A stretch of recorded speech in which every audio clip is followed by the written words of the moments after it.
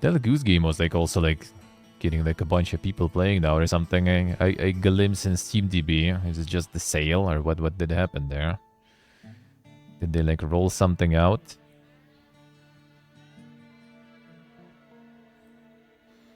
Suddenly a whole bunch of bunnies are rolling in with all the people playing.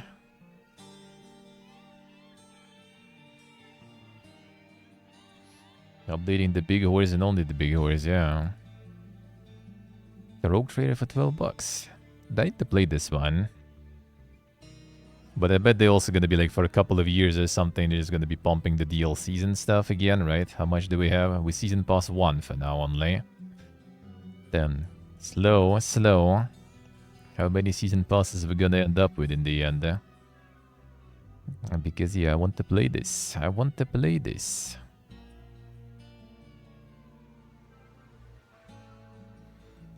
That is also gonna be a with the commitment there. Once I can get the team.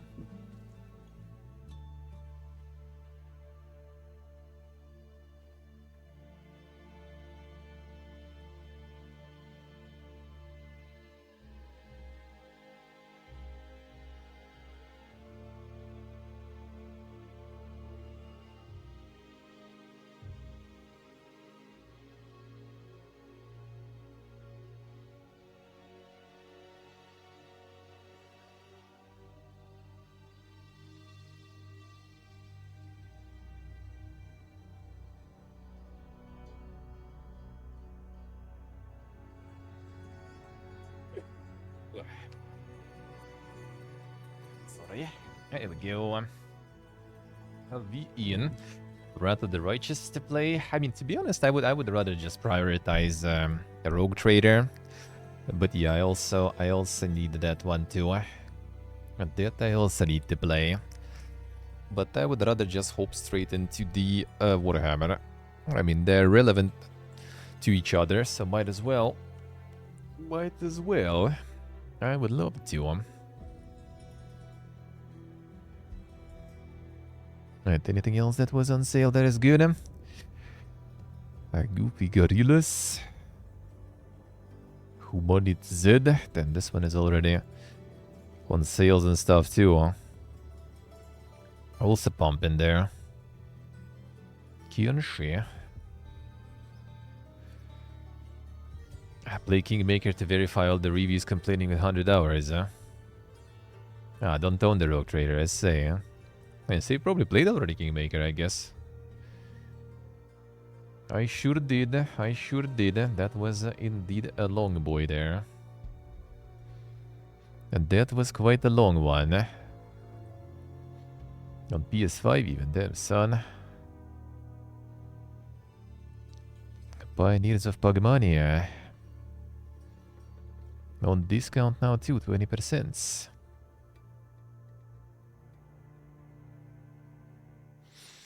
Alexander, didn't enjoy the time with Kingmaker.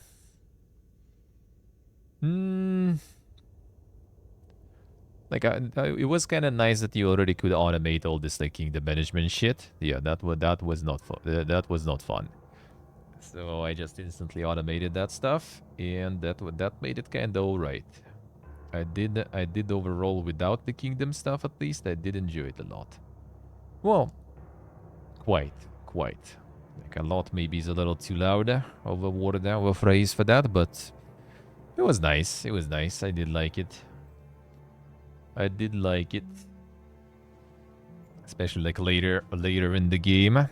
Close to the ending and stuff. It was actually quite good. It was quite decent. Like the final segment was kind of alright. Interesting way to do it with all those companions and stuff you have. That was kind of cool. That was quite cool. But yeah, I can see a lot of people not liking the kingdom stuff. I like the first 3 arcs there. Vanilla, downhill from there. The main plotline was kind of weak though, not gonna lie. But some like bits on that plotline were kind of still good though.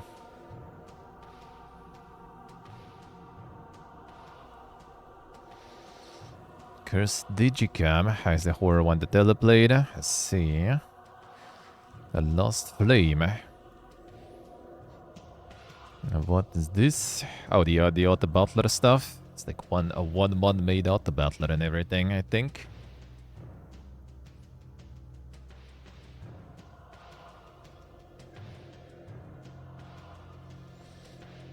Oh yeah, the final fights and stuff. Yes, yeah.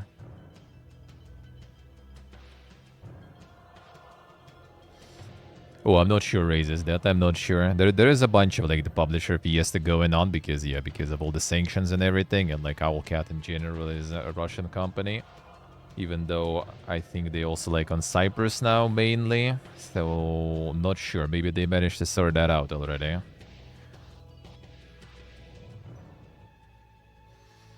How's life, Levis?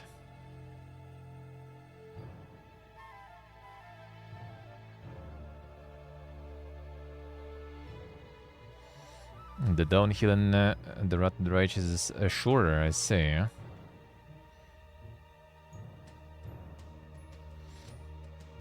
Companions killed even if you completed their quest. Yeah, I did lose some companions that way too in the end. In the final part, yeah. Even though I thought I kinda did stuff, and with one of the companions, I think it was also kind of like bullshit a bit. I think with the barbarian lady, I think it was kind of bullshit in the end there.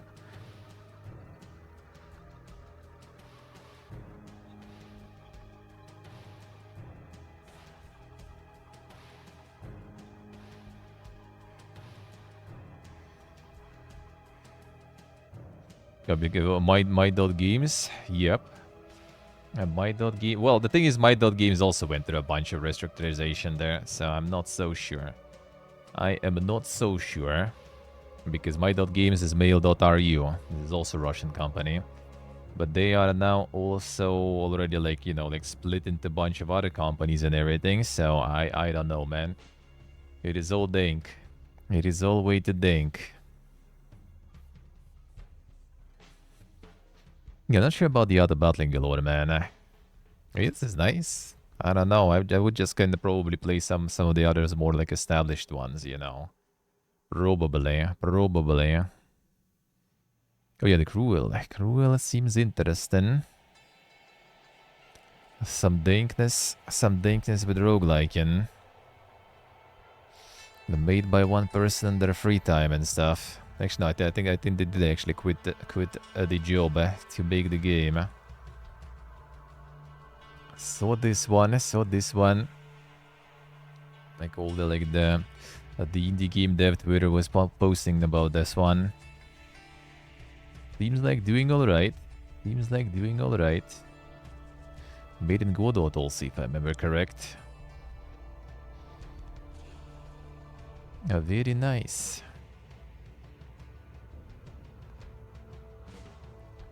Mega reviews and stuff.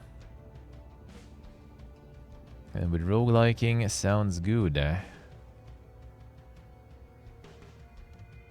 10 dynamic ever-changing levels. A run, fight, and adapt. And the OST and Blast from the Past.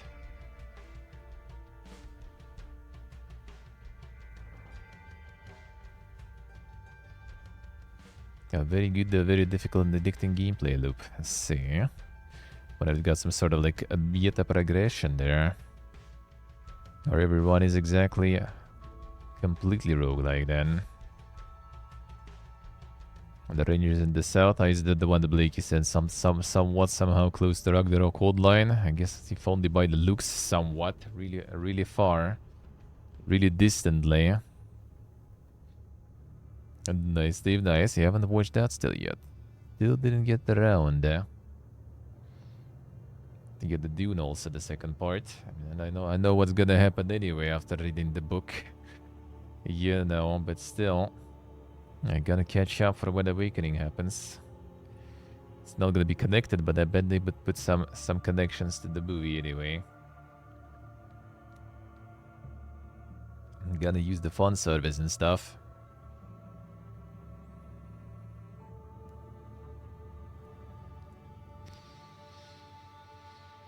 That's the roguelike RPG. I guess that also kind of puts it a little closer to Ragnarok Online in a way. It's not online. Hurry. Price is good though. Very nice. 2025 roadmap. Even for that price, they still gonna be pumping some roadmap in there going. Every RPG's roguelike, I guess. Yeah, there is the My Samra car, and the whooping $7 too. Damn, it was overwhelming. Not overwhelming now. Come on, man. Come on, dude. I'll need to play that eventually. It's been some time. Some AI-generated paintings found inside the Bane house. Damn, AI slope. Dance game.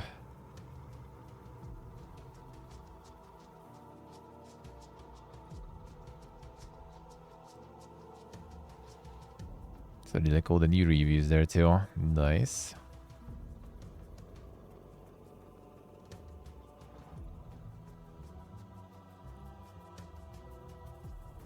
I bought game in 2017, dude. It was that long ago already. I think it's even longer though, to be honest. I think before I even started streaming, it was already out, wasn't it? 2016, yeah. Been some time.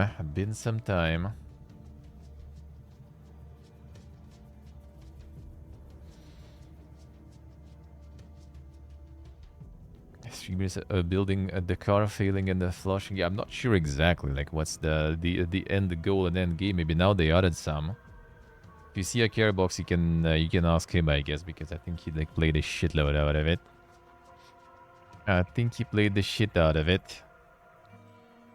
Like for hundreds of hours, basically. Hey, Lydium, good morning. How we doing, man? So he probably knows what is up. Yeah, what's the end game? Wardensville. The movement shooter. Roguelite. Solo and up to 3 people co-op.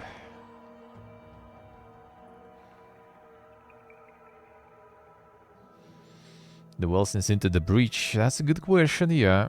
It did indeed. A release long ago, huh? Oh, yeah, maybe they already reorganized into something else. Maybe like the studio is gone completely. Wouldn't be surprised. Then they're the Gungeon guys, though. That's a good question. Even though I think there was something also like the Gungeon stuff, no? Some sort of kind of side game there.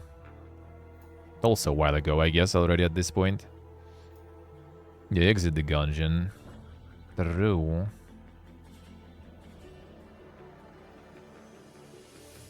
Stadium, I see. Hope that gets better, man. Hope that gets better. Always been only 2 people, I see. Maybe then cooking something slowly. I mean, from some like big success, you can pretty much just, farm. Like, also was like yesterday on the climb through the Dink Indie Sphere and stuff on Twitter and shit. Like, Rot apparently like is like over 1 million in revenue, or like 1.4 or something, and that's also like one dev-made game. So like if you pump that, then like Into the Breach could probably get even more. To be honest, I would assume. Like if you pump that, well, that also potentially that might be like by some like all those like estimation services and everything. But I could kind of believe into like a mill or something. It's a really good game though, absolutely, yeah. But like, well, what I'm saying is like, yeah, like if it's like 1 or 2 people and you get like some banger that just goes Into the Breach had the publisher though, right? I think, and it just goes like that. Well, no, actually, no, it's self-published. So yeah, like they maybe like got like a really solid bang there and just just chilling now, basically. Now this dude just like did like some Dune 2000, well, actually it's like the Czech RTS of 1994 or something. He just made sort of like a remake in the bite-sized game and stuff on the free time. You know, because can at this point. If you farm that good, huh? Like it even says here, like the bite-sized old school action RTS, and you go there like, bro, what is this? Where is content? It's trash. No lower attention at all. Needs to be updated a lot. You know, where's my content to? Is this from the developer of Hrot? How is it so bad? Dude. No one even reads shit there, nah? Absolutely sucks. Don't give this dude any more money until he makes at least 20 patches. At least 20 patches, dude, huh? Better version of real RTS. The same guy who made Hrot put this little effort into it. Was it all a joke? Like, you're not allowed to make any, like, you know, hobby small project, brother. That is absolutely illegal after some banger. You just need to keep pumping the bangers with, like, 10 years investment. And then sell them also for $3, you know.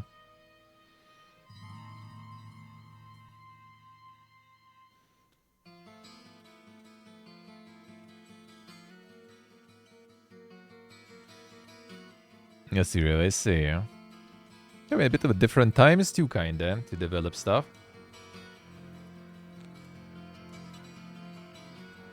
A little better times, But yeah, maybe time for them to do something mega epic. Or other way around, just kind of relax.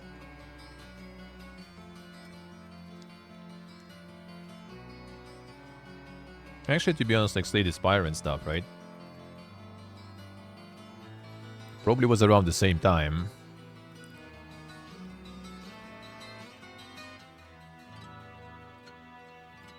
Original release,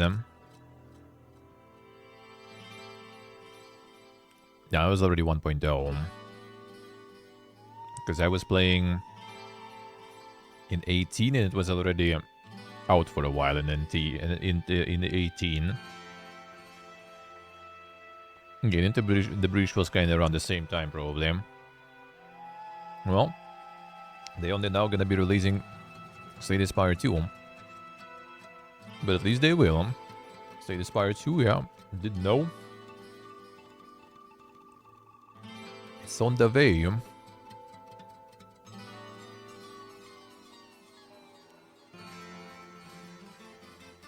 Maiden Godot, yeah.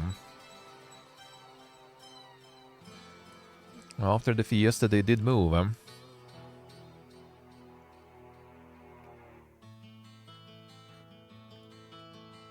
Sea Fantasy, Oh, you saved the world by fishing, I remember. I guess that was upcoming last week.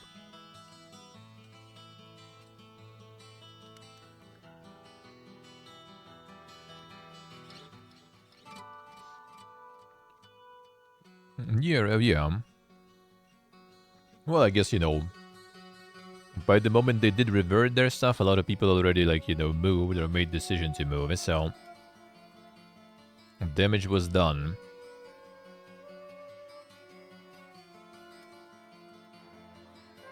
Like, I think the Slay the Spire devs made this, like, game jam a game in Godot even before they reverted stuff already. But I haven't played yet. Apparently it's pretty cool too, even though small. Small but cool. So this one actually farming quite good.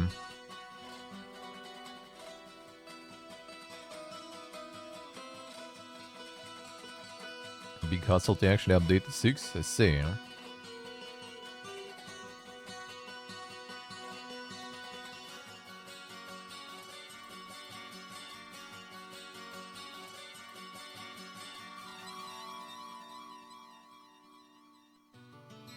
Also some good prices there. That's nice.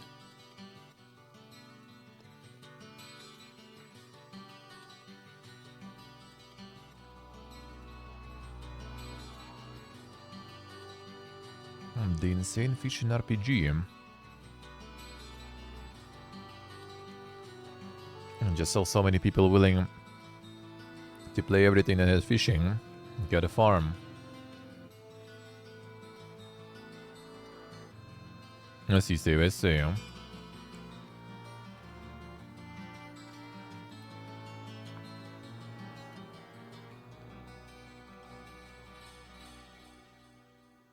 The 2D resource gatherer and building game. Well, that sounds like clicker, yeah. Another one.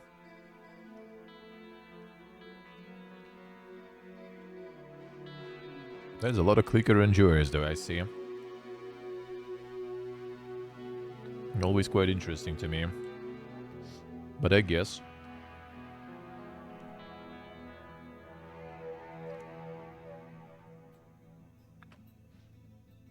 People like them clickers,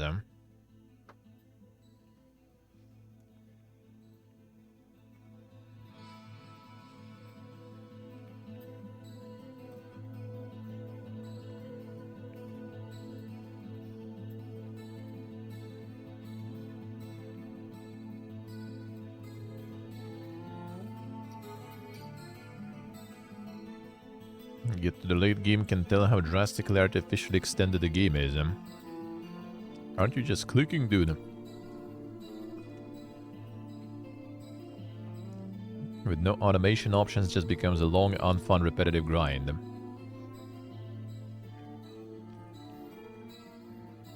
Isn't that like the whole, like, purpose, sorta?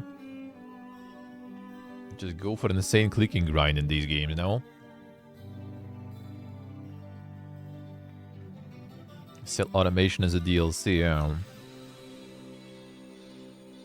What's the goal otherwise, man? You just click. Yeah, Citadel we saw already. Oh, Royal Quest we also saw. It's interesting that it's still unpopular and everything. Actually still pumping, man.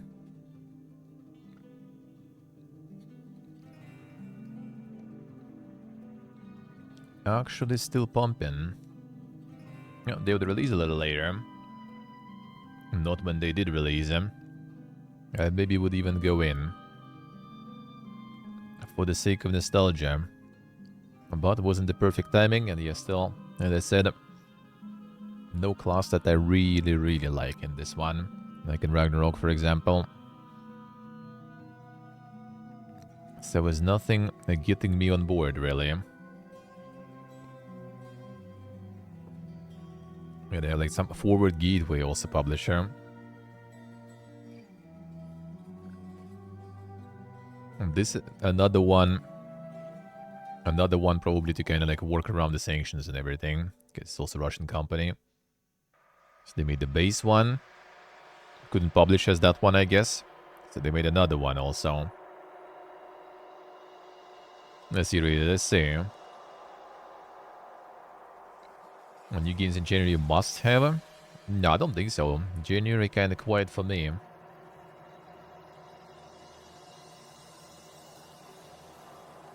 Holding to their 2K player peaks is not really booming.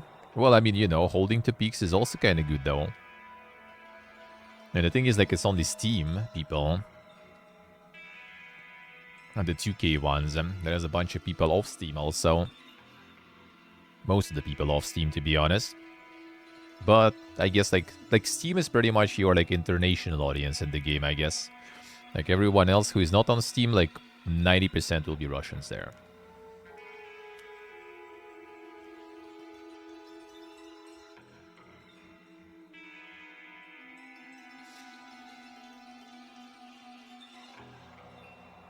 Yes, see, Steve, I see.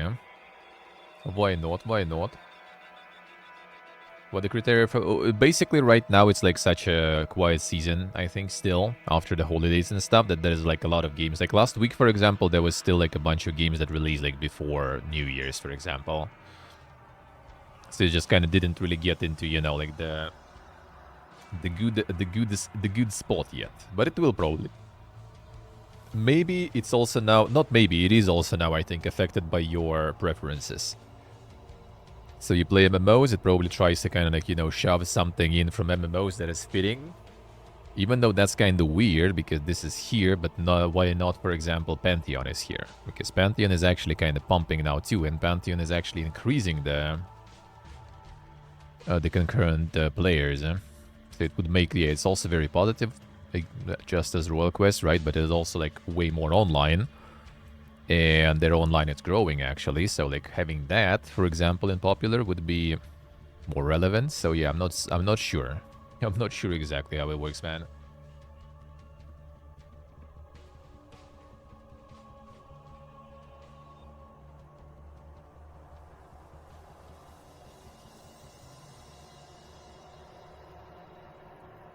True, Rev, true. I'm gonna get that Monster Hunter there.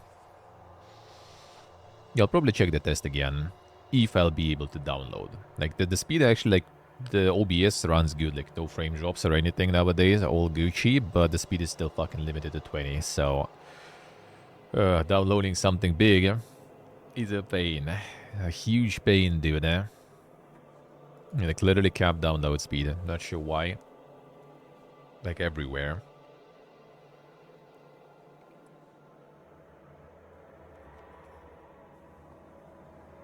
I see, Rev, I see. No, I was actually we were actually hoping to test it like this. I see.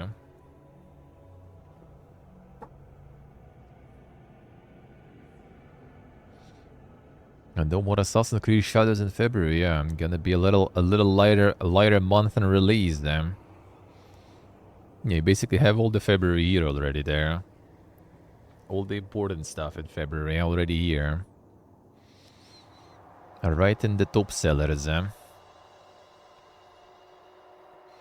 I like the pricing, man. Kingdom Come totally winning already. With the regional price, 100%. Even though I guess two other ones will be a really good value and replayability.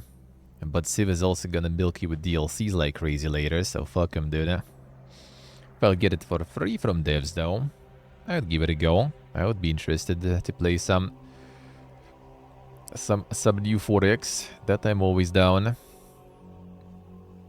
Other than that, probably not gonna. Probably not gonna. Final Night. Not finishing those in 1 month, yeah.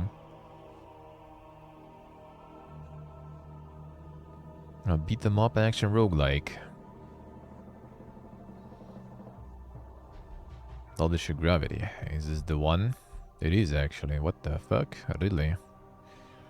Really? One and only. Good, they had the Alt F4 too even. What the fuck? Gravity be publishing some stuff there.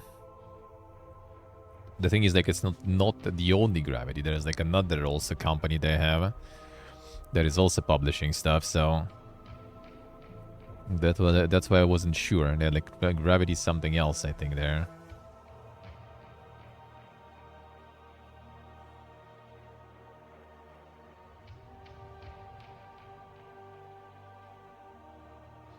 Could be raises actually, yeah, true. That could be. Them come will release. Well, I mean, there are already like some previews because they removed embargo quite early, looks like. And there are even like I think some streamers who played it on stream, if I remember correct. And I think Sacred yesterday said that on 2080 you can actually run it with DLSS on 1080p and stuff, 60 FPS. So that already sounds good to me. That already sounds good to me because that's my case there. That is my case. I'll take it. I'll take it. And closer to date, there'll be even more streams and everything, probably, so... It does seem like it's gonna go well.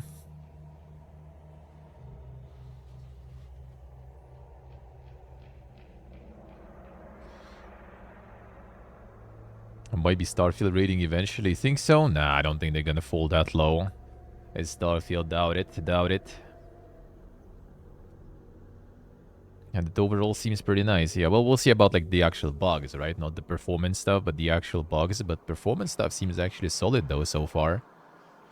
And the fact they were ready to already allow it to happen that early That means that they do have some confidence going. And yeah, like people already like streaming looks like and making videos and shit, so not just the journalists, but you can actually see stuff, I guess.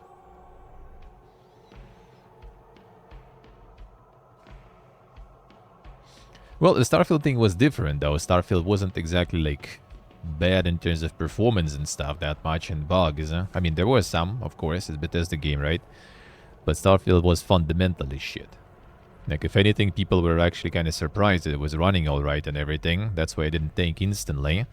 But then people started to realize that, you know, other things are not there, really. So that's why it got like the stagger, like it got actually deserved reviews, let's put it that way. Okay, flying, get the fuck out of here. Why you not sleeping? Right, they actually got deserved stuff. I guess it was even maybe like people, you know, surprised, like, oh shit, Bethesda game actually like runs, and not that buggy. Poge, I went already to reviews to Poge about it, and then they started realizing that outside of that, there is nothing really else going about the game. And nothing really else going.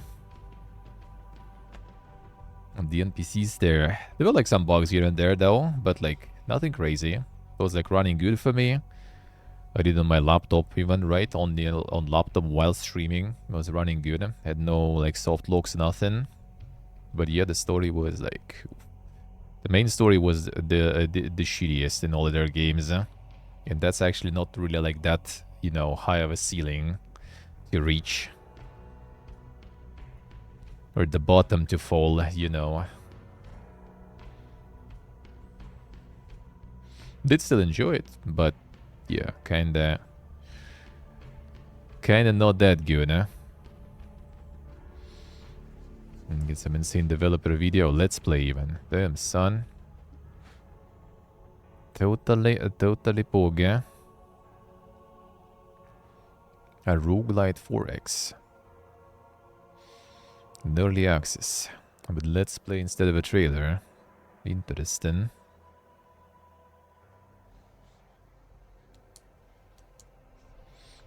Here if I say. That was a long one, that was a long one.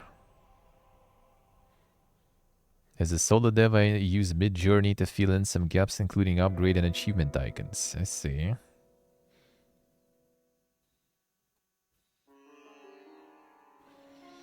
Modern upgrades. All the languages and stuff there too. I think it's used in a little more places. But it is what it is, I guess.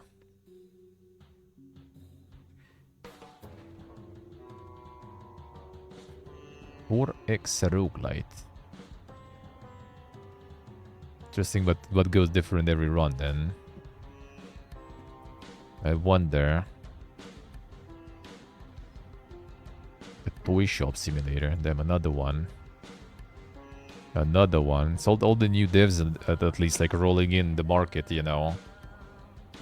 The niche now went, you know, all over the place. How will Playway survive now? So much competition now making all the simulators there, no? So much competition.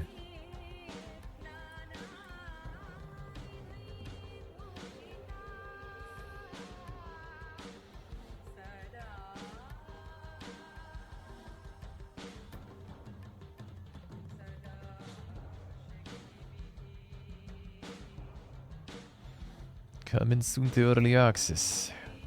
One and only. Pumping some other games there, looks like also. The Insight. Then just released this one in October. And now it's time to get the other one in January. The guys got it, you know, figured out already. Gotta pump. And the single-player horror story. Gotta farm all the streamer games, huh? I respect the hustle. Airborne Empire. Yeah, this we go on a check on Tuesday. I mean, I did play the demo, actually. But we gonna pay another visit on Tuesday. I wanted to do it on Friday and first look Friday, but yes, Rayfon was actually providing the paid coverage slot, so alright, fine, I'll do it. I'll do it closer to release, sure. Because it's needed to be done in like first 24 hours. Why not? I'm down. Something I wanted to play anyway. Might as well. When was the demo even? It's like summer or even like spring. It's been some time. Been some time. Talentless speedrun. No, I think in demo I actually did quite clear. Quite clean there. There was no problems.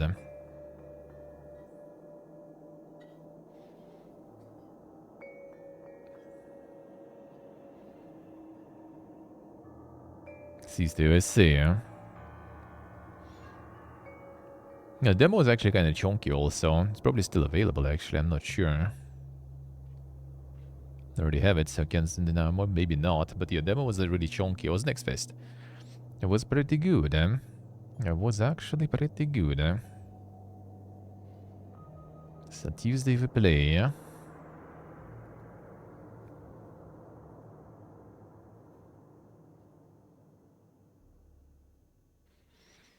Let's see what I say, huh? Yeah, that probably will be better. That will be probably better experience.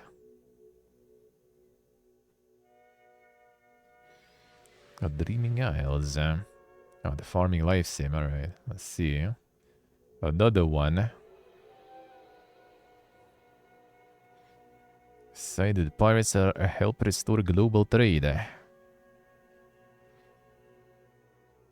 Find romance and call people scurvy dog. Yeah,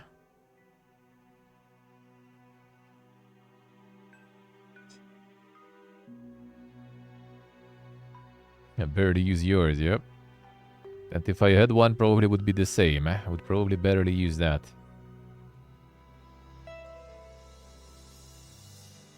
A magic book art battler. That like logo looks familiar, kinda.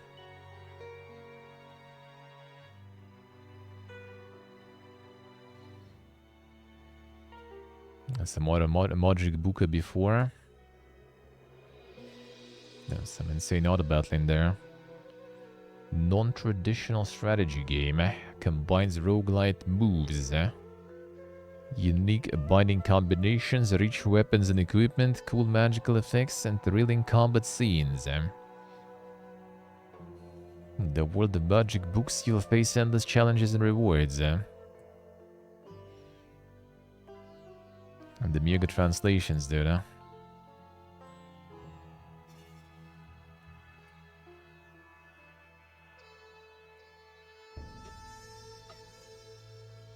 Major content description: slaying, shooting, bleeding skeletons.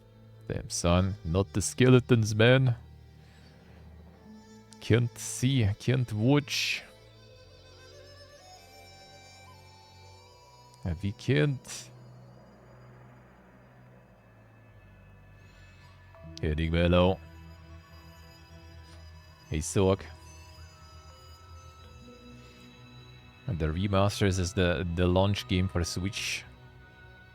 I mean, I wouldn't put it behind Nintendo really though. To just get like a bunch of remasters and stuff as the launch titles. I wouldn't really be surprised. I mean, they will probably add some new stuff though. Like we haven't really heard a lot of like banging announcements from them for a while, right? So I assume they prepare something for the big new release, for the big new console. Can see a big patch. Well, big patch for sure, yeah. But you know, when you can sell it again, I wouldn't put that behind them. A lot of third-party leaks for Switch too, I see. The Refund Recital.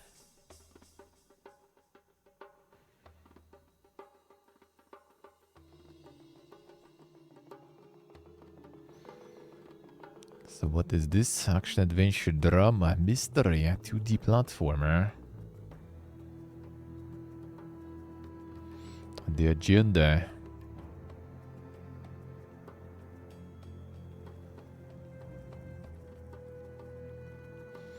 25th iteration of Plumber, man. I mean, people love that stuff, so I guess, why not? Why not? Alright, so it is a platformer. There's the gameplay, alright. Can play Snake Lady too.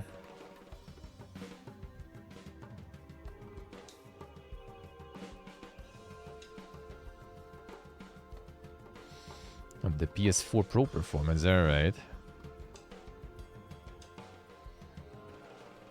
Probably more than enough for what Nintendo usually does, huh? Not even close to PS4 performance. Nah, I doubt it will be like super weak though, because considering, you know, like the mobile hardware nowadays and stuff, I doubt it will be like super weak.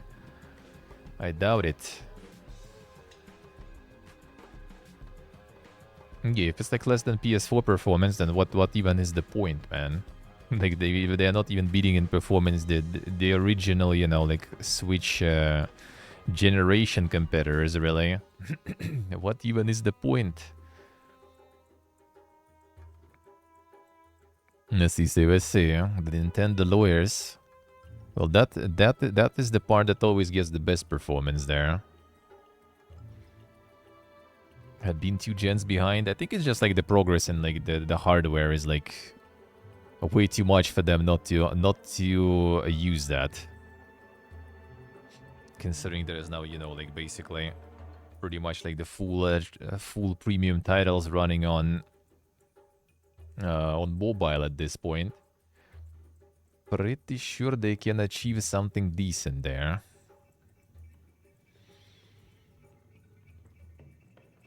Not a Nintendo machine to play Nintendo games on. I mean, yeah, classic.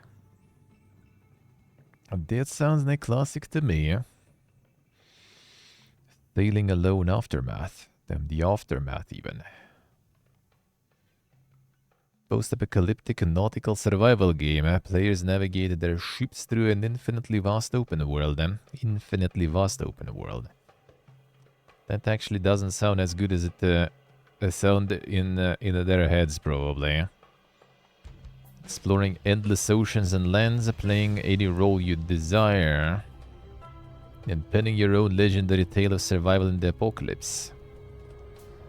I like the fonts and everything, dude.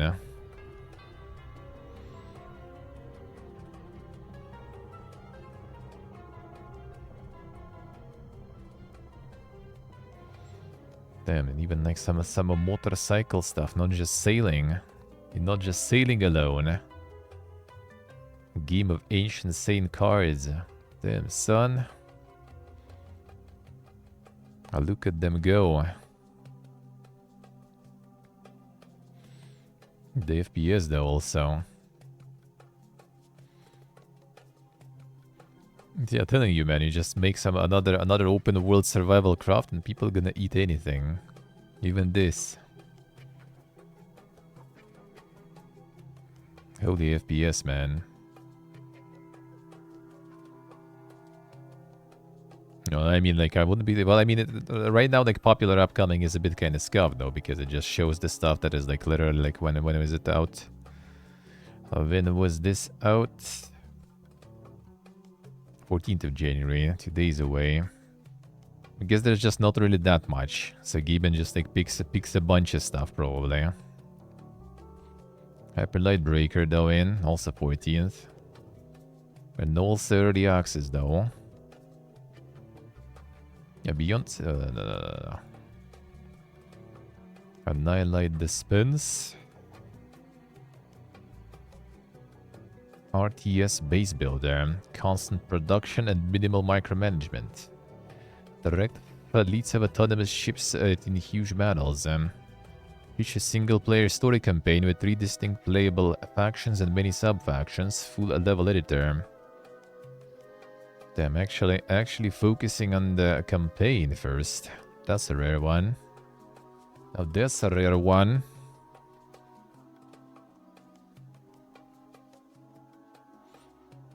See, Rev, I see.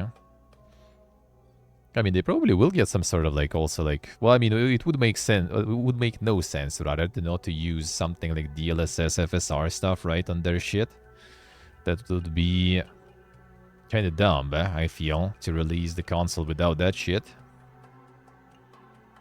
And with that shit, I mean, they will have probably way more opportunities to actually run things.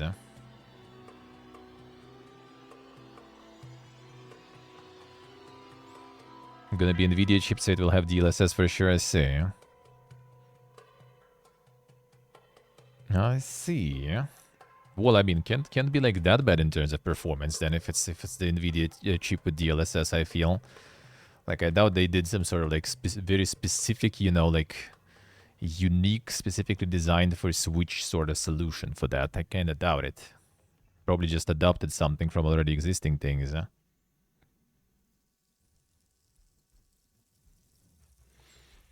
This one might be kind of interesting. The RTS even. Well, the Hyperlight Breaker we know. Recommendations. Let's see some. Beyond Citadel, so Chrysalis. Defending Chrysalis from a growing horde of monsters, and this hybrid game that combines elements of tower defense, survival, and roguelike RPGs. Explore procedurally generated levels, possess and control animals, or grow deadly gardens. How far can you get before the next wave of monsters? This one kind of has some okay reviews there. Sounds extremely familiar, yeah. That is true, that is true. Well, I mean, it's kind of more of a like generic word, I guess, so it could be that.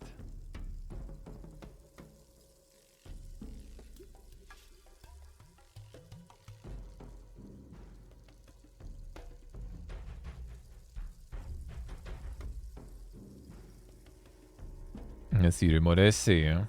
Yeah, then there's something weird with algorithm then, if that survival game was there.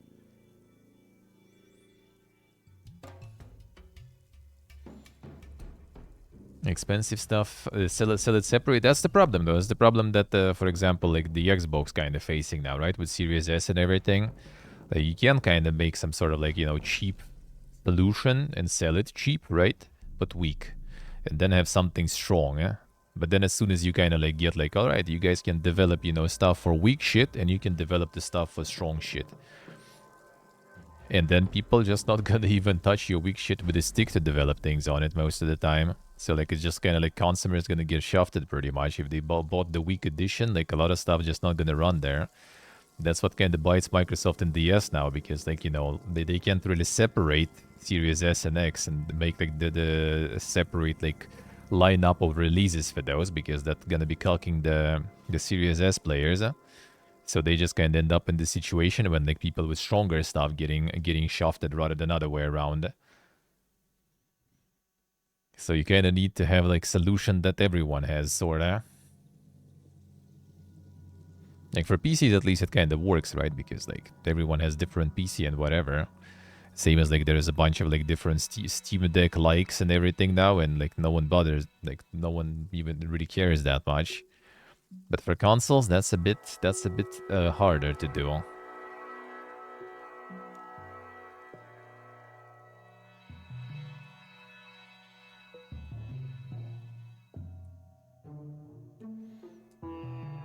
Yes, third-party adapter and dock that can upscale. I see. Yeah.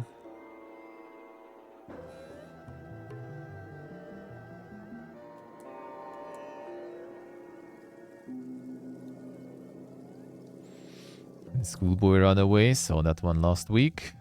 It keeps pumping, man. The streamer games keep pumping. Multiverse Loot Hunter. What the fuck? Brush Treasure Adventure game across the heavens. Protagonist awakens his powers and freely passes through different planes, such as Shujian, History, Wuxia, Magic, and Future. Collect equipment, spirits, characters, and cheats distributed across all planes through battle. Them collecting them cheats, insane.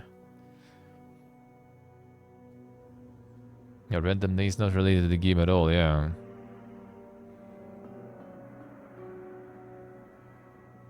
And the dang descriptions there too. Dungeon raise. Fast-paced dungeon destruction shooter. Clear in as little as 30 minutes. Break walls for shortcuts, detours, different paths. Double ammo, half reload time. Power up to smash through even the toughest walls.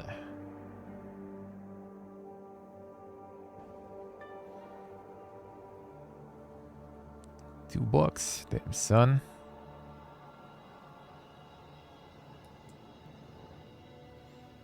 And demolish them dungeons, dude. And destroy all the walls,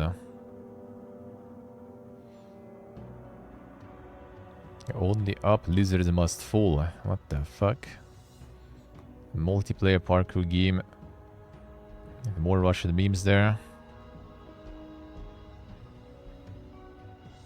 Defeat the cursed lizards. Oh yeah, your Rus brothers. Yep, I see how it is. I combine the streamer games with the Russian memes and stuff. Let's see, for the ultimate combination. For the ultimate combination. Hey, hello. With a little bit of everything. Doesn't have anything to do with actual Only Up though. Only Up Skibidi apparently also. Alright. What the fuck, dude? Is it like from the original Only Up though? Skibidi together even also. What the fuck? Now, what a time to be alive, man. It actually sells too. You know, you can start recommending the good stuff to Ella there. There are some ideas there. Utal needs to take notes, yeah. There's the Skibidi of the Lost Kingdom and stuff, you know. Or the claimer of Lost Skibidi. Still so much he can do, huh?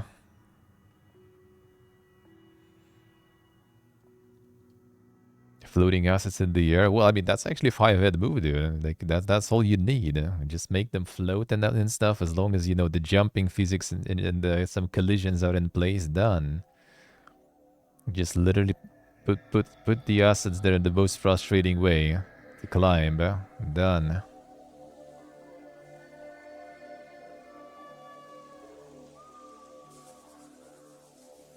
Oh, damn, they have the back rooms also. They're Fury back rooms. Back rooms invasion. Something that is actually filtered. Not sure what is that exactly. Who stacks to filter out hentai? Okay, that's some hentai stuff then, I guess. I see. The worst kind of... Oh, I think Dance Gaming played that one. I think I posted the clip even in Discord before. The Fury back rooms. There was some dang shit there. I think so. Back when they got this quality and free CS mobs, yeah, there was some stuff there. There was some stuff there. Man, the Skibidi. V-Rove pilot Titanic. Experienced the bow of a Titanic wreck as captured by Magellan at the bottom of the North Atlantic Ocean.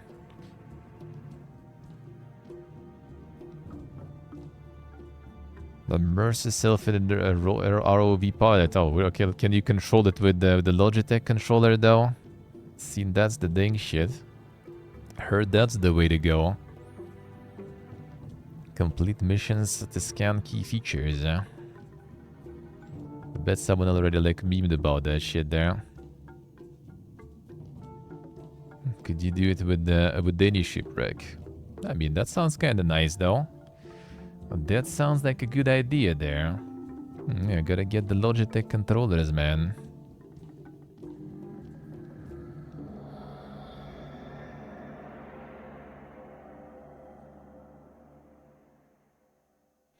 Can't wait for the stern to be added,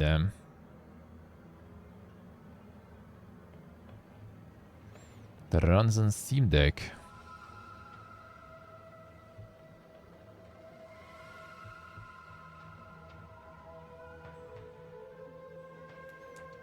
The Titanic enthusiasts.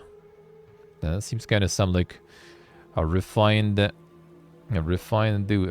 You know what? Actually, like I don't know. Some of it might be not exactly.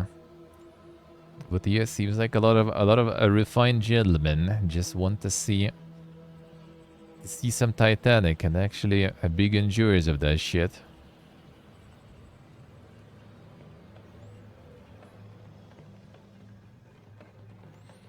Surprised this is a niche, yeah. I mean, there is a bunch of people, yeah, who like anything technically can be a niche. You just kind of need to find the audience, I guess, for some dang stuff.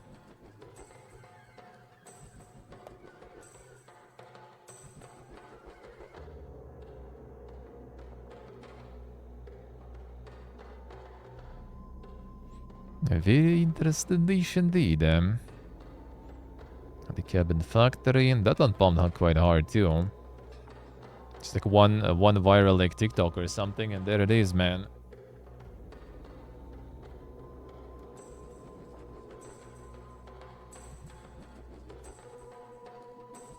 And there it is.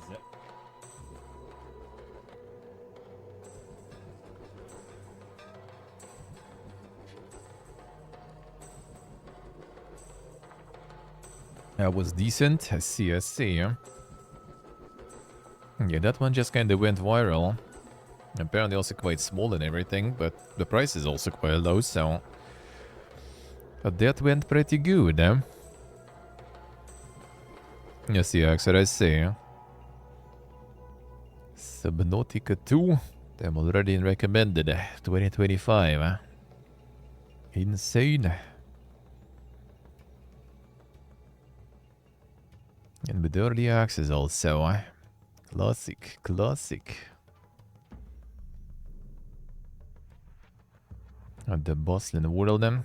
I saw this one before. Open world RPG set in ancient China. A boundless freedom as you explore various features such as survival, cultivation, management, crafting, building, and exploration. Recruit your own army, establish a regime, and engage in diplomacy for an immersive experience. Slime Rancher 2 still early access, I see. And not in the rush, I see there. I feel like a lot of some of the games kind of treat it as like, you know, this like live service light in a way, you know. You just stay there, keep pumping some updates, people keep like buying it and stuff, and then when you're like completely done with it, you just fully release it, and off you go, done. And get the final boost of sales.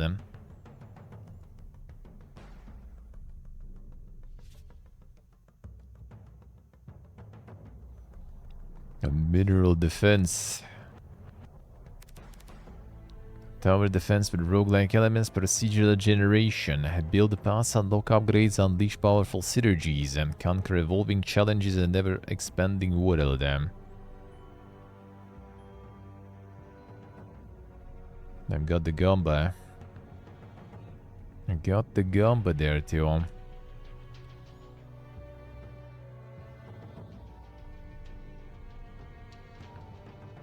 The Vampire Survivors Gamba there, yeah. Gotta get all the Gamba in. The new trend nowadays. A Dixium. Damn son, overwhelmingly positive there.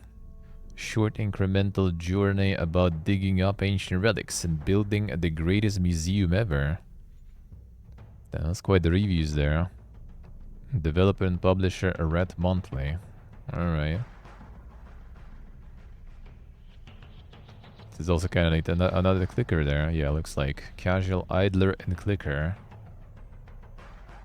And for a couple of bucks, and that's a lot of reviews there. Holy.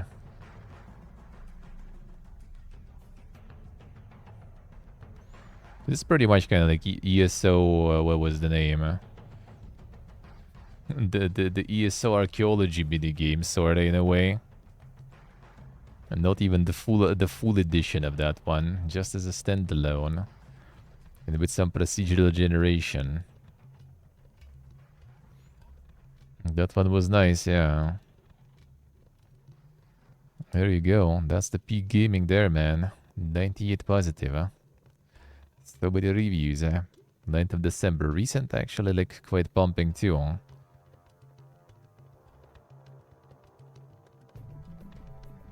Fun, short, crunchy clicker. Damn, son. Clicking kinda crunchy there, huh?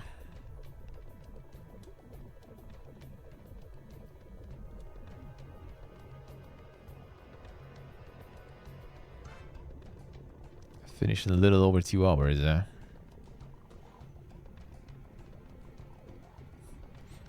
Seems quite nice. Seems quite nice.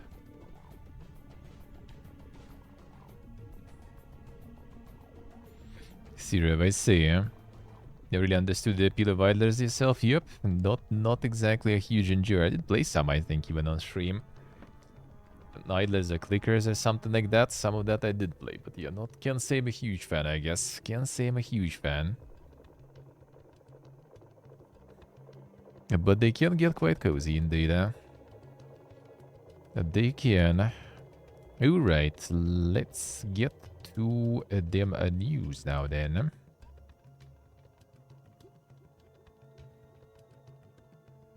Could check there's some SteamDB stuff too.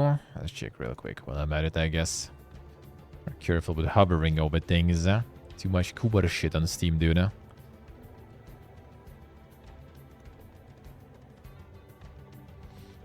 Desktop mate. The taint British type of mate, though, looks like. 22,000 people playing, man. Hello, Love 18 again. 4,500 people playing. That's what you need to make, man.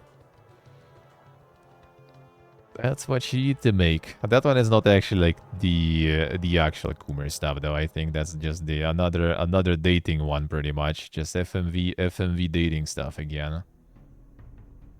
People got that sad, man. Looks like. Yeah, it's one of those. There's a shitload of those now, dude. They're pumping there. They are pumping. Playing all of those, I see. Contento again, I guess. I'm surprised how like Bubba G's still pumping that hard too. It always felt like it just kind of like, you know, lost the competition with all the battle royales and stuff a while ago, like with Fortnite, Apex, the Warzone and shit. Nope. It still just quietly, you know, defeats them all. It just sits there up top. Stardew still, I guess, got some update or something probably recently. Like if it got that high, probably was some sort of update there.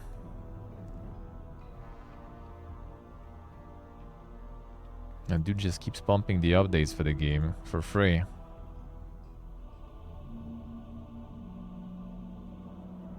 A labor of love stuff. Didn't post a lot of it. No, end of December patch, so I guess. No, there is also Screencat, for example. There you go. 1,400 people just you know playing the Screencat. There it is.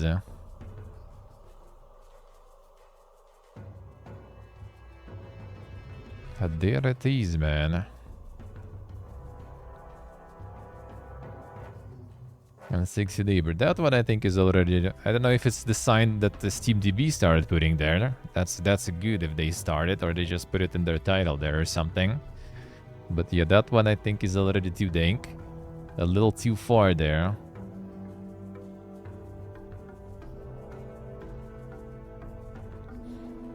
And Delta Force is still in top though. And that does seem kind of already going down a bit, the hype, but still there. Still there. Trending games Kingdom Come, actually. Damn, son. People rolling back in slowly already. It's time.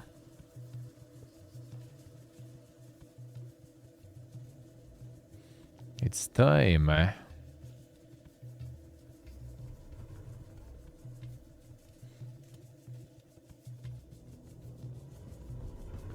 Hey, booyah, hello.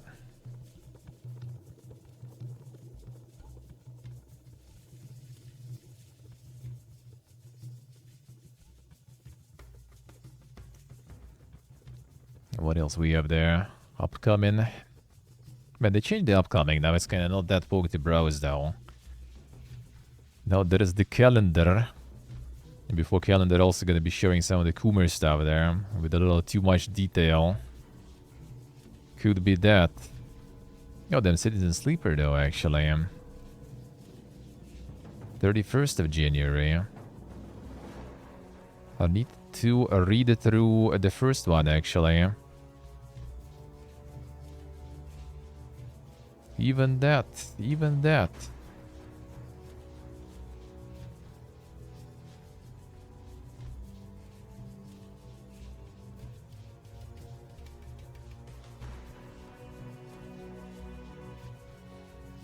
Here's a Hammer Watch 2, actually. And a little Coomer stuff every once in a while. Yeah, I mean, absolutely no problems. Don't see anything bad there.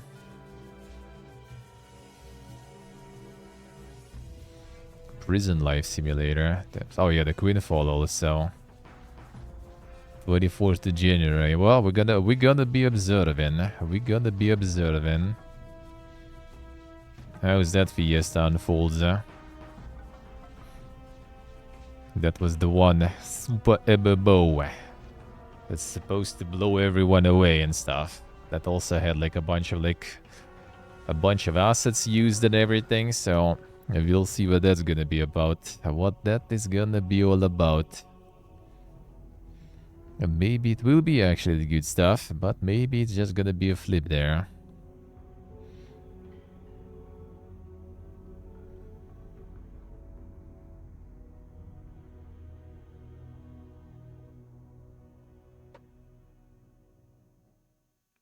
Like such a not convenient way to browse stuff. Like the old shit was way better. The old shit was way better. There is like the upcoming menu also, but they butchered that one too. Like it's really not good.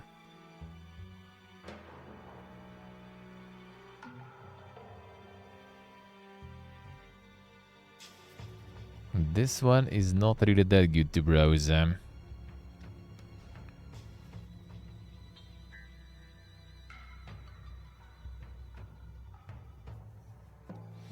No, Beyond Citadel is fine. Beyond Citadel is a boomer shooter, actually.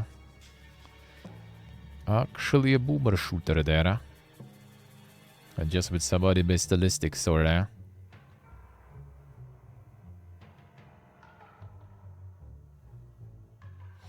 Sorta.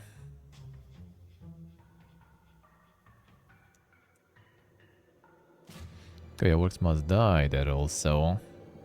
Oh yeah, the Space Engineer stuff. The Space Engineers too. Apparently that one also will get there. I'm not even sure what it is there with Space Engineers, what you're even gonna get on the release. Let's put it that way. Fine, but let's keep it just in case I'll need to check something. Oh, let's go. Even finished the first one, not so sure, but they're gonna take a while doing it with the second one, looks like. A voice-controlled murder mystery deadbeat. It's Steam this year, but its embrace of generative AI might spoil a great idea. Ah, there we go.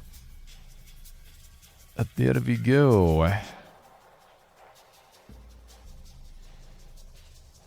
Can also use your keyboard, Interrogate suspects in the murder mystery deadbeat. A booty, slightly goofy noir puzzler that lets you ask anything you want. Whether this means you will always get a worthwhile response, I'm not sure. I want to discuss their alibi. Let's discuss this KBD, dude. That's gonna be the real gameplay there. A game-conscious TM AI system. That's not the first one though. Was there already like some detective one with the AI involved too? I remember like some streamers also play that stuff. For a while actually, I think.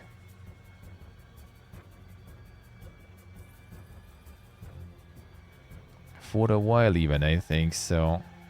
It wouldn't be the first time. It wouldn't be the first time, I guess, with the AI stuff.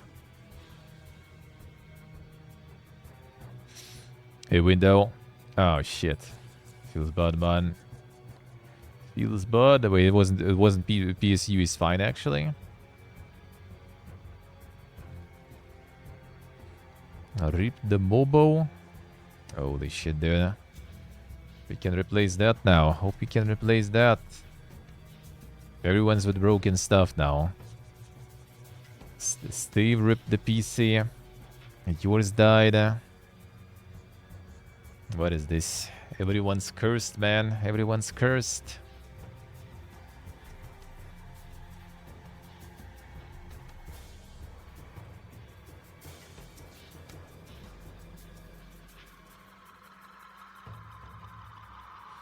Yeah, the PSU actually launched. Alright.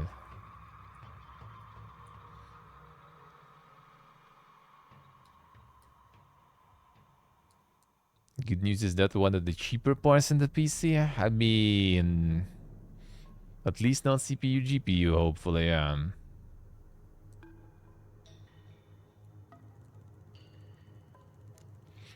the GTA Copycat Paradise, an alleged crypto scam, yet continues to gain Steam wishlists. There are red flags, then a ski slope.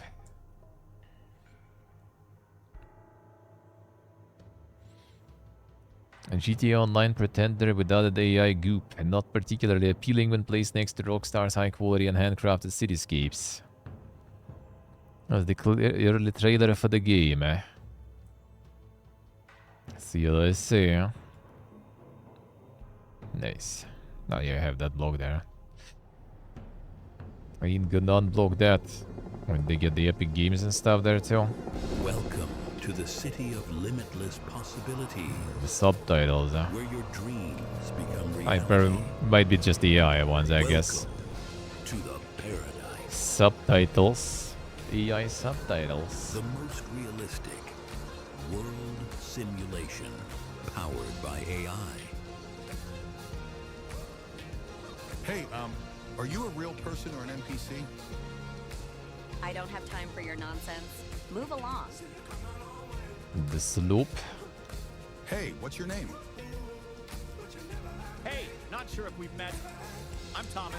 I work over at the shop down the street. Play and realistic avatars of real influencers powered damn, by son. AI. Did they actually get the permission from all of those though? Hi, I'm Alex. How's it going? Hi, Alex. I'm Eva.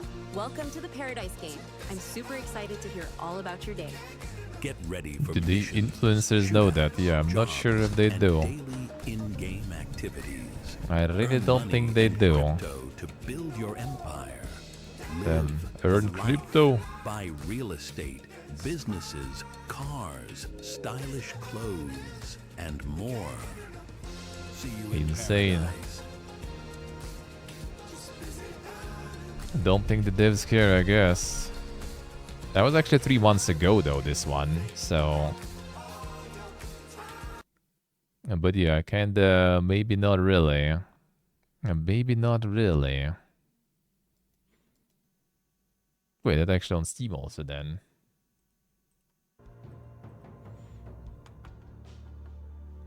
Looks like it.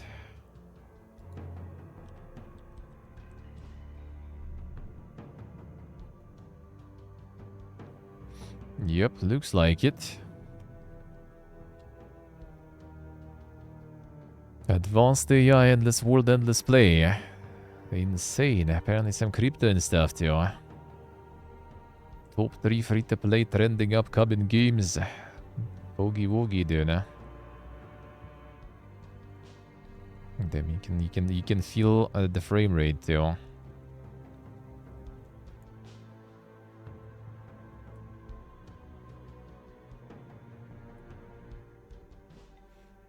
We'll see, we'll see. It's going to turn out as, yeah, I wonder. There was already, what was the name of that one? One moment, I think I have it here.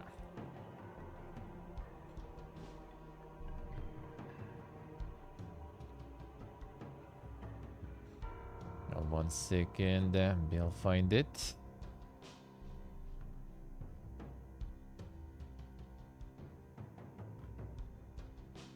That doesn't show.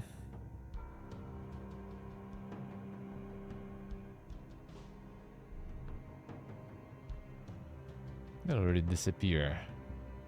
There was another kind of like GTA looking one. And actually on Epic Store exclusively. Like the Cyberpunk GTA. I think we even saw like the trailer for that one on stream before. And I saw that it just appeared on like Epic and stuff. I'm like, then is it out already? And then I check in description and it goes also like, you know, blockchain and shit. I'm like, I see now. Okay, I don't even see it now. I forgot the name. Don't even see it there now in Epic. And I'm like, alright, I'll see how it is. I'll see how it is there.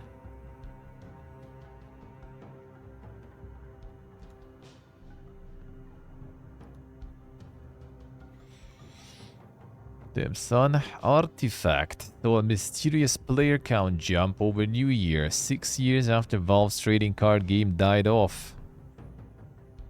Damn son, the artifact is back. Oh, the new CPU was never actually plugged in. Alright, that's good at least. Wait, like he just randomly decided to die on that day? Or what exactly happened there? How did that happen?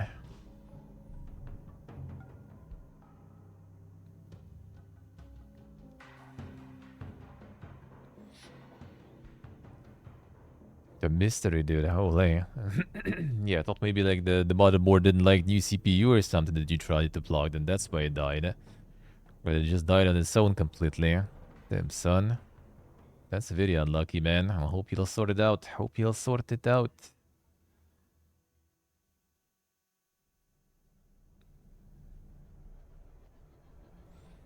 At least the CPU is alive. That's good, eh? That's good. I hope more stuff is alive, eh? Wait, this one died off? Because you pretty much needed to pay for everything there. You needed to pay for everything, eh? The Artifact Classic peaked at 78 players and now it got 2028. On New Year's Day, number jumped to 11,900 players. Damn, son. What the fuck happened there? No one knows, eh?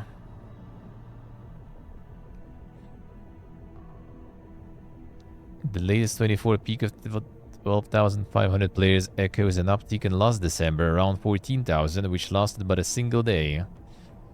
For speculated the reason is likely bots. In the absence of any notable community or influencer activity on Twitch, YouTubers similar. Oh, come on, influencer activity on Twitch? How about all the people watching movies and shows there in Artifact category? There is a lot of activity. No interest in Artifacts cards in the marketplace, say Forbes, so unless Valve is hiding something Half-Life 3 related, there is no clear reason why this should be happening. On the list, a game subreddit has been doing some theorizing of its own, as reported by IGN. Artifact being used to train AI. Are there scammer bots increasing their playtime to build legitimacy for other nefarious purposes? Why would they do it an Artifact out of everything, though? Could be pirates using the free-to-play games up-id SDK to mask other games. Could be, I guess. An honor, according to one poster, usually reserved for Space War. Full curtain digs into this here, but the basic idea is that pirates will give cracked games the up-id of the game Space War, which used to be part of Steamworks software dev kit as a testing tool. The pirated game then shows up as Space War to Steam, which then does whatever the platform equivalent of a slightly suspicious British bobby deciding to move along casually twirling their baton and whistling is. If you're interested in diving Artifact deflating history, pardon is brilliant piece, alright. But yeah, I'm kind of surprised it didn't try to like do something with it though, to be honest. Because like the game wasn't like bad per se. It's just like when Hearthstone was pumping and it was free and everything. And then there's this, you know. Yeah, you kind of needed to pay for everything. It was kind of way more confusing compared to like Hearthstone and stuff too. And people just kind of stopped playing it very fast. I remember like, a lot of people were excited about it. Especially like all the Hearthstone streamers still was kind of like fresh out of the Hearthstone era on Twitch. I was still kind of watching some. Yeah, a lot of people were excited and shit. I kind of was curious too. Actually, one of the viewers gifted it to me even, so I play it. I think I even did on stream maybe for like a stream or something on release. And then I kind of like stopped, and then I never returned. Even though it was kind of alrighty, but yeah, something was kind of off. Not to mention that a lot of things you needed like some tickets or something to use to actually play it. And tickets you either like farm somewhere or you just buy. And I think cards you also needed to buy and stuff. So like for real money, you know. Which I mean technically in Hearthstone that is also the case, right? You need to get the cards. But you can get them in game too, even though it'll take a while, but you could. Still can.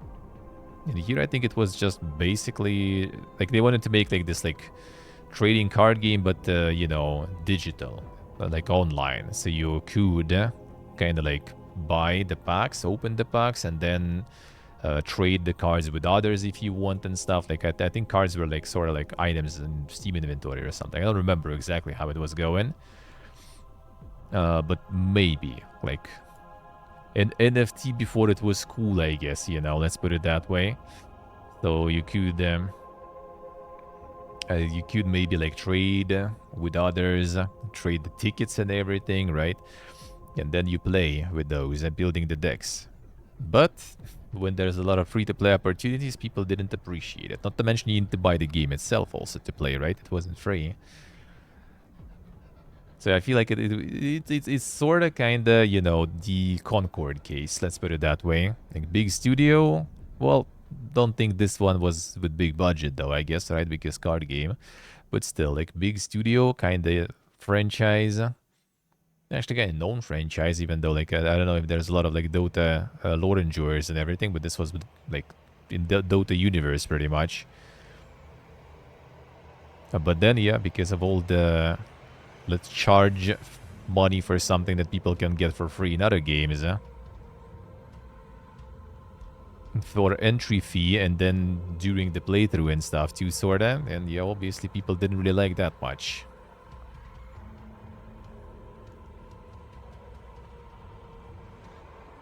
Gibbon failed to make a card game, yeah.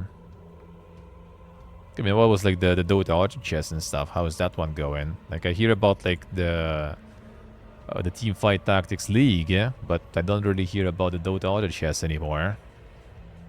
Gibbon failed with that one too, even though like Dota mod is basically what started all this like Auto Chess and Auto Battler Fiesta. But Gibbon failed that one also. Well, Gibbon failed to capture, you know, the original, the OG. The OG went kind of like independent standalone game with some different brand because they couldn't use Dota, right? And died. And Gibbon made their own Dota Auto Chess thingy that also died on its own. And League just basically copied one from the Dota mod and still pumping there.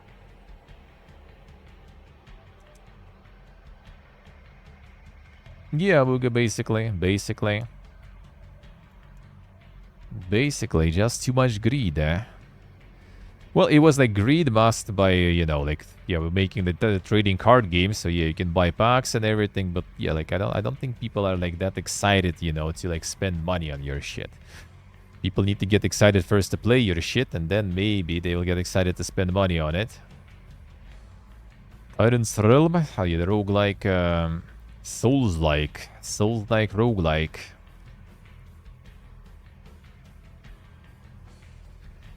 I think there's demo reviews and stuff, yeah.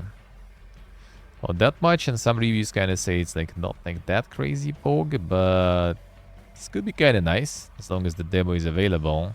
The demo still feels very early. Well, that's the demo, dude. Amateurish trash. Damn son. What a guy. You can request it? Yep. I kind of was like thinking, but yeah, we'll see. We'll see. I'm not so sure. I'm not so sure about that one. Especially also with my controller being kind of dead, yeah. That was my concern. I went to check the demo to see maybe like the controls and stuff. Is it fine on mouse and keyboard? And then I wasn't so sure after checking the reviews and stuff. So we'll see. But yeah, you still can't even request it. Yeah, we'll see.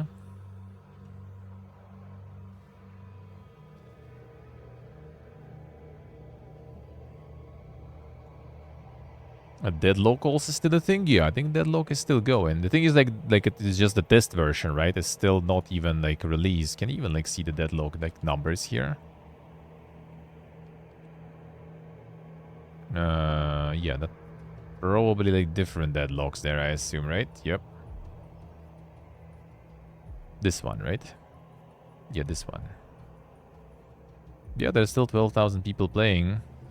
It's just kind of like there's nothing happening, you know, because it's the dev beta basically. So people just sort of, you know, chilling. Not really like some people who enjoy still playing. Everyone else, I guess, kind of pieced out until they're gonna actually like do something with it. Yeah, but the controller left D-pad doesn't work. Like I need to unscrew and see if I can fix it. If I can just sort of like, you know, fix something there, unfold something maybe. But I have a feeling I might need to get the, like, the replacement stuff from like AliExpress and all that shit. We'll see. Maybe I'll just get a new one. Ionix, hello. How are you doing? Yeah, Deadlock is like a waiting room now.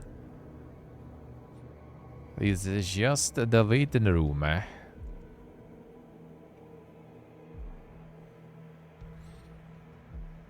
We all failed to make a card game today. No, I mean theirs was actually kind of alive for some time. Theirs was actually kind of alive for some time.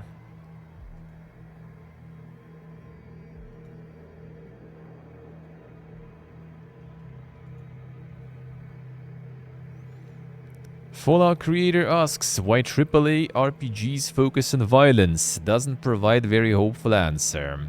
Also talks up the joys of the rarely chosen path. Sugar shock or something like that? Wait, what? What's that? Answer to the question isn't very satisfying. Violence is the focus at those production scales because games in which bashing, bruising, and bloodening are central tend to sell more copies. If you'd like that to change, you must get off your arse and vote with your dollars. He does, however, have a few interesting reflections about his own experience as an RPG designer attempting to support more creative player approaches, whether peace sneak or otherwise. Beyond that, the question of why violent games do numbers is always worth chewing over.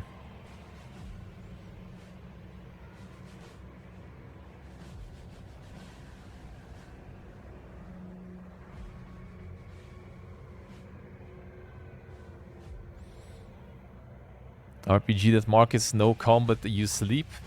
I like it when it's an option. Like, I like it when it's an option. When it's an option you can actually do through, like, dialogue and stuff. And, like, you know, kind of good build. Smarts and stuff, doing some quests. I like it more. I like it more, actually. Not to mention that in a lot of RPGs, actual combat is dog shit anyway. So I would rather skip that, to be honest, you know. Most of the time. Not always, but quite often. Always thought of my RPGs is not only not needing violence, not needing you to make a combat character, but I don't even tout that one as a default path. Don't consider combat the main path and stealth and dialogue as the alternatives. Kin comments in the video, I've always said this game supports multiple paths. You want to talk your way through it, knock yourself out. You want to stealth your way through it, go for it. Even when there is combat that has to be done, usually your companions can do it, or you can use stealth dialogue to avoid it, or reduce it so much it becomes a relatively trivial fight. Not particularly super true with Fallout 1, for sure.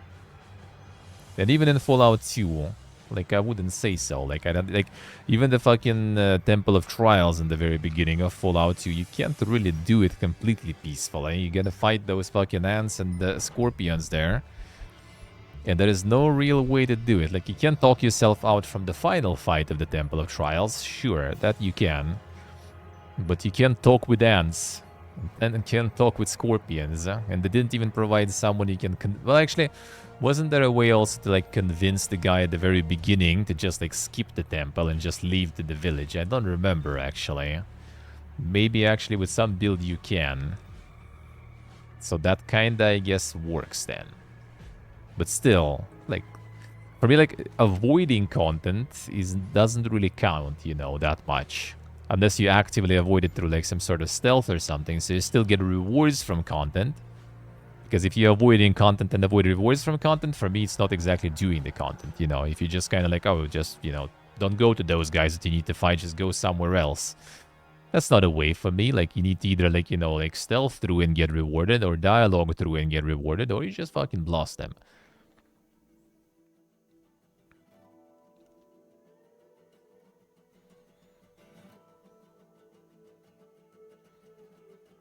And the speech check for scorpions and ants, yeah.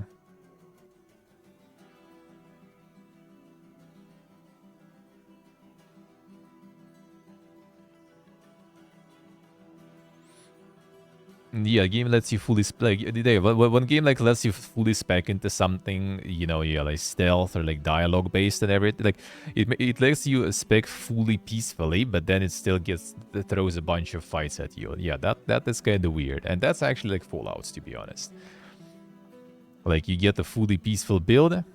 It's even worse in Bethesda's ones, obviously, right? Because like they like the story and writing and everything is so shit that the combat is only good thing about it, so you can't avoid that thing at all. But in the original ones, it also is not that good, to be honest. Like the only way is, yeah, I guess like kind of like go full peaceful build and just get companions to do that for you. But that's even like kind of weirder because like you just basically like stay there and press and turn, watching them do stuff, I guess, for you, because you don't have direct control, right? So it's just kind of like observing the auto battler sort of in a way. Even though I guess like actually last Fallout 1 playthrough I did with the Jinx perk and stuff. So I just went full, you know, making everyone around you mega unlucky while trying to stay as lucky as possible with a lot of luck leveled and everything. That was quite something. But I don't remember, did I even like run with any companions? Because I think companions were actually a little bit of liability due to like friendly fire and them also being unlucky and like breaking everything and killing themselves. So I think I just went full solo there. Which also is like a viable build, but you still kind of fight. Like it's not like, you know, you jinxed and everything and someone just like explode themselves or something. No, you still kind of need to partake in combat a little bit.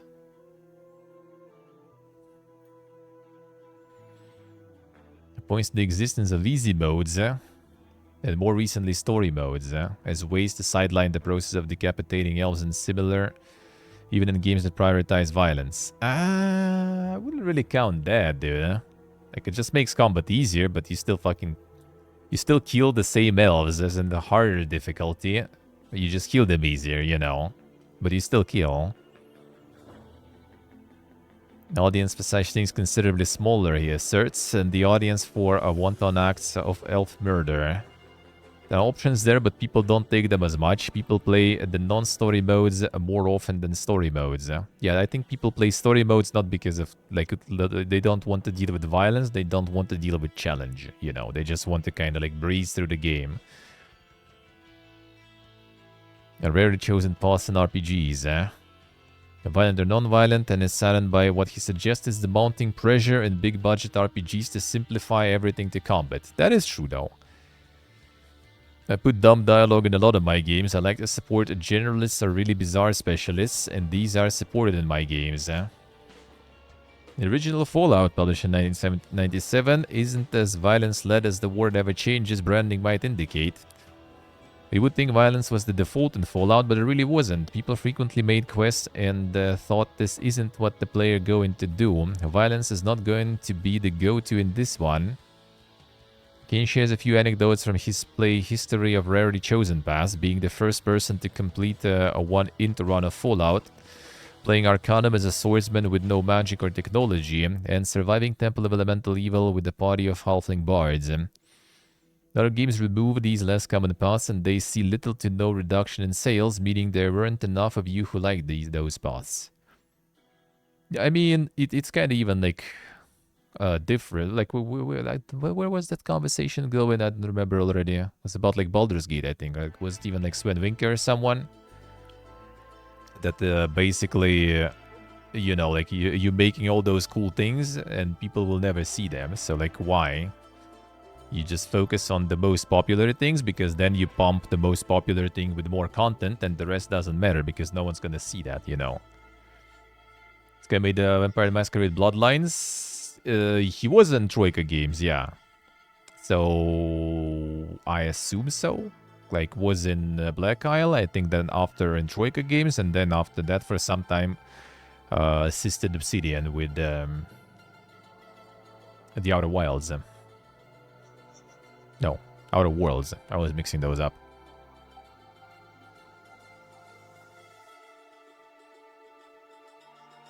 Violent games lending themselves to more impactful trailers. True. Well, I mean, that is actually like mega true though. Like even like looking at the Outer Worlds 2 trailer. Like it's an RPG trailer, right? Obsidian RPG trailer. What the fuck was that trailer? That trailer was just showing, you know, like different weapons and how in different ways they just destroy, dismember, and, you know, like do some dang stuff with enemies, basically. Because that's POG. That's good for trailer. If you would be showing all the, like, amazing, you know, Poggy Woggy dialogue, that would be POG probably for a very limited amount of people.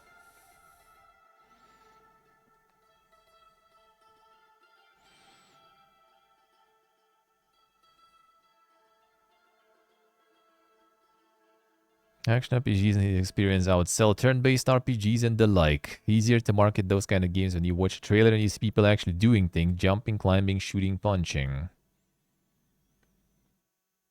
That is actually true, though. That is actually true. I don't know what's kind of like the way out of this, though, really. Even though, like, it depends on the game a lot.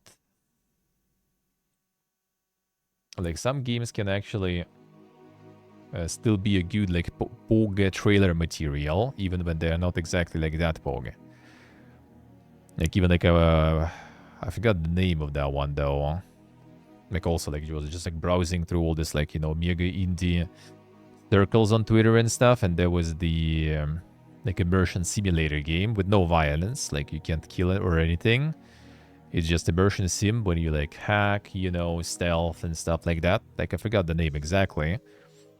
Yeah, they're pretty much just doing, like, you know, those, like, clips of, like, showing all those, like, dank immersion simulator things to do. Like, some, like, super smoke grenades, you know, like the rope gun that allows you to climb places and everything. Like, those still kind of looks good and farm pretty nice, too. Because it still looks impressive. It's, I guess, like, making some sort of, like, trailer for some sort of, like, you know, like, odd on the Game Awards. Or some, like, you know, wide audience, and also trailer that takes like a minute or two or something, then you're already probably gonna have a harder time to make it into something that is looking good.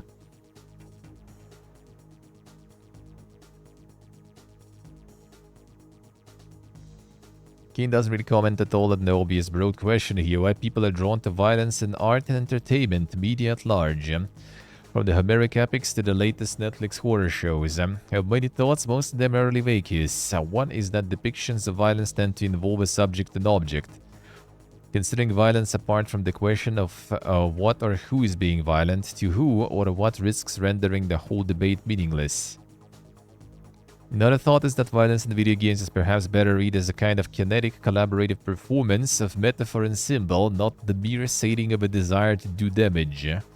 Written in the past about how turn-based combat systems remind me of poetic forms in being a cycling set of rules that are used to compose an encounter. Combat in such games is often a form of characterization. Party roles like tank DPS support correspond to particular narrative archetypes and personalities. I mean, kinda. In shooters, meanwhile, guns are perhaps better interpreted as ways of calibrating the game's space-time, a range and rate at which they fire, whether they fire in a straight line or an arc, choice of accompanying light and sound, the size of the clip, all these things are ways to setting the tempo, mapping the space, and determining how you frame and understand other entities. Enemy slow-loading shotgun and I'll start the level expecting a bunch of blind corners and point-blank quick draw. Develop precise awareness of hand motions, details visible from certain orientations, and the seconds between an enemy looking my way and them noticing me. Hand me a assault rifle and I'll tend to perceive enemies as a pleasantly movable mass. And the boomer shooter is a thing for a reason, yeah.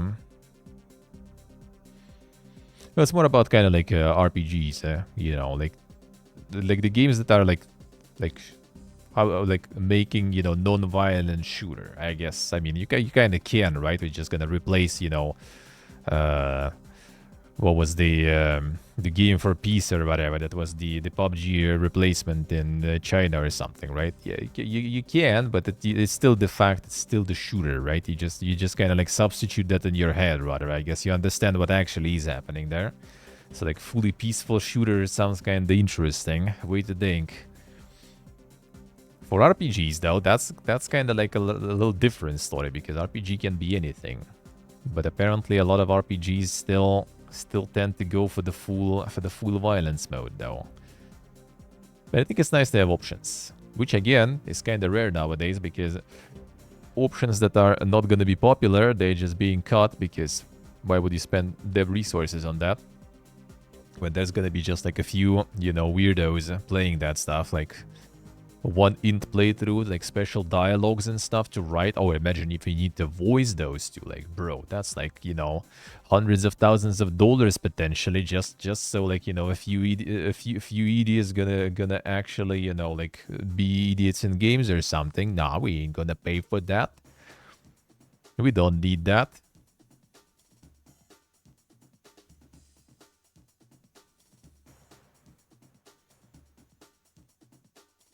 Hill is being called out. Wait, how? I mean, one in playthrough, as in like some RPGs have like the basically actually like the Team Kane's games, I guess, mostly because it was like what, like in Fallouts you have that, in Vampire the Masquerade you have that, I think too. I still need to play that, right? Like that one actually has, I think, kind of even like a legendary in a way, one int run. So you just do like, you know, like the full PPA character and you get like the whole different, you know, dialogues and stuff like that. And that's cool. But yeah, I feel like nowadays no one really does that, because it's just like making a lot of like writing at best and some voice acting at worst, right? For something that only just a few people will even like attempt.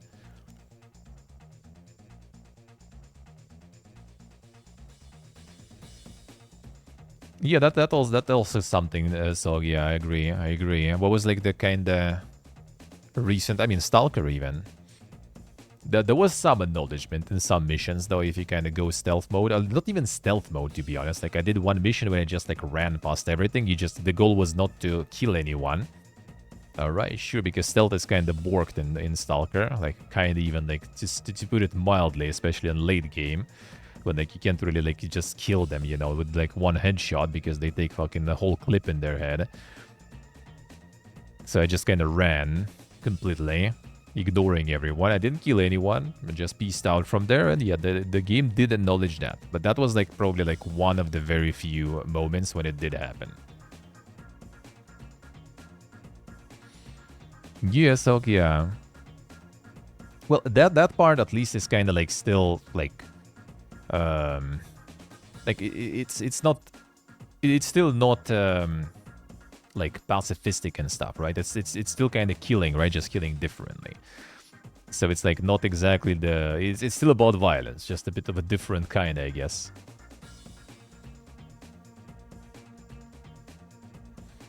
Even though I guess you can also stealth without killing anyone completely, right? That's a different story. But you still have the takedowns, right? In Metro, though, you basically decide you go lethal takedown or you go non-lethal takedown, pretty much, right? If I remember correct. So that's kind of like cheap way, I guess, to sort of like do it, right? You just kind of like it is still the same, just like, you know, just different tooltip, and yeah, contributes to different ending. And different ending is kind of like somewhat at least cheap way to do it. But like through the game, you need to do all this like alternative ways to non-violent playthrough. That is way more resource heavy, way more complicated. So yeah, I feel kind of not a lot of games kind of do that. I mean, I kind of could see that even from developer perspective, right? Like, will you make some sort of like specific, you know, like a bunch of specific writing just because some guy like, you know, playing as like 1 int character? All right, what if that guy plays like as a 10 int character? You're gonna write some else stuff, some other stuff there too, get like different quest outcomes and stuff. What if you also have this perk? What if? So everyone just goes like mostly for like, you know, what if you are just, you know, white male 2-handed sword wielding barbarian with the like, you know, 5 int and 10 strength basically. No, that's the default. That's how it goes. You just go and smork things. And then we're gonna write a little bit of like, you know, a little bit more variety into it later in the side.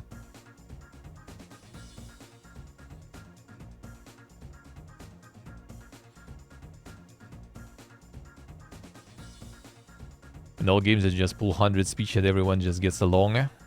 If only though. That's the problem. That's the problem. Like they're like, which RPGs were like actually 100% completely like, you know, peaceful that way, without like some sort of like mental gymnastics that, oh, I just kind of like, you know, stealth through this and that's why it doesn't count, or I just like ran around this place to not encounter them, you know.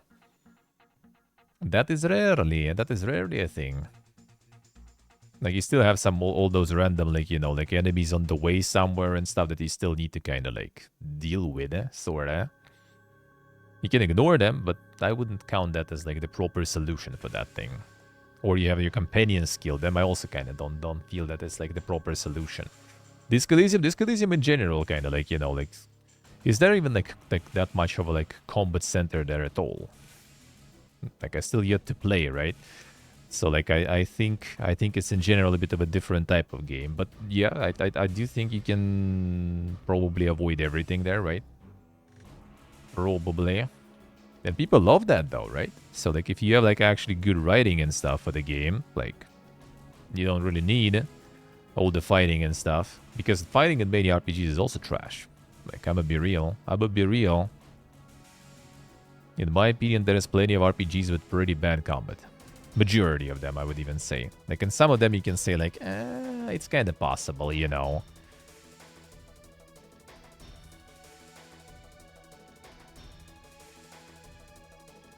It's not gonna be a Bloodfest. Yeah, and you don't need to make everything into Bloodfest. That's it. You don't need it. It's just like way too resource heavy to make it kind of like cool. You know.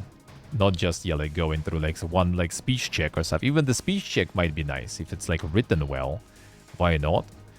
Like, what's the difference between like leveling 100 speech or leveling 100, you know, like small guns, for example, and just like pew everyone in the heads and they dead? Just type of build. That's it. That's it. The problem is, yeah, you just don't really get like some good opportunities to go through that dialogue. Like, you get like some... Usually you get those 100 speech checks on like some like, you know, like bosses, right? On some like important characters, right? The characters that don't shoot you on sight already, right? Like, here you go into enemy territory and they don't shoot you. All right, that's gonna be some speech checks there. But if they do, like, no speech gonna save you already. Like, if you get somewhere and they already start blasting, well, shit. All right, you know, negotiations failed even though I didn't even start. Like, that part is like I don't like, and that part I think is kind of like lazy and stuff. I mean, I guess it is kind of lazy. If you implored it, because you just kind of like outside of like maybe like Disco Elysium and some like specific genres of games, I don't think I know like RPGs where you actually like completely avoid the combat through like speech and stuff like that. Yes, you could like stealth through some encounters, right? You can just like run around, ignore them, get companions to kill them. That technically kind of works, I guess, as like non-violent, because you didn't like kill anyone, didn't hit anyone, but still, I kind of don't count it. Like, I still would be interested to see something where you can like completely avoid it just through like not even like the speech 100, but through like some skill checks, stat checks, perk checks, you know, quest checks, whatever you did before for like reputation with the faction, for example, right? That would be cool, but that just already like, you know, so much different like variety, you know, the different variables there even involved in that, the other like writing dialogue and stuff for all of those. That's already feels like it's gonna be a lot.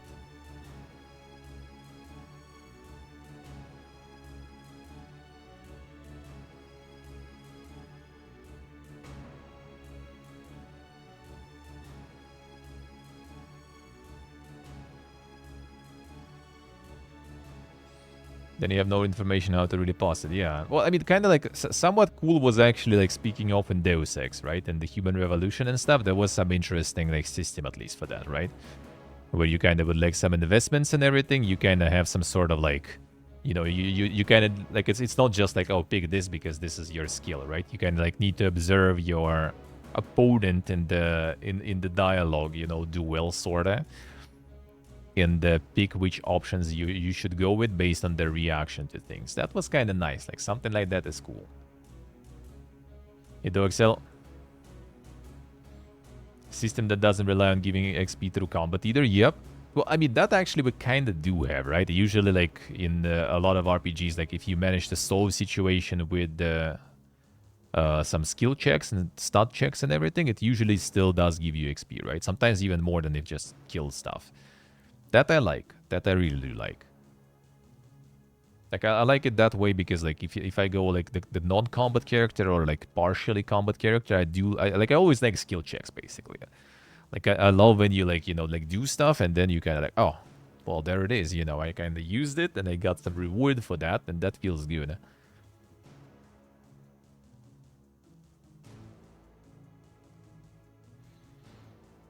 Let's see, right? Let's see. I think some information is still kind of needed, though, in my opinion.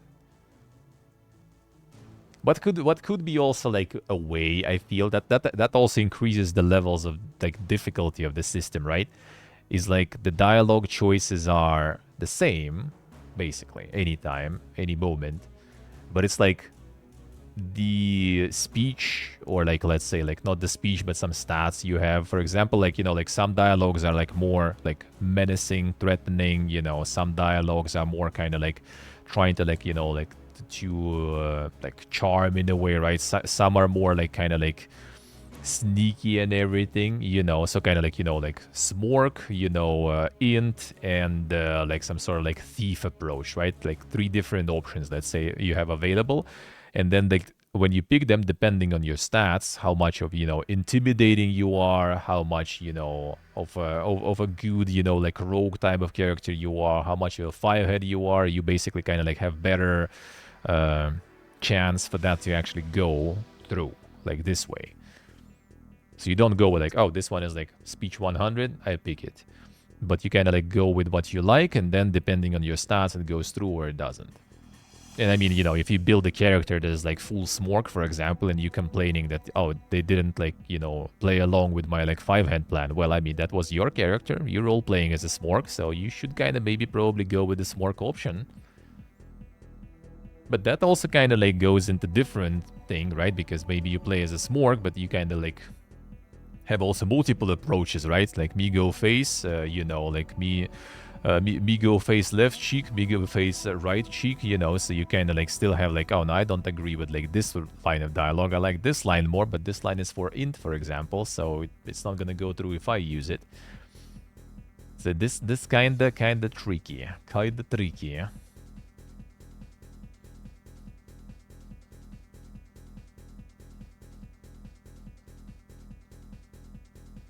Let's see, I see.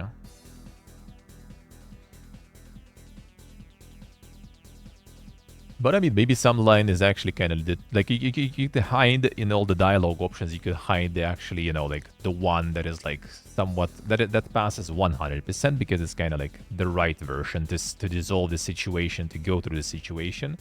But other options you might like and use, but then they're gonna be checking against your stats. Like, will this go through? Like, are you intimidating enough to, for example, threaten someone into like not doing some shit? You know, this kind of stuff. But that makes it like really complicated too, because then you need to have like different degrees of, you know, success of skill of stat checks and everything. You need like a bunch of different dialogue for that too. Instead of just, you know, oh yeah, like maxed out speech, well, boom, there's one option, it wins everything, done. Especially since it's kind of like, you know, like Fallout kind of had that, for example, right? When you have like different, like in 3, I think a lot of skill checks and dialogue were still percentage, right? So you kind of like have like 50%, for example, roll, like you pick the speech option, but it still has like chance to work or not. Or when you have like not enough skill, for example, right? And it changes the whole line that you're using on the opponent, which is also kind of like, I guess, not a bad idea to do, right? I guess it's like a different line completely, depending on the amount of stat you have. But then it's like so many like different lines in just one dialogue, you already need to write so much shit, dude.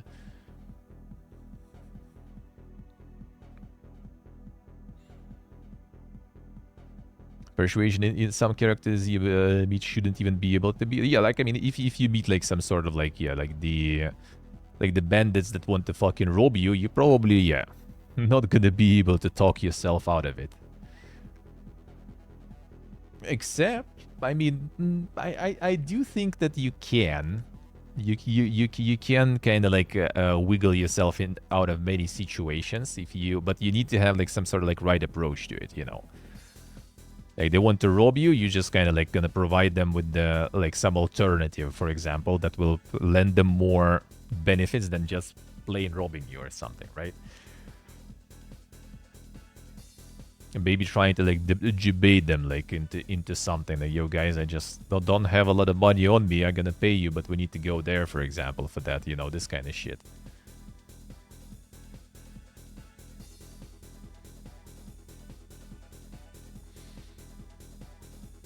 Well, kind of pay them, but maybe not like directly pay them. Provide something of equal value, basically, as punching you in the face.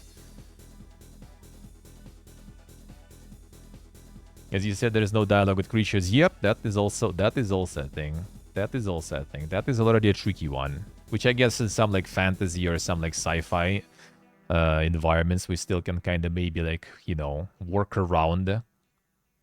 But if you're gonna be playing like some sort of like realistic game and stuff, then you're probably not gonna be talking the wolves out of, you know, out of eating your ass or something. Unless it's like some wolves from Fury Convention, then maybe. But then it's also gonna be hard to prevent them from eating your ass, I guess.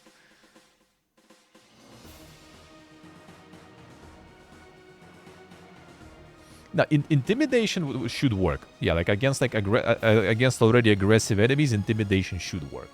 But then in intimidation, you will be like checking against what? Like strength? So like if you're playing, you know, already kind of like, well, I guess if you're playing as a fucking nerd, then you're prepared to be bullied or something, right? Gotta wiggle yourself out of that somehow else. You gotta wiggle yourself out of that somehow else then.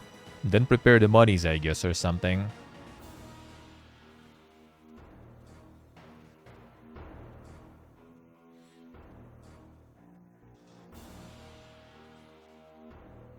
But I think you can find. I think you always can find some stuff.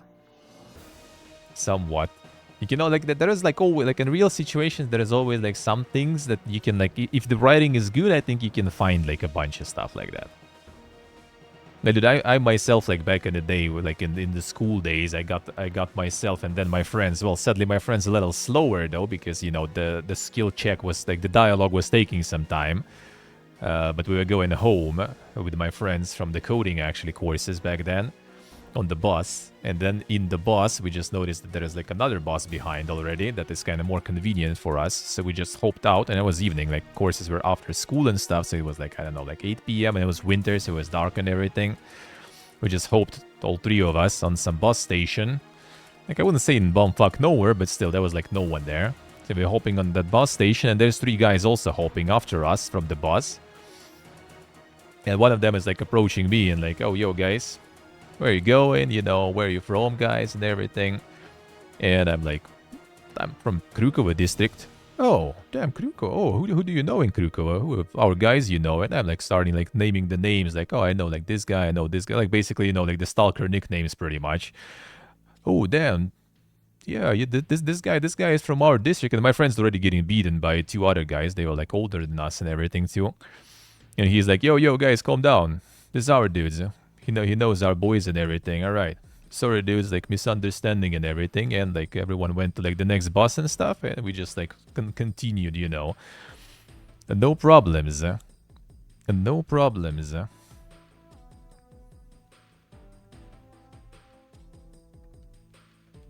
Just because I kind of got lucky that I lived in the shitty district all my life, where all the dang dudes that usually do all the criminal activities hanging out. So just naming some of the names that everyone in the district knows was enough already for them to recognize that, oh, that's our people here.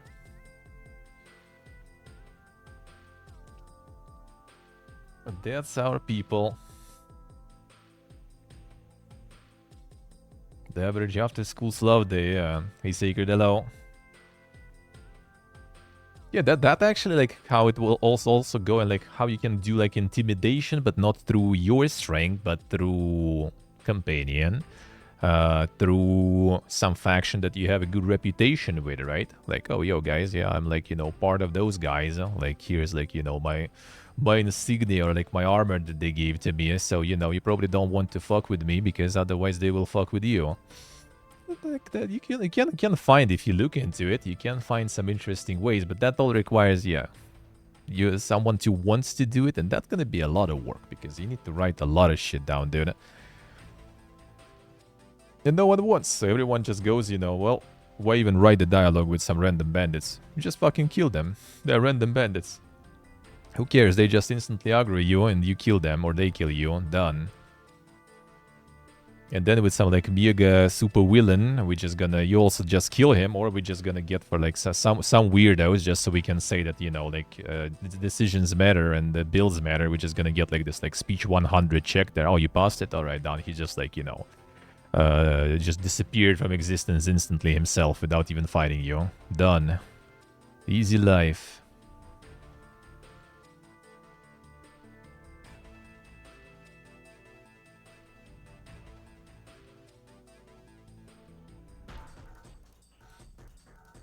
Stopping and doing dialogue for every encounter could become tedious real fast. That is also true, yeah. That is a good point. If it's like the combat and the like random encounters and stuff. Well, with random encounters, like what is good about that system is kind of like Fallout did it. You just get outdoorsman skill, for example, that allows you to basically just, okay, who are we encountering? Like the caravan with traders. All right, good. Who are we encountering? Oh, bunch of fucking enclave patrol. Yeah, I'd rather not, probably. Which is, again, kind of like doesn't exactly work as like pacifist, non-pacifist, but, some sort of maybe not one skill that allows you to do that, but kind of doing those skill checks before you even get into encounter. Kind of like pre-rolling the checks, like, okay, we had that encounter before. Like, these guys already know who I am and stuff like that, so we're not even gonna, do this encounter, for example. But with the creatures and stuff, that is gonna be harder though. Unless you go for some sort of like fantasy, whatever, sci-fi approach with like, I don't know, some like perk that allows you to communicate with creatures, or like some pheromone shit or whatever. And then you probably that will be kinda hard to deal with, in full peaceful mode,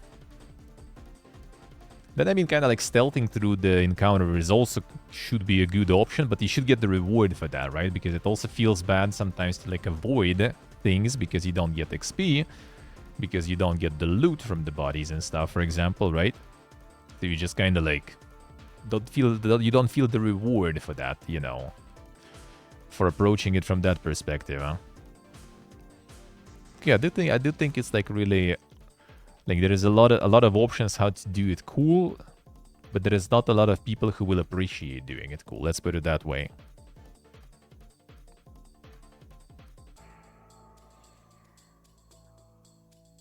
Behold the Lenovo Legion Go S, the SteamOS handheld PC that isn't the Steam Deck.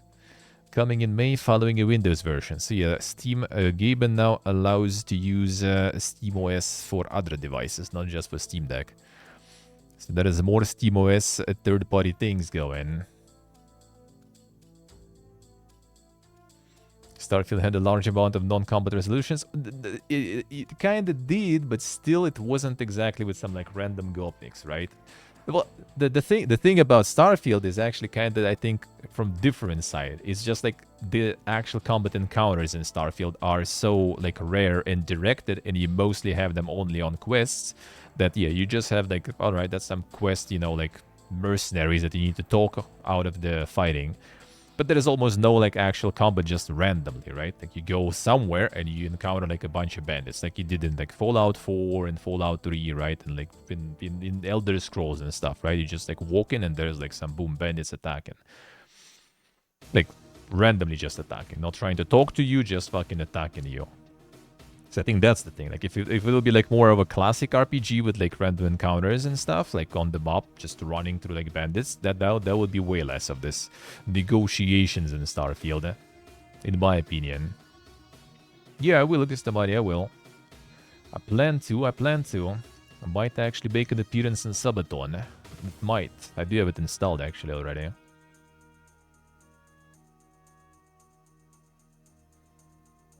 Should be able to just beat up everyone to reach the goal. Yeah, I do think so, yeah.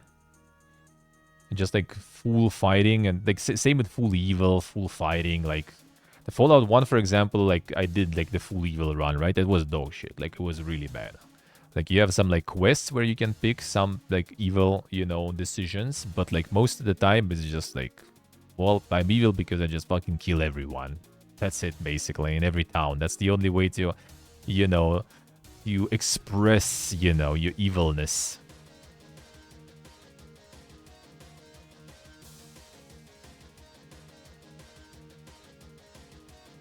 This wasn't this one. What's with this one? Dropping the weight 730 grams. Display to 8 inches, 1200p, 120 Hz IPS panel. Fine by me.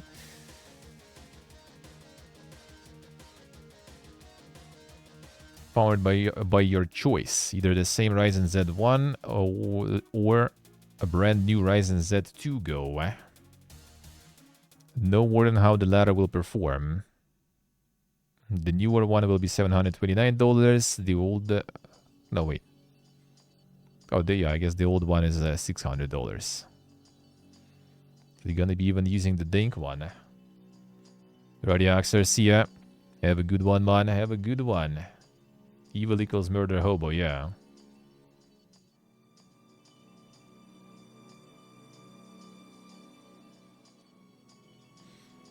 The entity detection system, true.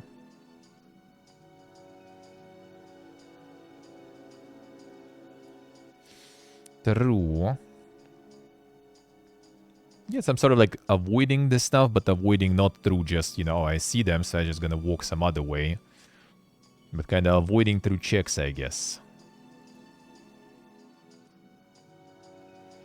US just added the world's biggest games publisher Tencent to their list of Chinese military companies. Tencent say it's a mistake. What a twist, man.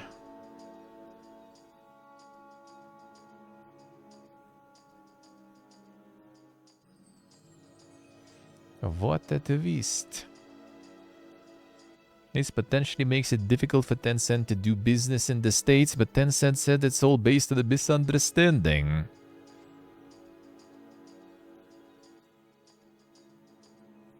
Yes, DoD's list of Chinese military companies dates back to an executive order given by recently re-elected President Donald Trump in 2020, which sought to prevent US companies from investing in entities with ties to Chinese military. The list updated annually and currently runs to 134 companies, including phone manufacturer Huawei. Being on there doesn't mean the companies in question immediately banned from doing business with the USA, but it puts pressure on the US Treasury Department to sanction them. This might scare away investors. BBC reports that Tencent has already seen a share price fall in Hong Kong as of today. Tencent naturally say the whole thing is in error and that the designation will have no material effect on their activities. And we're not a military company or supplier. Unlike sanctions or export controls, this listing has no impact on our business. We will nonetheless work with the Department of Defense to address any misunderstanding.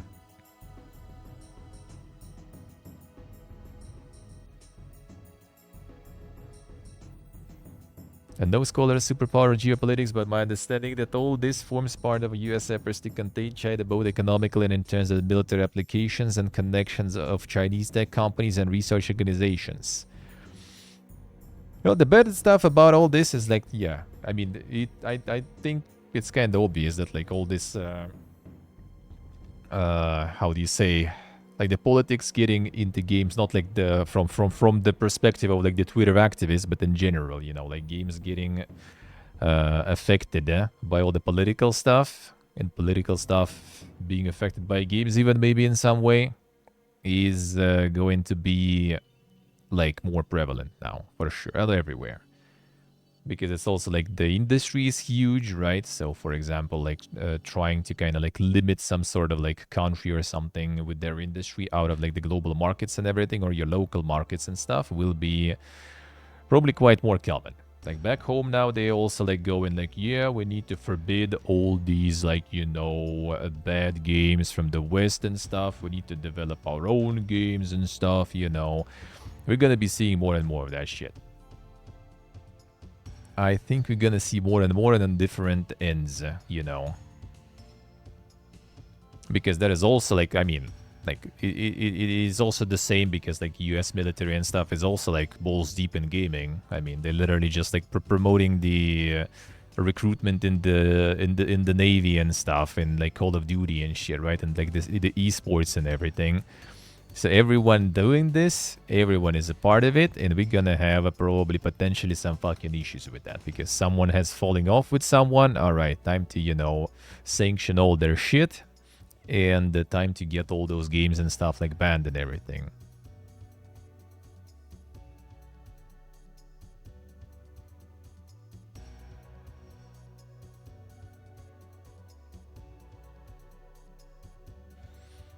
Tencent also in part of exile and stuff there, I see. Yeah, I'm not talking about like the, you know, the meme politics from like the Twitter and stuff, all the Vogue stuff. I don't give a shit about that. That's all like whatever. It's just like terminally online people have nothing better to do in their lives. I'm talking about like the actual politics and stuff, as in like, you know, companies that have like some interests in both like, you know, gaming and like, you know, some military stuff like this here, I guess. Maybe, I don't know who's right, who's wrong here, but I wouldn't be surprised when you're like that much of that big of a fucking, you know, corporation. You probably have like, you know, like your fingers in all the pies possible. Like, I mean, take fucking MiHoYo, right? The Hoyoverse. Like, guys like sell, and with one hand, they sell you like fucking Wii Booba, and with another hand, they investing in like the Cold Fusion, like, you know, research and stuff. Like, is that the limit of their ambitions? Probably not. I wouldn't be surprised they invest into something else too, and, you know, put the money somewhere else too. So it's all over the place. It's all over the place. So that will be at some point, that will get kind of scary. Like that's also why is like, in my opinion, right? Like I just want some sort of like country or some place that just like, you know, like stays out of all this shit. Some like small country that just like goes full neutral mode on this one and doesn't care about this. Anything. They just exist. I want to just exist, man. I don't want to be a part of any agenda. I don't want to fight any agenda. I don't want to be like, you know, under any sanctions or imposing any sanctions. I just want to like play fucking video games with no limitations on that dumb shit and everything, you know.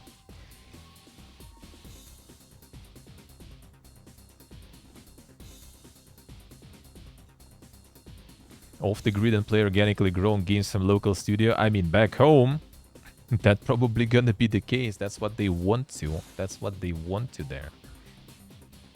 Well, that's what they try to do. Like, they want to impose some bans and stuff on all the games, basically. Like, it's gonna be like probably in the end like same stuff as in China, even though in China like no one really enforces it hard. So that's for now at least, right? So it makes it easier. But maybe at some point they will start enforcing it more. And then people will kind of be not very happy. Yeah, government approved games and the government approved device. Yeah, that shit I don't want. That shit I don't want. Decide instead, like on my behalf, what I want to play, what I can play. I don't like that. I don't like that, man. Now, in US, that's not gonna happen anytime soon. In other places, that already is happening, though. In some. So...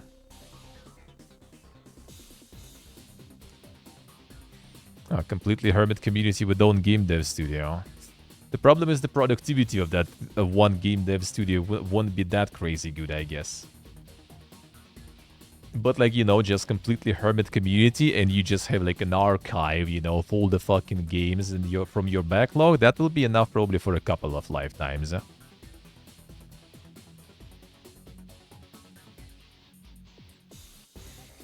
School shooting lawsuit reveals that Black Ops Cold War cost $700 million, the highest development cost yet reported by a publisher. 2019's Modern Warfare also cost over $640 million. That shit is insane. 2015's Black Ops 3 over 450 million. 2019's Modern Warfare over 640 million. Aforementioned Cold War, yep, 700 there. Filing also contains sales figures. Black Ops 3 sold 43 million copies, Modern Warfare 41 million, and Cold War 30 million. These are specified by Kelly to be development costs, so presumably don't include marketing, though there is no full breakdown.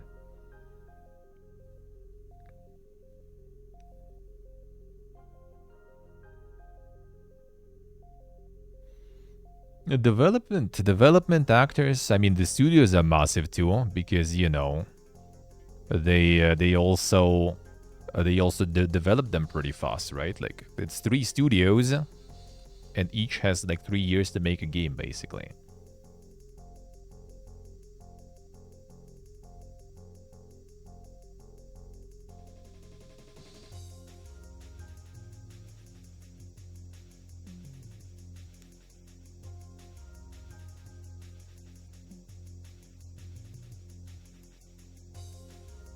Starting Call of Duty.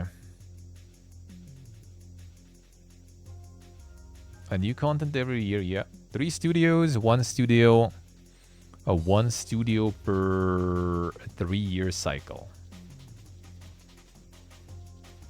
This has to be lucrative, yep. I mean, I don't remember which one was that, but like one did like on the releasing, like I think maybe actually like the recent Modern Warfare. Actually no, I think even something even newer, I think. That was like over the weekend it made like $1 billion, you know.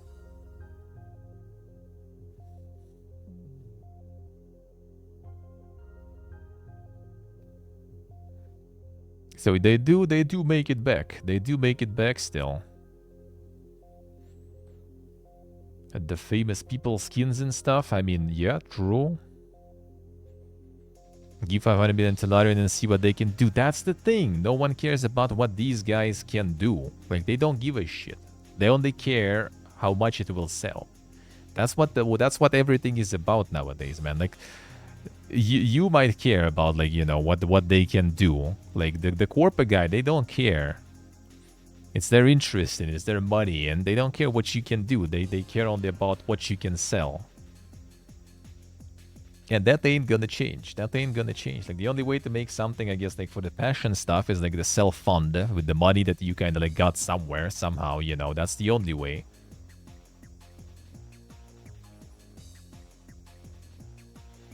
Neglected to specify the development costs of all 3 titles were incurred over the game's life cycle. As per GameFile's report, Apologize felt genuine shock instead of far more apt medium to mild surprise over the game's life cycle. So yeah, that could be also including some of the skins, I guess, of some celebrities and stuff. True, that also could be. I don't know how much they ask for something like that, though, to be honest.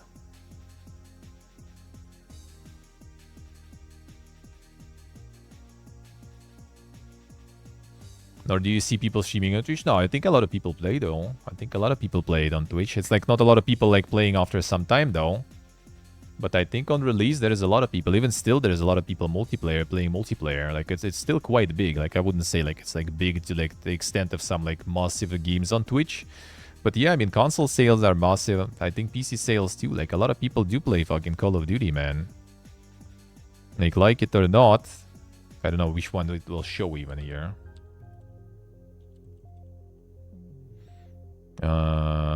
Cold War, right? The last one.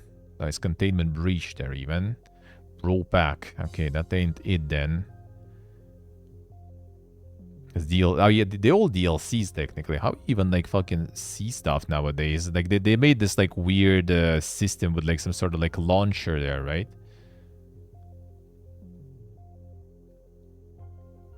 Like which one is even the one nowadays? Like how you even see it on SteamDB? I don't think you maybe even can see it on SteamDB nowadays. Call of Duty up. Is this the one? Yeah, 66,725 people in game right now, for example. Yeah, it ain't like, you know, PUBG numbers or something, I guess. But that's just on Steam. And Steam is probably the smallest audience, I would assume, out of all the platforms for Call of Duty.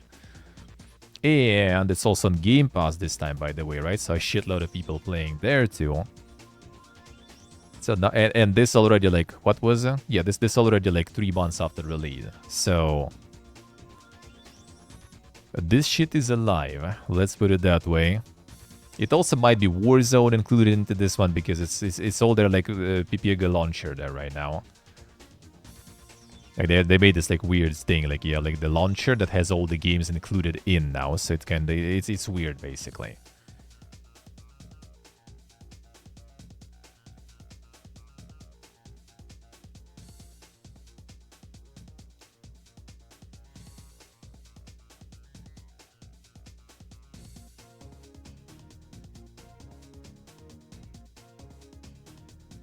Denied any connection between games and gun violence.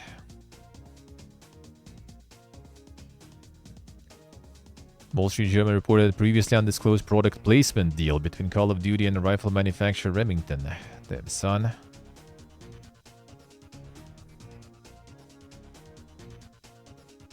Yeah, this is their launcher. This is their launcher.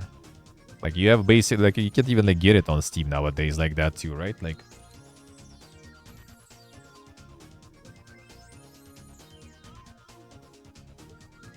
Or do you get Black Ops anyway? Oh, I guess this one you still kind of get. Wasn't it also like the Vault Edition upgrade? I guess you still can get the standalone game somehow. Is it all even like mostly negative, like and mixed and stuff? Like people, it's kind of like NBA and everything. People, so NBA also like farms like crazy. On Steam, NBA like gets like a lot of shit reviews and people gone. But every year they will come back and buy more. Squid Game and Call of Duty there too, yeah. I see Black Ops 6. Can we find that specifically?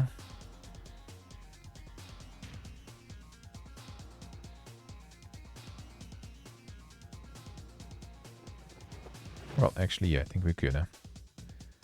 Black Ops 6, there it is. That's the separate up. Yeah, this one doesn't show any online because yeah, it's DLC. See, that's what I'm talking. It's like campaign is the DLC apparently.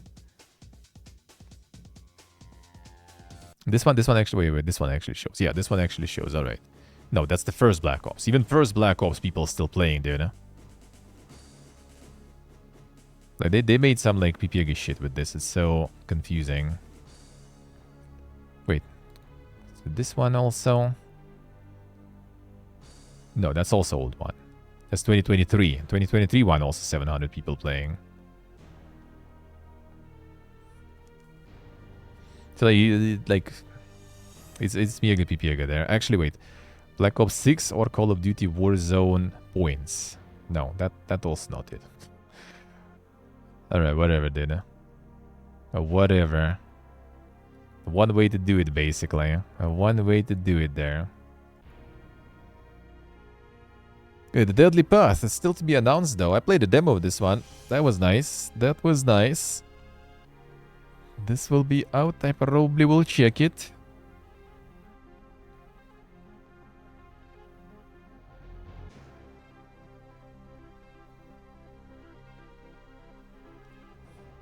Good, you know. Yeah, just launches the HQ still? Okay, I see. I see. Deadly Corpa? Why Corpa? This one was nice. This one was nice. It was a bit dank though. A little too dank. That was the average reaction of a person tuning into the stream when I was playing this shit, because yeah, no one understood what was going on there. But it was actually kind of fun. It was actually kind of fun. Sultan, I see. Bad cause bad. Skill issue.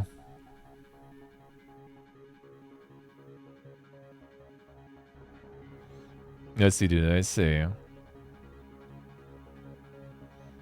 Call of Duty HQ into Call of Duty OS. Well, you know, to fight cheaters better and stuff. Yep, that sounds like the way. Why not? Just you wait.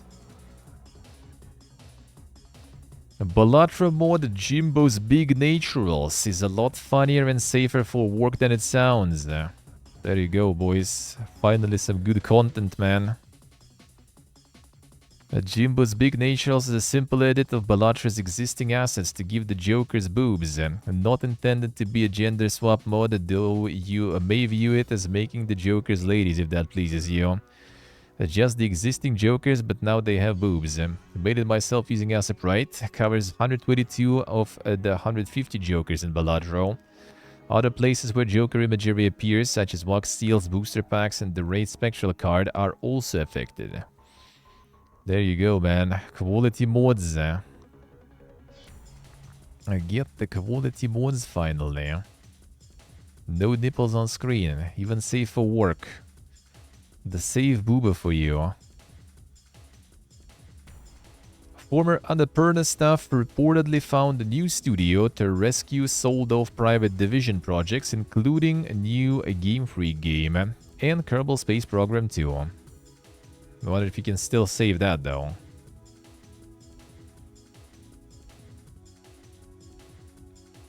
So Annapurna kinda died. Yeah, the Private Division was sold.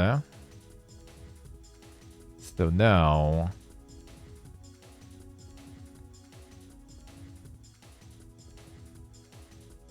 Yeah, they're selling the Private Division. Bringing us today, alright.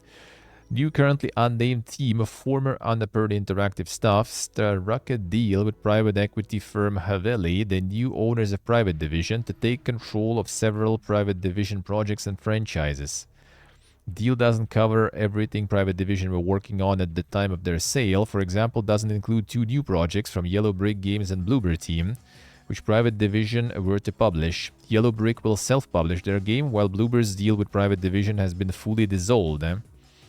As for what remains of Annapurna Interactive, Annapurna executives are now hiring staff so they can follow through on existing obligations. That was also kind of like an unnecessary clown fiesta, man. With the Annapurna and I guess with Private Division too.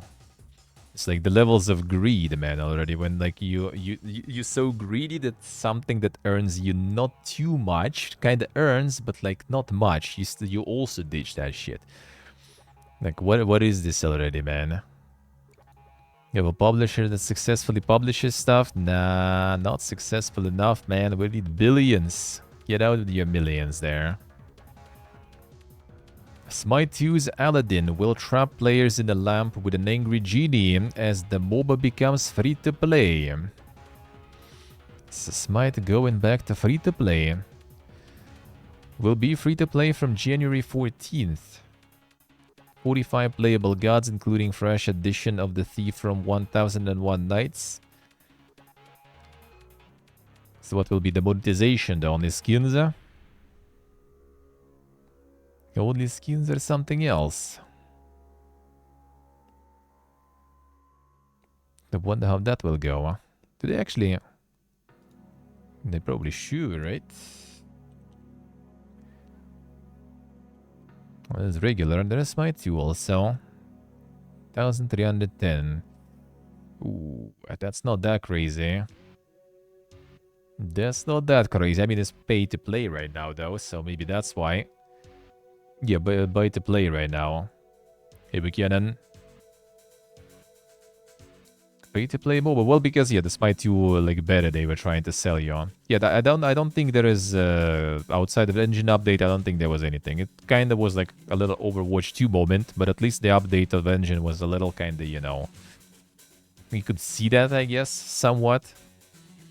Kinda. So now it's gonna be free. How's Smite 1 actually doing then? I assume everyone just plays the regional then? Yeah, sorry. Everyone.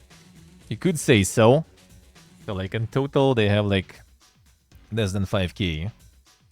That's not that poor, guys say. Thank you, thank you. Deadlock has more. And it's not even out. And I kinda thought Smite was having it a little better. Maybe like on consoles and stuff, people playing more though.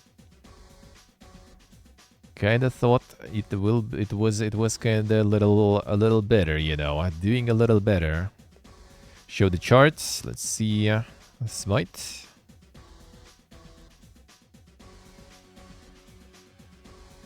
Kinda more or less stable, I guess. Well, looks like the lockdown started. Got the boost there.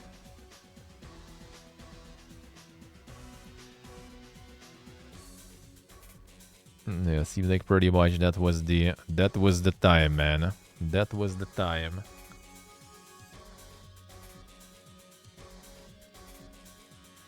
Blenheart 2024. Yeah, but I guess you could say so. 1 year. Yep. Wait, what is this? Mid-season update. Damn. That update didn't do shit, man. Like some updates you see like, you know, boom, bump. This didn't do anything, just like down, down, and down.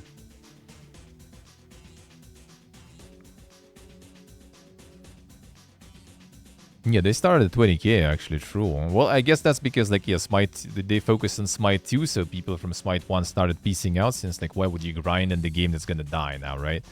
And you can't get the Smite 2 because you need to buy it, and I guess not a lot of people wanted to, so we'll see, maybe hope free-to-play release will actually like revitalize that. Okay, I'm not playing, but you know, it always sucks when the competitors on the market just pee-pee-poof there. World's biggest game publisher Tencent threatened to sue US government for listing them as a Chinese military company, but are prepared to talk it out first. Man, I wonder how that works with suing the US. Like, where are you gonna even sue US then? Like I know like from my dad's, for example, case when they were working and making some work and projects for like town, for the city, right? And they were like not getting paid, and city was like, you know, guys, we just don't have money to pay you, so like you can take us to court, man, you know. And obviously that didn't fucking work, and they still didn't get paid at all, because imagine judging, like going in court against the government versus, you know, inside the government against the government. Who will fucking win, I wonder? True raise is true. MOBA's losing steam? Not really, I don't think so. Like the funny part, like for example, Arcane brought a lot of people back to the game. Like it brought also a lot of new people in the game, but none of them pretty much stayed because everyone realized that like show was cool and the game is dog shit, so they just fucking peaced out. But a lot of people returned who were already playing before. So I do think it's kind of doing all right. It's hard to say, but I kind of think so. But yeah, without the actual numbers and stuff, it will be kind of hard. It will be kind of hard to say. And I mean, like all the esports every year in the league, for example, farms and pumps more and more. So I wouldn't be surprised if they're doing kind of decently.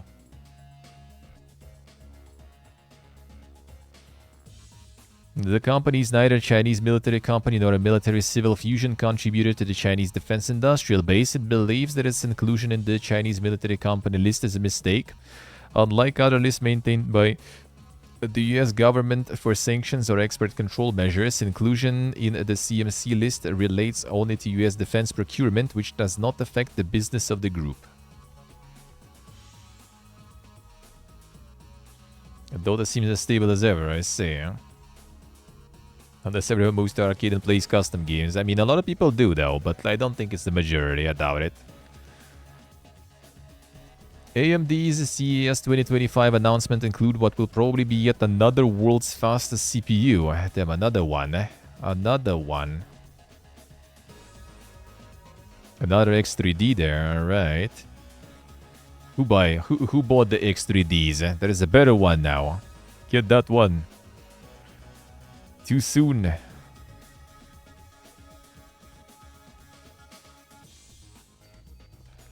And the super high spec shit there. Zero. Already on it. Already on it there. X3D2. Don't need it for 1080. 3D V cache is still only one CCD.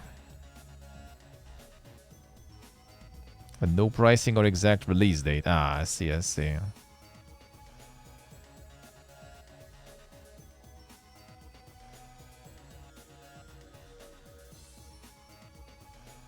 And that's the new ones for, yeah, for handhelds.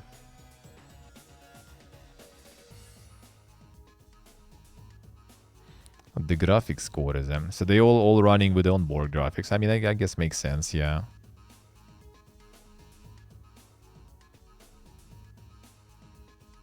The Z2 Extreme there.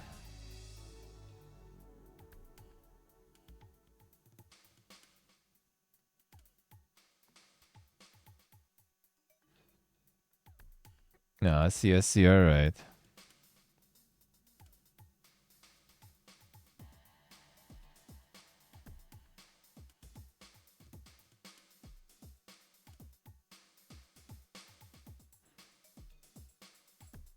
The lack of detail AMD give their other big announcement. First RDNA 4 GPUs. RX 9070, and then they had an NVIDIA already for 4 series. Should be way better, dude.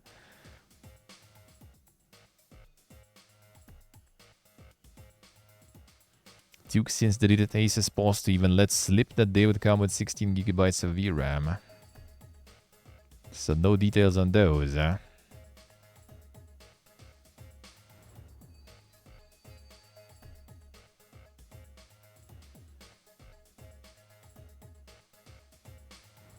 RX 9070 on the show floor, an extreme quality Call of Duty Black Ops 6 benchmark at native 4K, average at 99 FPS, which IGN reckon puts it roughly on par with the GeForce RTX 4080 Super.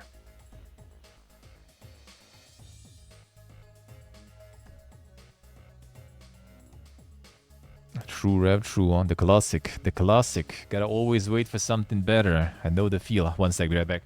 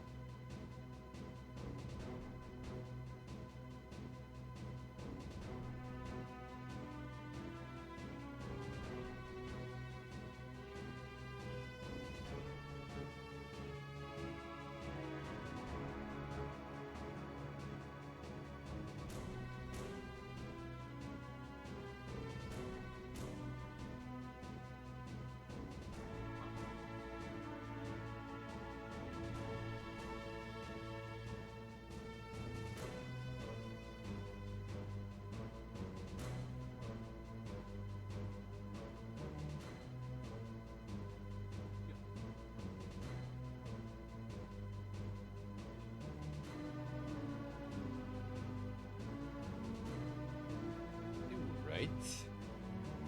Here we go. Hello, Kagik. Some local mineral water with the mint. Yalpiz is mint apparently. And the water is Chortage.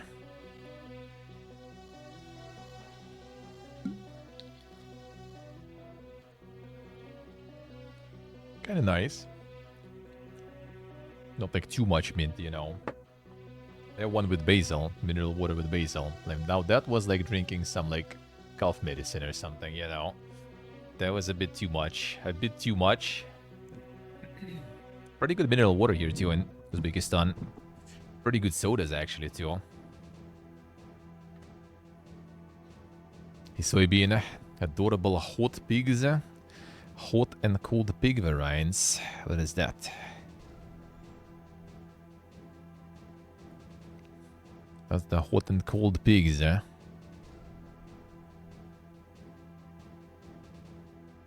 Two new pig variants. Cold pig is coated with fur and will be found in cold and frozen biomes. Ah, the warm pig will be found in sandy biomes and is rust brown. Mojang calling it the warm pig because they know that fundamentally all pigs are hot. There it is, man. That's the naming. Now, 50 most anticipated PC games of 2025. Alright, let's see what are you guys gonna have there. Dynasty Warriors Origins. Not my jam. Final Fantasy VII Rebirth. I mean, like, you know, I'm living in not a country according to PlayStation, so even if I would care, I wouldn't be able to play.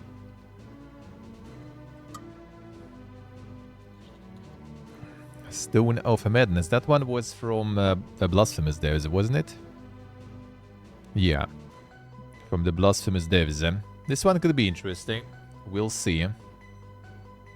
Stone of Madness. We'll see. Actually, January 28th already, huh? We'll check. Seems kind of like some stealth stuff there. Planning to move into a real country? I mean, no one wants me there or anywhere else really, so we go to countries that don't mind us there, you know, simple as. Decision making is simple. There's not a lot of options. Citizen Sleeper 2, 31st of January also, that's nice. Oh, that's nice. I still have the first one and I do have it installed even. So maybe some subatoning, you know, we get some reading hours and something, you know. Maybe.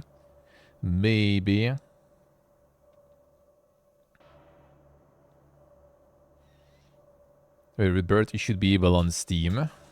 Wait, really? Didn't they say they have the PSN requirement there and stuff? Oh yeah, it's the Square Enix. Yeah, true. Wait, which game I'm mixing it up? There was something recently that was supposed to be out soon that I can get. What was there? Oh, that was Last of Us. Yeah, Last of Us. Okay, I mixed that up. Yeah, Last of Us port on the remaster port, whatever on PC. Yeah, that one. That one is PSN. Yeah. ACB on that. Final Fantasy's Square, yeah. Square. Well, Square was basically under Sony, but now Square said enough. We want money. We don't want your exclusives. Now they are free. Yeah, also kind of like for some reason. I mean, it was exclusive, so I was kind of like mixing that up too. Well, still don't care though, so kick. Civ 7.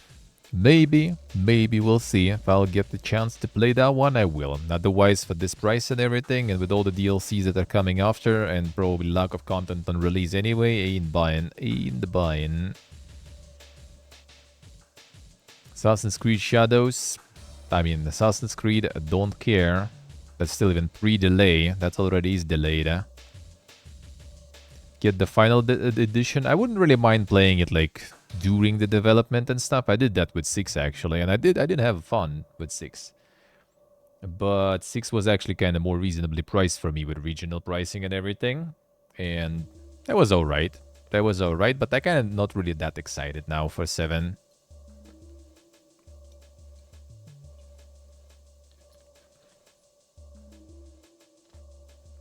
7 stands for amount of years until content is out, yeah. About, yeah. If I won't be able to get my hands on it, I'm probably just gonna get like Game Pass for a month or something and play it anyway.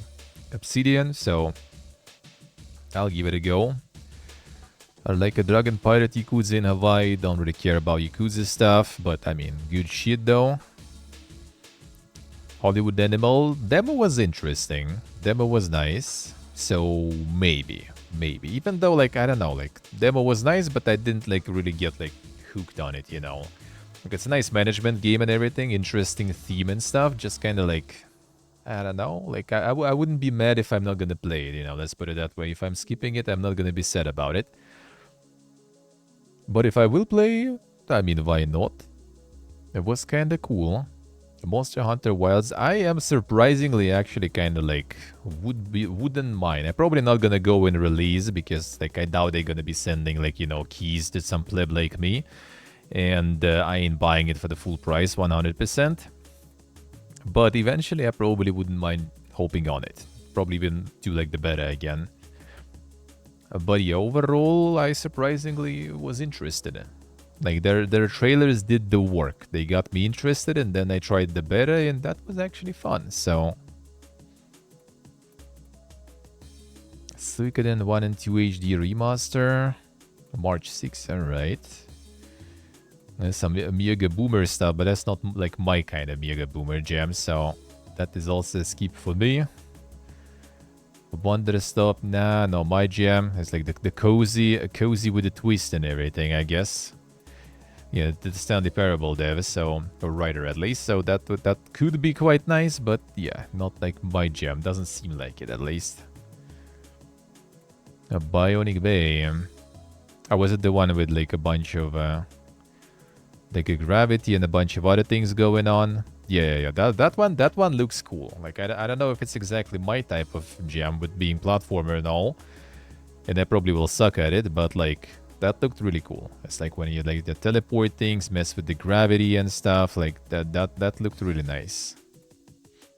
Titanfall probably would. That potentially is nice. I mean, they have some post-apocalyptic vibe to it. I'm down. Feels bad, window, feels bad. At least something. At least in something. At least that's something. Another leap in logic to create artificial outrage. Looks like it, Sibiade. Looks like it.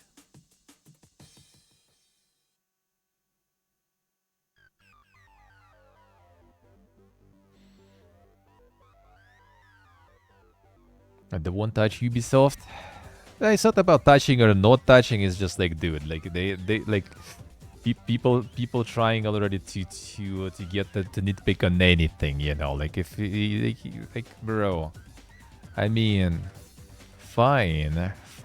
Like let's just wait and see. Just wait and see what's gonna happen.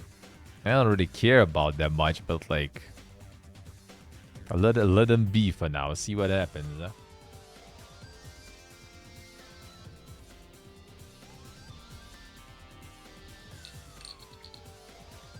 It kind of just reminds me of like, you know, like somewhat of like 76 and stuff release, you know, like there were some issues and people just like, you know, like started like trying to dig and to catch like anything possible, like anything, like finding every little coincidence and stuff and like dates, whatever, something like people looking at the fresks and arts in the game and everything just to find some like mismatching dates and everything. Like, dude, I wish like the critics and everything would be so like, you know, meticulous with every game. We probably would have like a better industry overall. Like they're gonna get what's coming for them though, for sure. Like whatever release date it is, we'll see what they deserve, what they're gonna get.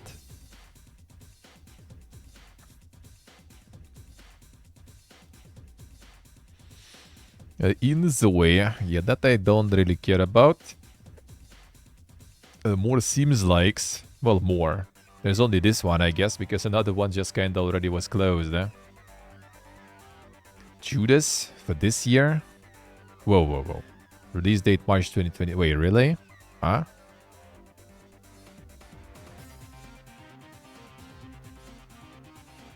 How the fuck did I miss that? A nice window, nice. The streak secured.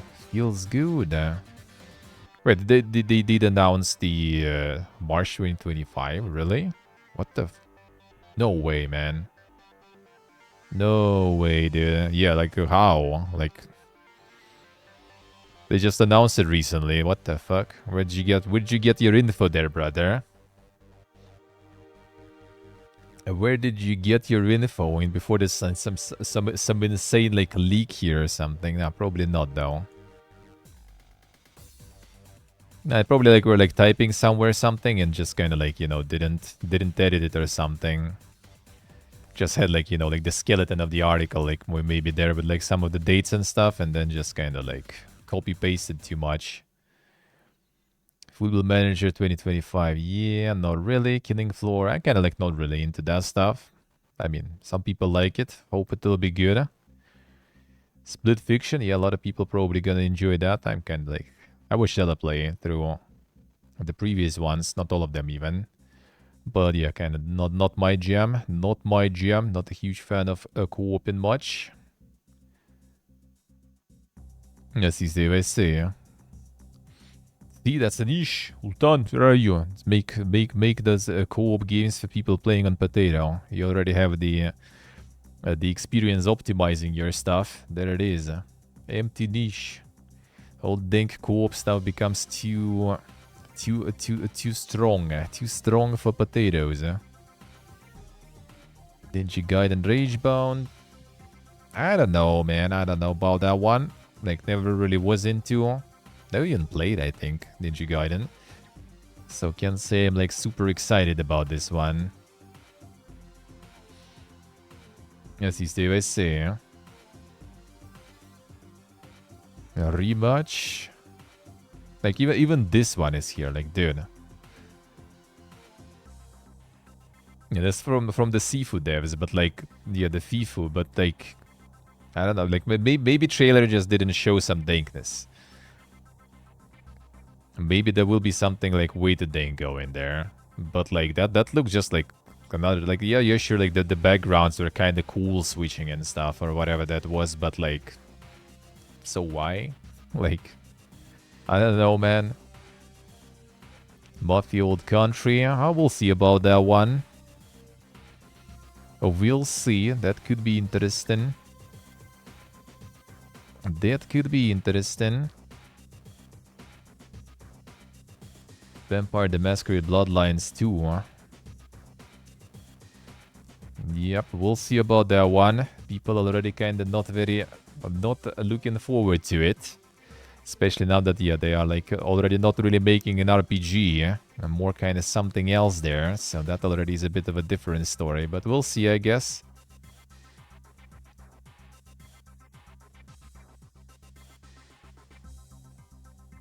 Doom the Dark Ages. Yeah, that I wouldn't mind. Even though we'll see, I'm kind of like I don't even like I haven't played the Eternal DLCs even. Like I played Eternal, and after Nightmare, I just was kind of like, yeah, I'll do DLCs some other time. Didn't do them on release, and I still kind of don't really feel like it too much, to be honest. Even though I did enjoy Eternal, though, like I did like I had a blast on Nightmare. That was really good.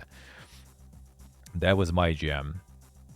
But like I just kind of like, I don't know, wasn't really feeling it too much yet. Would be down, but not yet. Not yet, I guess. Pathologic 3. Gonna play the Pathologic Classic. We'll do that. We'll do that. Then we'll get the new one slowly, so... I mean, I'm not really super excited yet. I'm gonna try the classics first. But, I mean, overall, that should be good stuff. 2016 Doom was much better. I don't know, I liked Eternal actually for, like, the movement and stuff. Like, it did feel, like, really good. Like, the dance and, like, the hard difficulty and stuff, that was really nice. It was, like, very sweaty and everything, but it was good, though. The Eternal Life of Goldman, that one with the really dank art. I remember the platformer. Like platformer is not exactly my jam, but it could be cool though. At least it looked good. At least like it looked interesting. Subnautica 2. I mean, we'll see. Maybe I'll get into this one. It's early access also, so it's gonna be like something you're gonna hope in for like a long haul, basically, this year, when it will be out in early access, and that's gonna probably take a while, judging by the first game.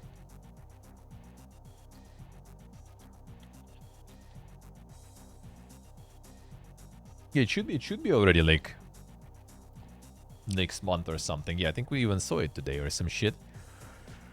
So it should be soon. It should be soon. It's in Game Pass also. Ah, that might be nice. A Reanimal, not really my jam. The Little Nightmares devs. Skeet, also kind of not really my jam. Slay Spire 2. Now this is my jam. That I'm looking forward to. It will be good, Death Stranding 2 on the beach. Yeah, Kajimbo. Kajimbo, not my cup of tea. I'm gonna skip through this one. Looks like a first game. It's a little more detailed art, I guess, but yeah, it probably will be just more of just the same. And I'm not even mad, really. Nivalis might be interesting. Yeah, because like Shadows of Doubt was really good. If Nivalis will be kind of Shadows of Doubt with like the simulated city and you can just like do a bunch of like shit there, like I would be down. That could be cool. Shadows of Doubt is really nice. A Mushroom Musube? What the fuck? Balance of Life Sim Storybook RPG Creature Collector. I grow a princess from fungus in the woods and send her out on various sinister adventures. Not so sure, not so sure. Maybe, but kinda like, yeah. A Dispatch. Oh, it's the superhero visual novel from Telltale, I guess. Alright. The choice is better. Well, not my cup, not my genre in general. It might be nice, but not my genre. Fable, I mean, if it's this year, I guess I wouldn't mind. Oh, the Dynalords. And the RTS, the dankness. Could be alright, could be alright. Baby steps, yeah. A streamer game, but even as a streamer, I probably pass. That's gonna be some meme fiesta though on Twitch, I assume. Yes, yeah. Yeah, it's pretty much another, yeah, getting over it and stuff. So it's gonna be like, you know, the CBT game for big streamers, King is watching. That one might be nice. That one might be nice.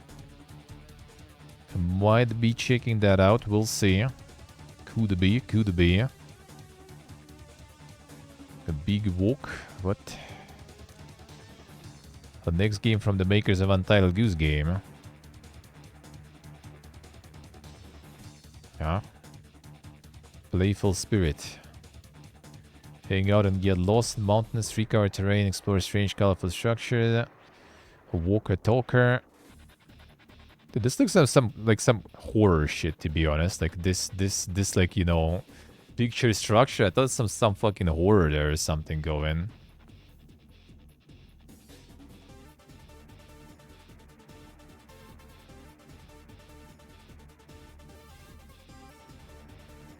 See what do I say? Saved. GTA 6, well, I mean, surprise. I actually don't really care too much. Like, I probably kind of want to, but yeah, I'm not really like super, you know, excited and looking forward to pay like a full mega price for this and stuff. So they're probably not gonna be on release, I would assume. Promise Mascot Agency could be nice. That's a dank one. This a dank one. Yeah, from the lady who was presenting Ghostwire Tokyo. Well, at least she works in the studio, I think. Actually, didn't she even make the studio or something? I don't remember exactly, but yeah. Could be interesting. Katie Rain 2 suits there. What the fuck? Who?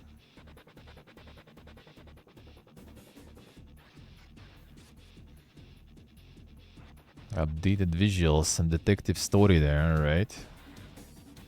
Solid point and clicker, alright, let's see. Well, I mean, the art and stuff looks good though, so. Elden Ring, Night Rain, Pog. Well, I still haven't played Elden Ring, so I guess I'm also gonna be skipping on this one because, you know, why would I spoil myself? So ain't testing that either, probably. Even though I'm kind of interested, I'm kind of curious. Yeah, you can get on the test, but I haven't played the game, so I think it's probably not really a good idea to hop in. A marathon this year? Are you sure? Are you sure? Yeah, don't really care about this one whatsoever. Control 2? Yeah, I don't think it's gonna be this year. I mean, could be, but I kind of doubt it. That I would be interested to play for sure. Control 1 I did like a lot. And Marvel's Blade. Yeah, also not sure about this year, but yeah, that I also would be interested in. Blade was the shit back in the day, man. And that was the shit back in my day. So I would be down. And the multiplayer control this year, I see. Paper Sky, momentum-based paper plane simulator. Not sure about that. The Snake Eater, that's also, yeah, that's Dishonored, like, it's from the same devs. And they have a Soul Blade. Damn son. Well, to be honest, it's like I don't know how would even like it even look nowadays. Like Blade for me was always like, you know, probably kind of in the same department as all those like, you know, like the shitty action movies from like the 90s and the early 2000s, just about, you know, vampires and stuff, which was kind of cool. He was just badass and stuff, you know, and it was just the action. That's it. Like nothing special about it, nothing too deep. No like crazy action, I guess, either there really. Like in terms of like, you know, how it looks. That was just cool. And the concept, I guess, was kind of interesting. Not available on any streaming, I see. Just the decent action movie, I guess. Let's put it that way. Let's put it that way. We also had a dude in college who had Blade as a nickname because he also had like this like leather coat there and stuff, and the sunglasses even in college, you know. Yes, another Kajimbo sorted to skip.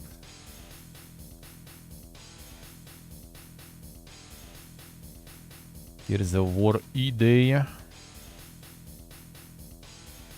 Not really that much on Gears of War, so kinda we'll see, I guess. We'll see, I guess.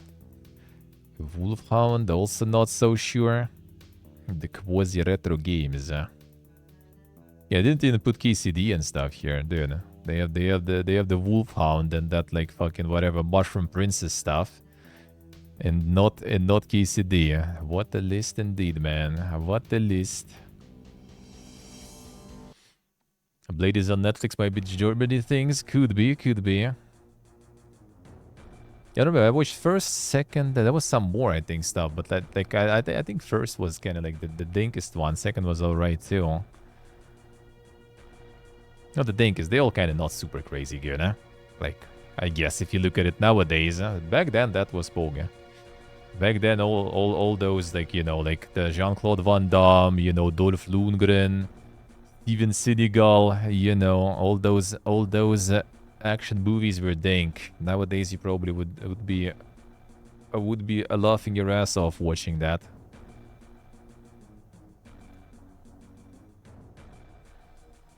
A locator.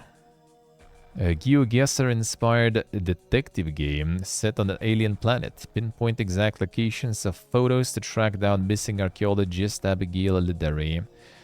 Cross-reference journal entries, decipher cryptic symbols, uncover mysteries of an ancient civilization.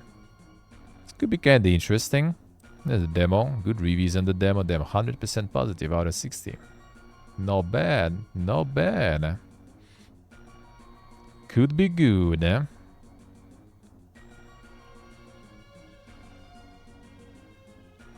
Future Creative Assembly games may require blood thematically, which sure sounds like Total War Warhammer 40,000 teaser.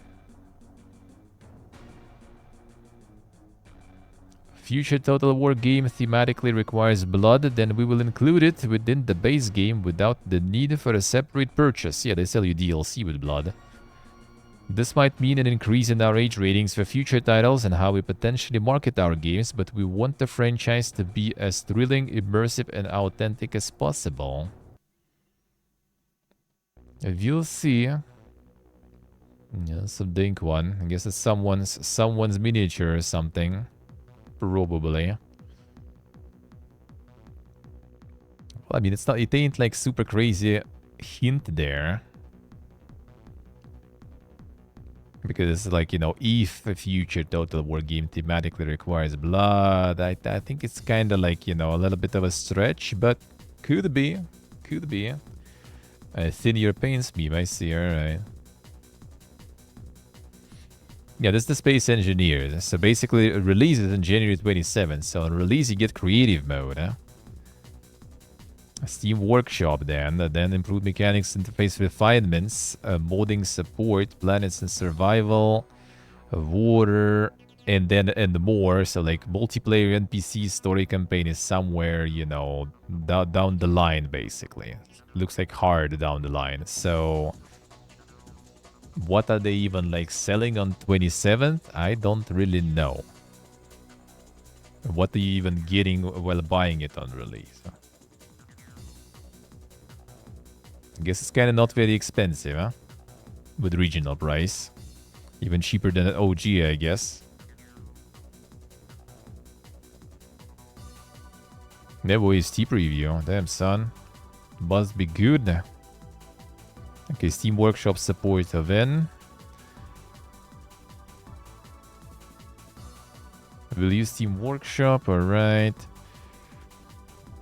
Initial plan to use VOD.io is driven by the goal providing, alright, sure. Steam Workshop support will be added in our first major update after early access launch of January 27th. So you're basically getting the creative mode, huh? So like the new engine, that's the feature.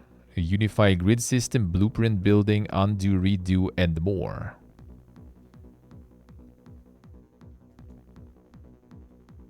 Yeah, I'm not so sure exactly what you fucking buying here on 27th, really. I'm not so sure, dude. Yeah, that doesn't sound like a lot.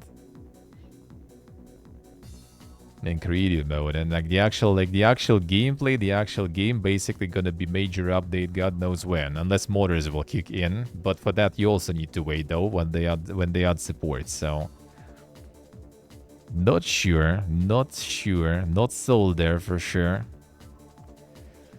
Transformers Reactivate, the Autobot action game from the Gears Tactics devs, has been cancelled. Layoffs were very likely to happen. No, this one didn't reactivate, looks like.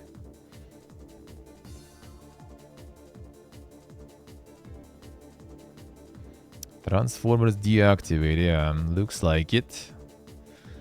So it's all over now.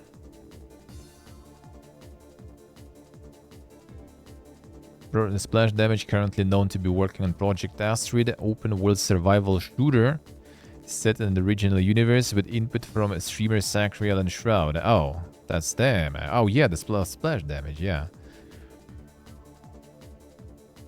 Well, that one I guess will go. That one I guess will still go. Considering the Shroud's insane multiplayer shooter is still kind of not dead. And I guess even made some noise on release. This one probably also will kind of pump, at least for some time. No matter what it will be. But another project dead, you know.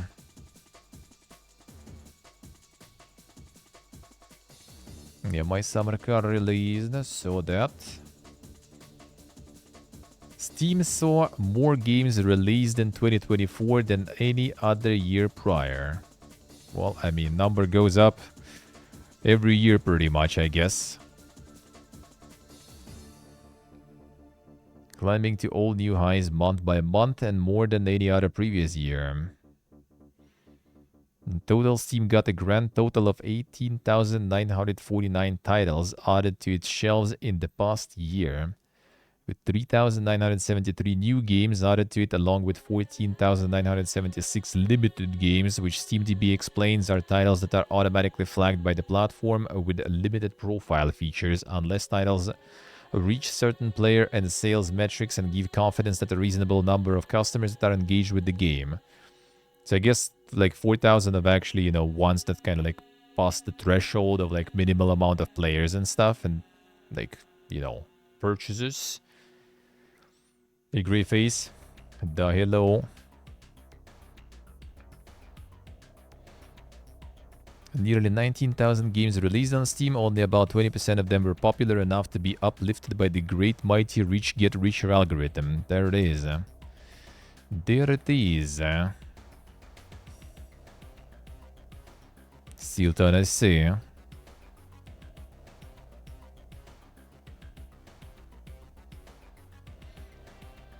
So 4,000 games that actually even got on the algorithm. Not complete shovelware. That's like more than 10 every day of like, you know, competitive ones on the algorithm, I guess. Not bad.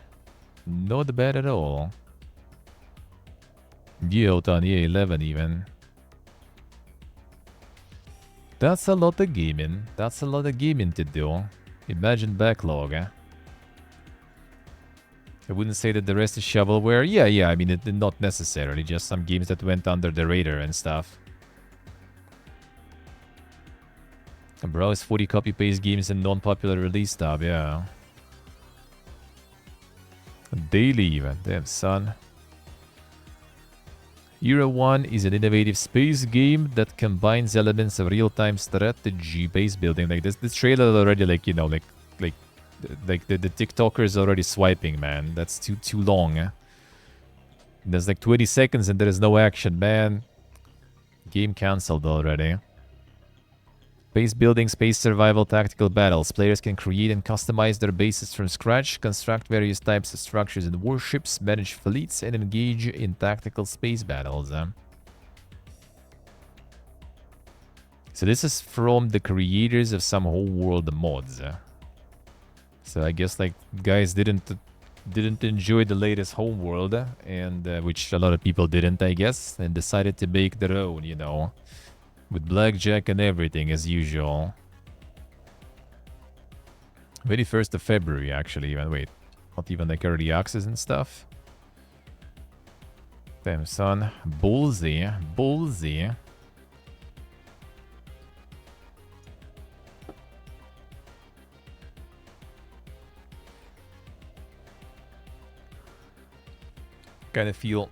Kind of see that there's probably no campaign and stuff though, so that's a kind of skip for me, but at least looks kind of dank.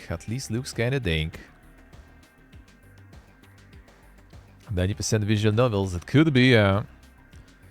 Assassin's Creed Shadows release delayed to March as Ubisoft's board consider a company sale. Publisher keen to extract the best value for the stakeholders. Like, bro. That was so PPG, man. You get advisors, to extract value for stakeholders. Like, dude, not even like, you know, where's the value for gamers, dude? When will we get some value for gamers? Please, man. That's what we need. Terra Invicta, yep. I even tried Terra Invicta demo, and that shit is way too dank, man. Like, holy, that that the demo and tutorial alone were like dank. Like it's good though. It's a nice game, but like it's so dank. Holy shit. That's something you need to probably like, you know, like a mega brain with like a bunch of guides and stuff, and just to kind of like dig through it. Because I remember even like trying to like read some tooltips and stuff and get through the tutorial, and that alone took me like an hour, I think. Yes, I mean, yeah.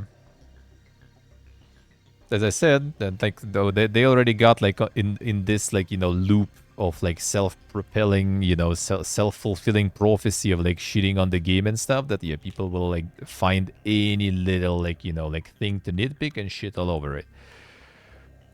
Not saying they don't deserve it, just saying that the fact itself is kind of weird, I guess, kind of hilarious, mate. But like, I guess it is what it is. We'll see how it will be, and we'll see how it will go for them. Imagine thinking about games, the gaming company. Don't want like them to fail just for the sake of it or something. Even though all this like, yeah, the shareholder shit, I wouldn't even mind if that will fail. Then like for the shareholders, like I hope they'll extract some cum out of, you know, gamers' dicks basically that way, and that's the only thing they're gonna be extracting. Because all this like mega corpus stuff is already a little tiring, man. That mega corpus stuff is already a little tiring. Like the trick is to make stuff that you know, people will enjoy playing, and make enough to keep, you know, to keep the wheels turning.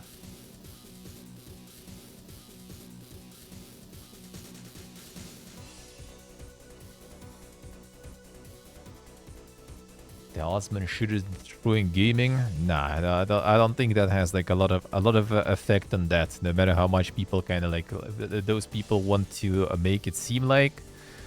Yeah, I don't think they have that much of a pool there for that.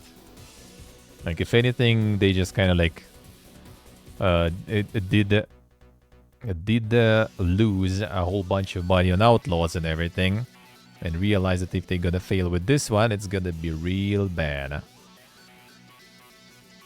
So now they kind of need to fix that. And that's why all the delays, That's not the first delay, too. Because, like, if on top of all the other stuff, they're gonna get, like, some bad release with, like, some bugs, performance issues and stuff, they gonna get, like, all the shit in the world. Safer to have low expectations. Yeah, I just don't really care about Assassin's Creed that much. Like, if that's some like interesting, like the only one I'm kind of interested is to play Black Flag, just because pirates and stuff. That's it. Because like just because of the setting feels kind of interesting. That I might do at some point, especially since they plan like some remasters or something. Maybe I'll hop on it. Everything else I kind of just don't really care too much. I played like some old Assassin's Creed and I feel like I don't feel like returning to any. I guess let's put it that way. To avoid another flop in 2024 for the shareholders, I say. What if the old corporate lingo actually means making good games, but they just fail every time? Well, I mean, I do think it's just like this phrase was taken out of like some sort of like investor call, whatever, right? So like obviously they talk with investors in investor language, right? Like that doesn't really mean much, of course, but like it's still kind of like we'll see, we'll see. We'll see, I guess. Yeah, one flop is Assassin's Creed. Assassin's Creed, like, just, like, can't flop. That shit still sells no matter what. But so it all depends, like, what they expect from it. Like, it probably will even sell well, but, like, it is usual might be the case of, like, oh, yeah, we expected it to sell, you know, like, fucking hundreds of millions, and they sold only, like, 100 million, you know.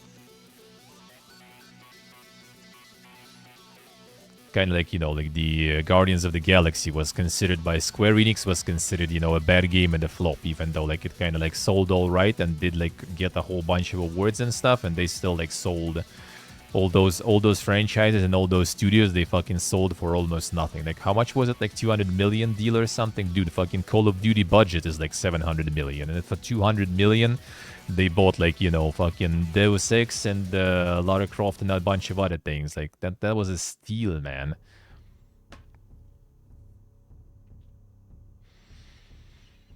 So we'll see how it's gonna go.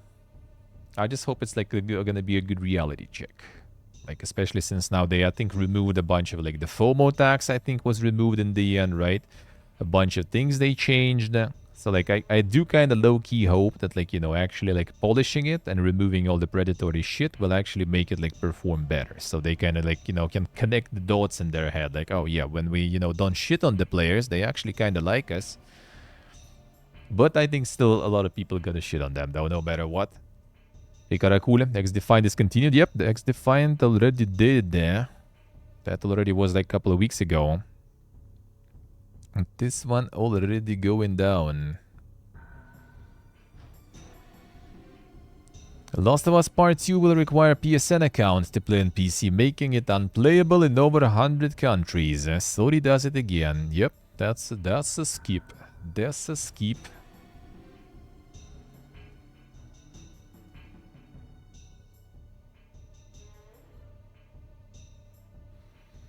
RGG ends Like a Dragon Direct by proudly announcing they won't charge for New Game Plus. This time something most games don't do anyway. There it is, huh?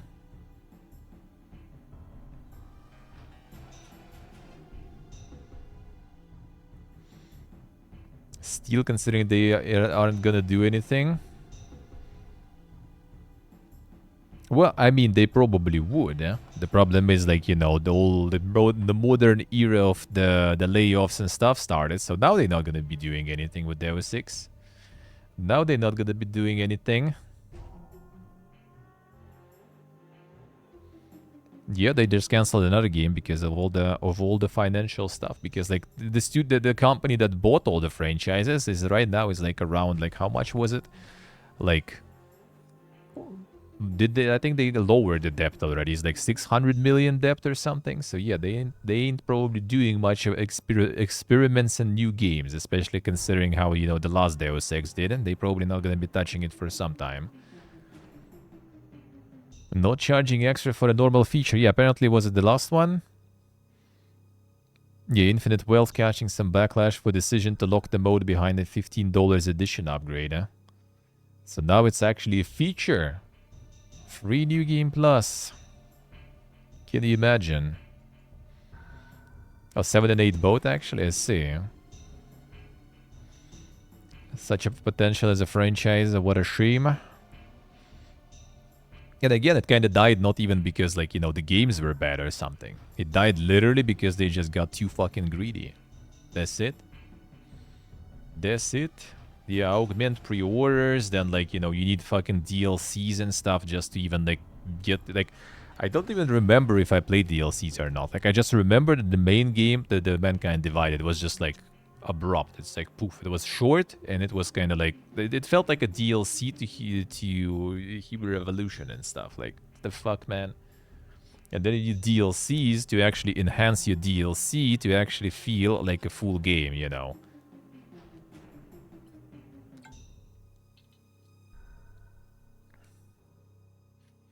I pre-ordered the game in like 5 years.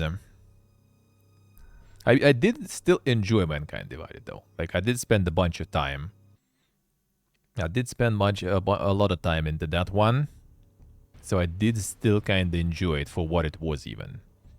But yeah, I could see why people weren't happy with it. Absolutely.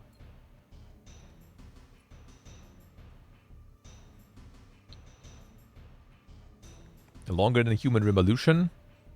I think if you just kind of like focus on stuff, it wasn't even like that really long. Because I remember that like I did a lot of side shit and everything, and it still took me like probably like a couple of evenings or something. Like maybe a bit more than evenings, like more kind of like closer to days, but still. Like it wasn't like that long. With all the DLCs, maybe, but I played on release when there was no DLCs, and that was actually not really long. Maybe some director's cut or some stuff later. Maybe. But the OG was pretty short. And the most importantly, like the second half, closer to finale, was just kind of like, you know, you just kind of feel like, alright, we're getting there, and then like, poof. Huh? What the fuck happened, man? I got 44 hours in Mankind Divided. Well, I mean, you know my slow playthroughs, right? So let's see.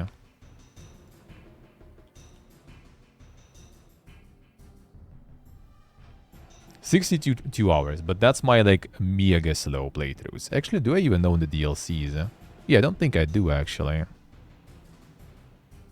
Yep, I don't think I do. That is with my Omega slow playthroughs. Like I literally like for the first day, I was just like running and like climbing into like all the windows and stuff, hacking everything, reading every email and everything. Like I remember it like right now. I did a bunch of that shit. But yeah, DLCs I guess I don't even own whatsoever, right? Store page, yeah. Or how does that work even? Yep, apparently I don't. Or? No, Criminal Past, I guess, right? Wait, I assume there is just not even that many of them. Holy, the reviews. So these two, I guess you need or something? That's how you're supposed to play, but that's not how most of the people play, though. That's the thing. That's the thing. Like Human Revolution, even if you kind of just like go full main stuff, it still was kind of like a bit chunkier without DLCs. Hey, Portable, hello. How we doing? Like in a Human Revolution, I actually kind of even like didn't like that part because side things weren't that many there. Like you just kind of follow the story, and it was kind of long. But then Mankind Divided, and yeah, it was a lot of sides. So for me, as I said, that felt good. But for a lot of people, they were complaining that it's like, what the fuck is DLC? Not to mention the along with Starfield. Oh, I have it on Game Pass, so I don't actually know how much was that. I don't remember. It was a bunch. It was a bunch.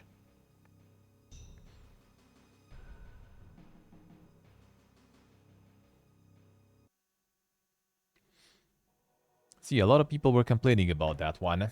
And another thing that also felt like a DLC is because it's pretty much the same. Like there was almost no new mechanics. They did improve some of the systems in from Human Revolution, which was good.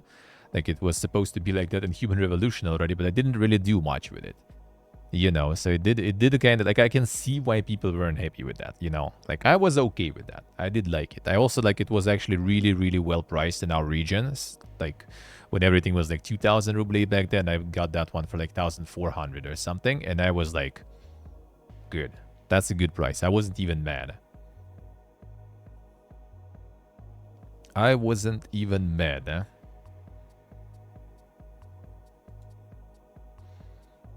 But a lot of people were, so... And, I mean, you can see that from the reception of the game, so... It is what it is, man. It is what it is.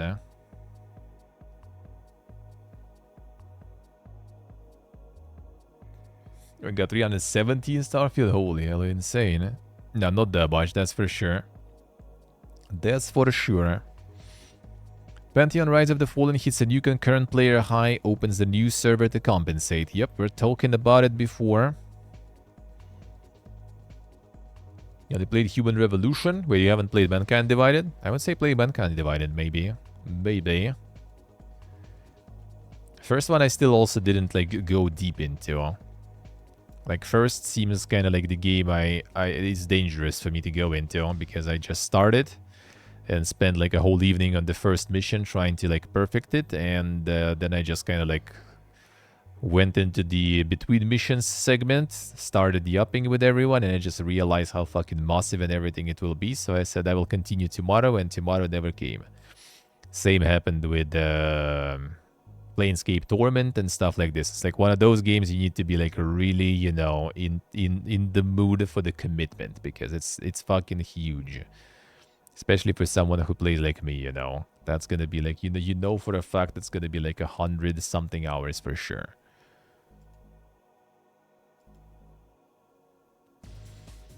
Dune Awakening proves that it can get really pretty in 4K high resolution. Oh yeah, they were using it for the demonstration. Well, is it actually really that pretty, man? Is it actually that pretty there? Damn, son. Oh, it's not gonna load if I do this. Not like we see the difference anyway. On Twitch.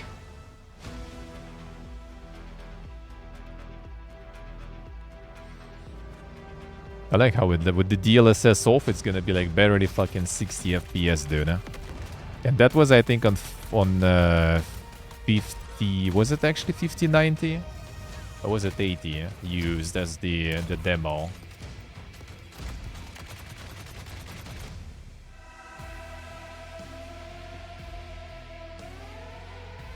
Yeah, I could make it 4K video, but you wouldn't be able to see it on a stream anyway, so pointless.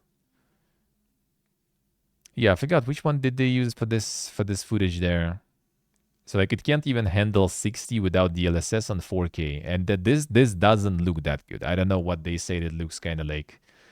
I mean, it doesn't look bad, but like it wasn't anything Pog. Let's put it that way. Let's put it that way. I am kind of looking forward to it though. I am kind of looking for them. I forgot to tweet again, dude. Fucking A, man. I need to fix brain. Too much shit. It's already all over the place there.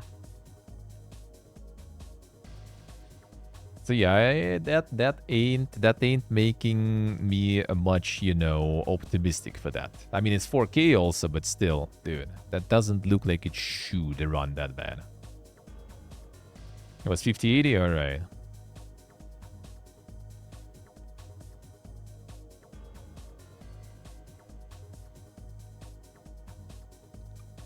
The only reason to crank FPS that high is to reduce the input lag. Yeah, well, I mean that the only reason for this high FPS is to flex the DLSS and stuff.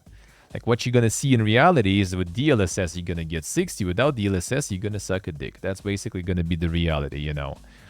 So all these bigger showcases are just kind of like to flex. In reality, we're gonna be having it different way around, you know.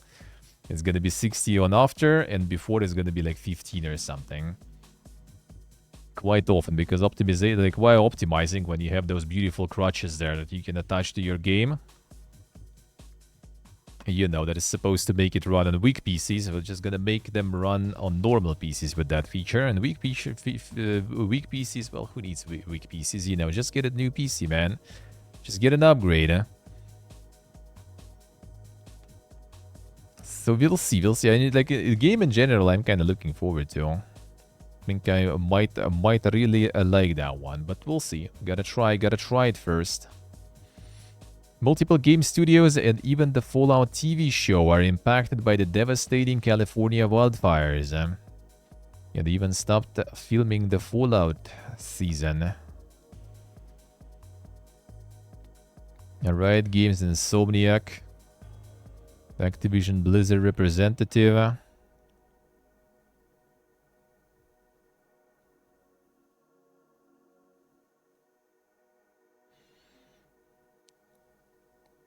A lot of people, man. A lot of people.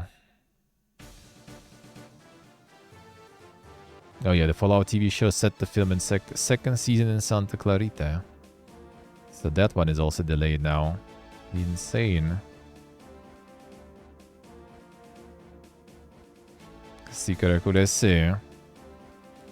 Turns out a lot of people, yeah. A lot of devs too.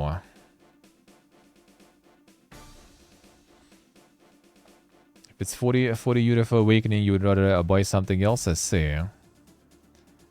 True.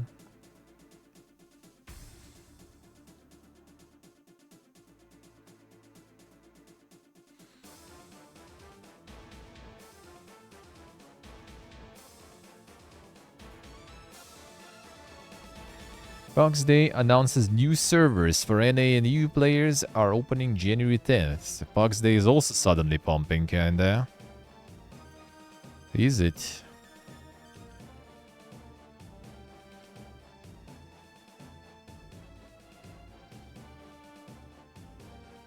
Well, I wouldn't really say that it's kind of like going anywhere much. More or less the same.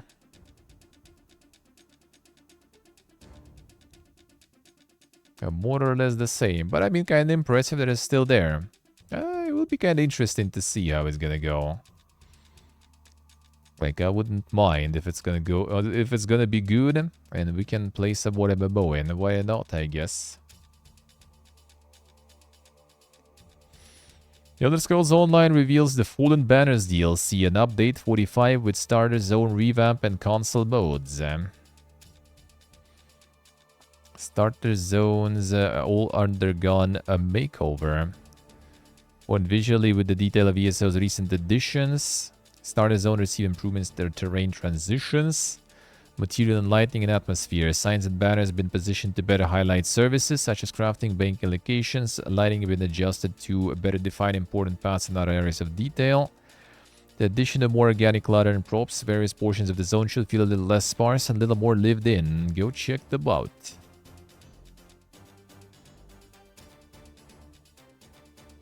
A new house is making their way to Tamriel.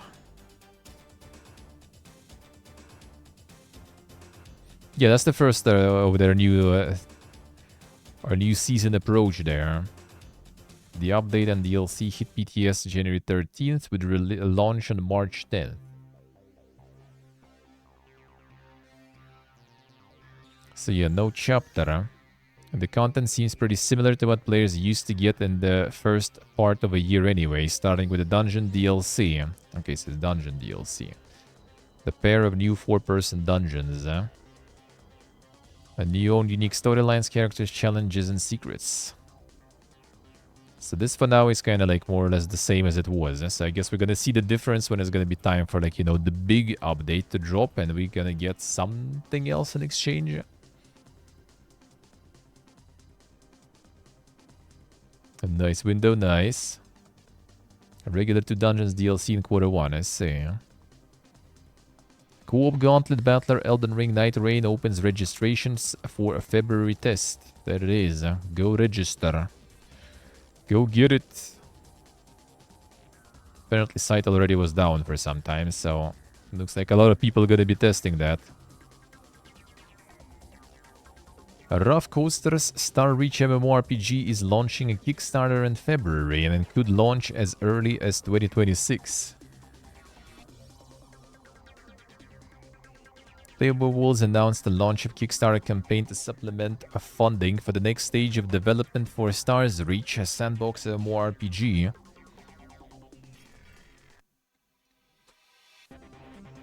Set in the dynamic living galaxy, currently in pre-alpha and already playable, Star Reach invites players to join shaping the game future as it moves towards early access.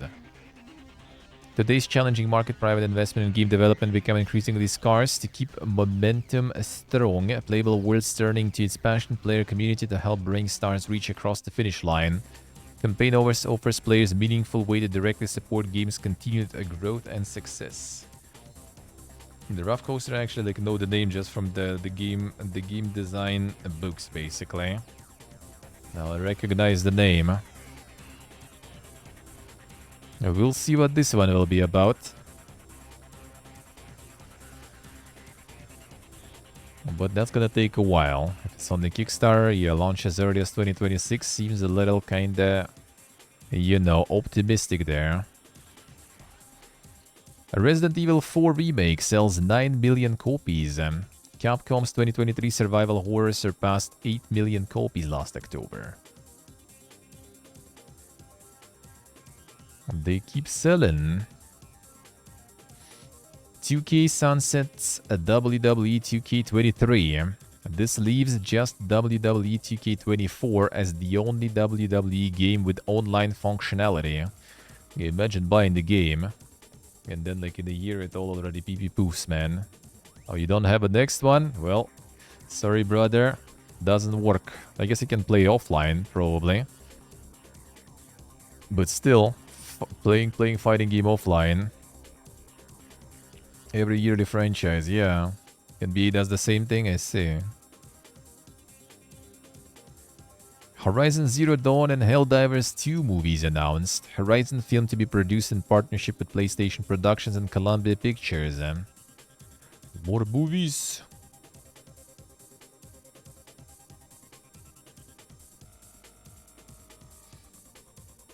Rocksteady cut further jobs at the end of 2024. It is unclear how many people were impacted by the second redundancy round in just 3 months. At the end of the year, why not? Merry Christmas, motherfuckers.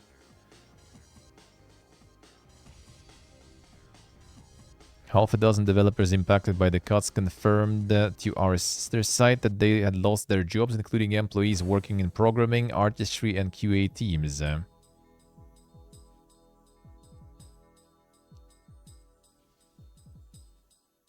Yes, in September they dropped some, and now at the end of the year too.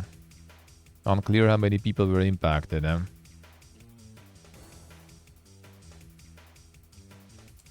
Can get fired if you single dev. You can go broke though, you know. That is also an option. A Jar of Sparks halts production on debut game as it looks for new publisher.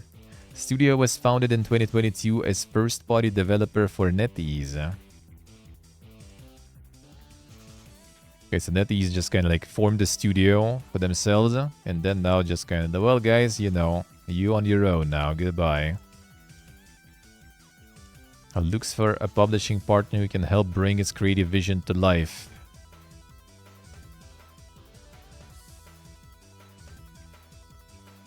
Our talented team members will be exploring new opportunities.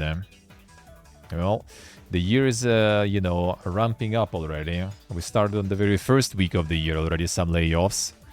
Looks like now it's going like higher and higher in speed. A Ubisoft Plus Classics coming to cloud gaming platform Black Nut. Do you know what the fuck is that even? Curated selection of back catalog Ubisoft titles will be available from January 17. These nuts? Anyone knows what these nuts are?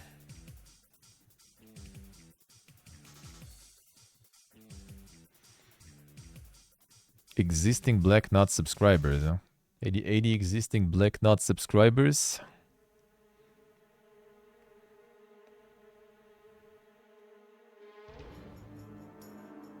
A way to think, dude.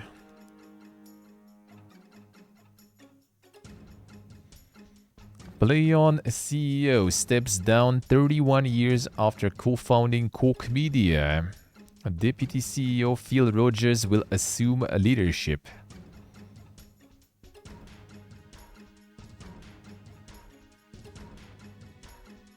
Yep, Koch. The Koch.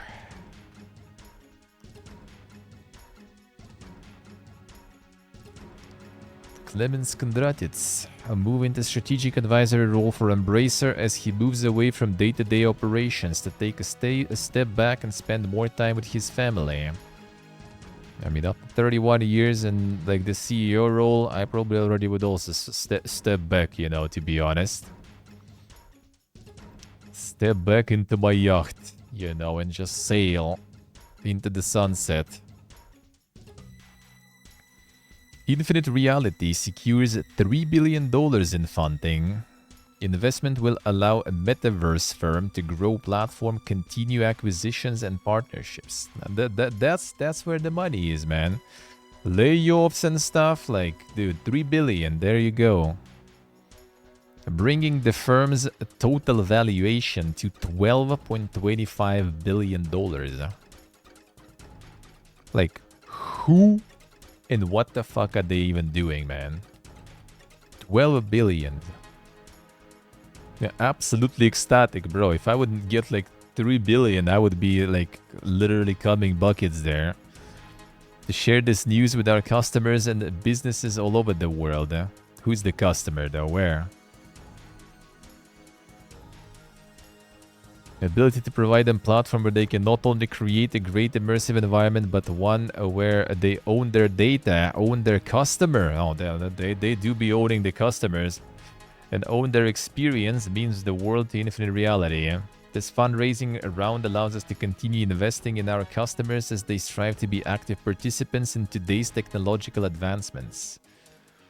What are they even doing there? What is this? What is this?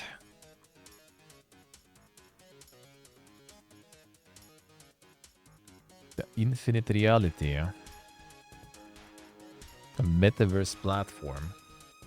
They're just providing others to make their own metaverses or something.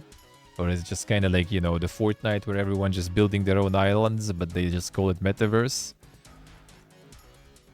Hitman: A World of Assassination reaches over 75 million players. Not bad. I wonder like who they count though. That's totally not 75 million copies though. That would be dank, but like still, that's dank. That's a lot.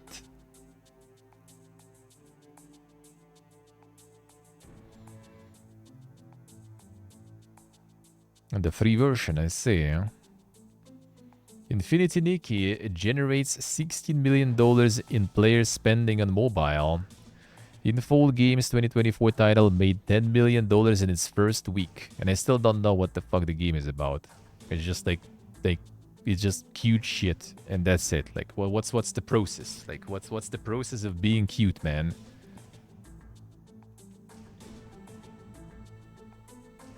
I did not get it. I did not get it. A new rumor says Xbox's next-gen console is a 2026 release and called Xbox Prime. Damn, son. Business already coming there.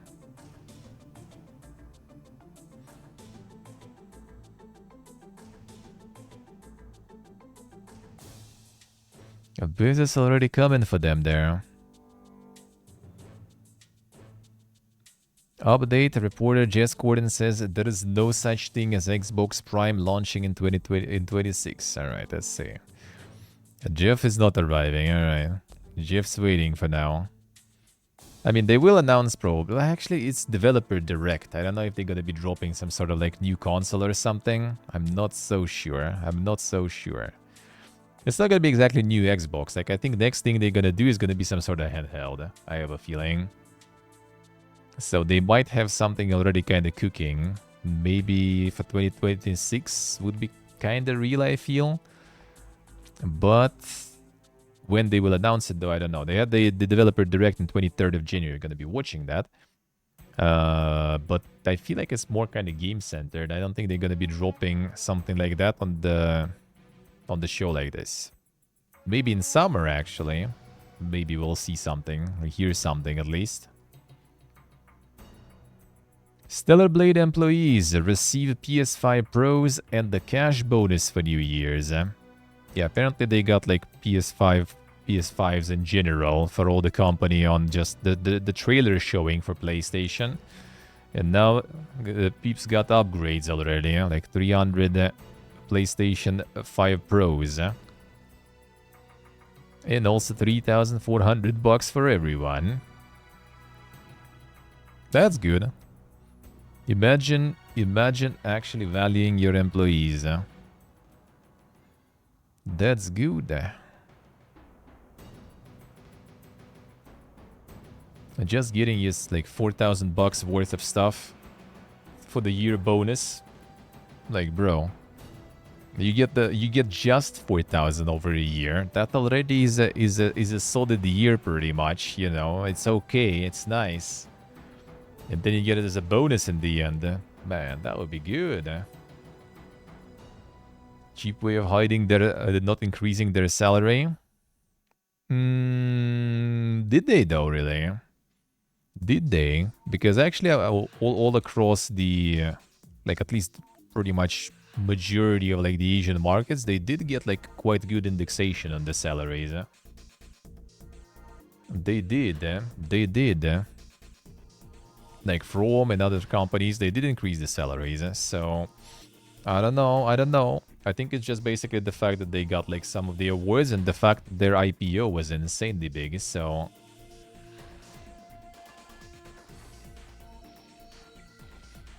Slosky, yeah, also given them a nice pay. I mean, they maybe did. In Asia, they did increase a bunch. Like From Software got the big indexations and salaries. Well, we only heard about From because, you know, like no one else was really going through the details. I kind of doubt it. I kind of doubt that they were like shafted on that.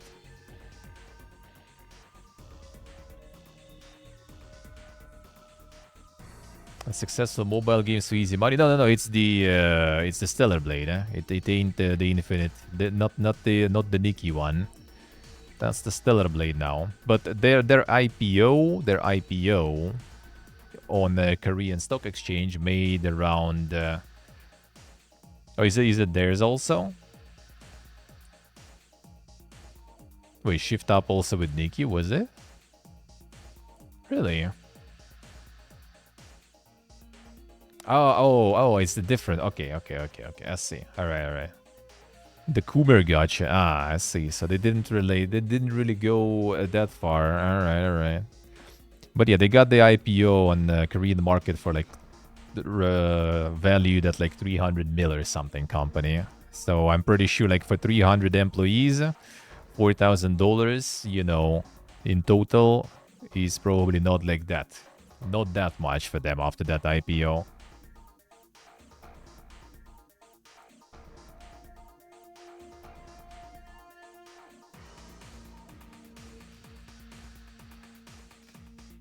Nikki is a QDC gacha, and Nikki is the Kuber gacha. I see. I'll see. That's the difference. 400k a bonus for the Tobras. Well, I mean, that they didn't mention. I don't know. Maybe there was some. I wouldn't really be surprised, right? But the thing is, like 400k for the big corp is not even that crazy. I mean, like when they take already like thousands of millions, that's dang. Like 400k, that would be like, the humble one, I guess, even I would say. Considering how much they sold and that they got the IPO for like 300 mil, basically, that even if they got 400k, I guess that is not too bad. As long as they paid also the employees, why not?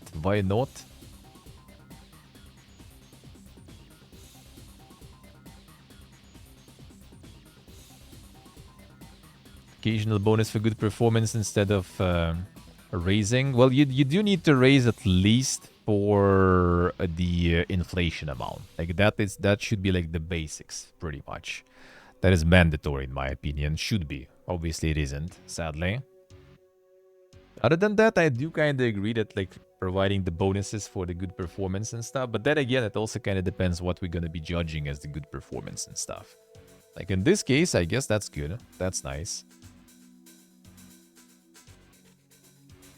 Yeah, you need at least the inflation. In the Asian market so far, at least it was looking like they are indexing the salaries kind of good. Even though like From was getting shit on, I remember at some point that their salaries are complete garbage, but I don't remember how that all was over. I think people just said that it's kind of like not completely true, and it's like, kind of competitive on the market, And then From started also like multiple times already increasing the salaries, and I think some other ones, whether like Capcom or someone else also got some big raises, so it's just like, like people don't report on that always, and I guess like the devs and companies themselves don't really like, disclose that, like not making too much noise out of it, I guess, too.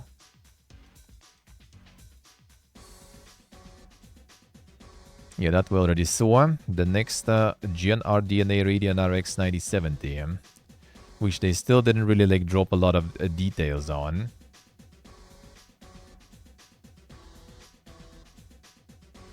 Sí, creo see.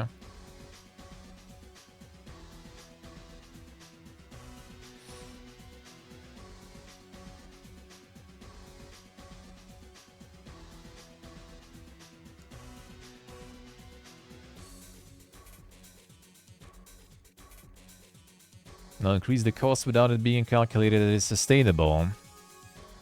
Well, I mean, obviously you do need to keep stuff sustainable, absolutely. But you kind of also need to do it in a way because, like, the people now, you also need to keep in mind that, if your salary is not competitive and you just release the banger and you have like a bunch of developers who got that banger on their resume now and someone has better salaries and stuff, they're gonna get fucking headhunted, dude.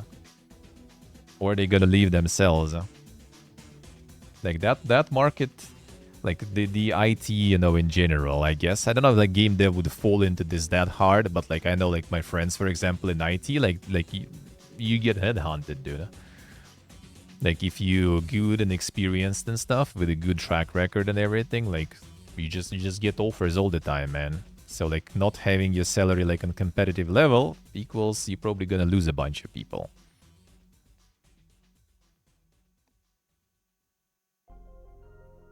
Yeah, didn't get any, like, details, really, still. Not on memory, nothing. So, not even on this post, either.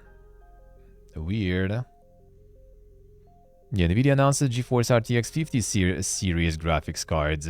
So, yeah, we're gonna get all of these. Yeah, 5070 for 549 seems kind of alright, considering it's actually, you know, same price as 4070. Problem is, obviously, no one is selling it at MSRP. Mostly, looks like it for now. You only 12 gigs though. That is indeed a bit of a scamaz there. That is indeed a bit of a scamaz. I'll need to look at the other parameters though, because like my case basically, this little small pleb case could house 4070, but I think non-TI. And not even from any manufacturer, so I will need to look into it if I'll be upgrading. We'll see, because I'm still kind of like tempted to maybe just ditch the case completely and just get like the laptop or something. Another one, just for mobility's sake. Because if like in the year we're gonna be like in Southeast Asia and stuff and moving like every like 3 months or something, like this case is gonna be like huge pain in the ass to move with all the time.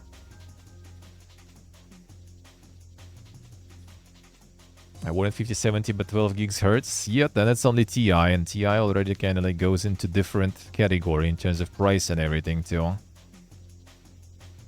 Yeah, more power hungry also.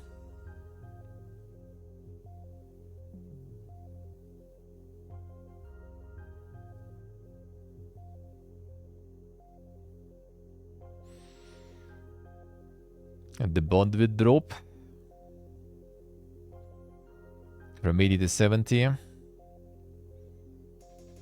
Yeah, from 80 to 70 is like not that crazy. 90 to 80 and everything else, that's a big one though. That's a big one.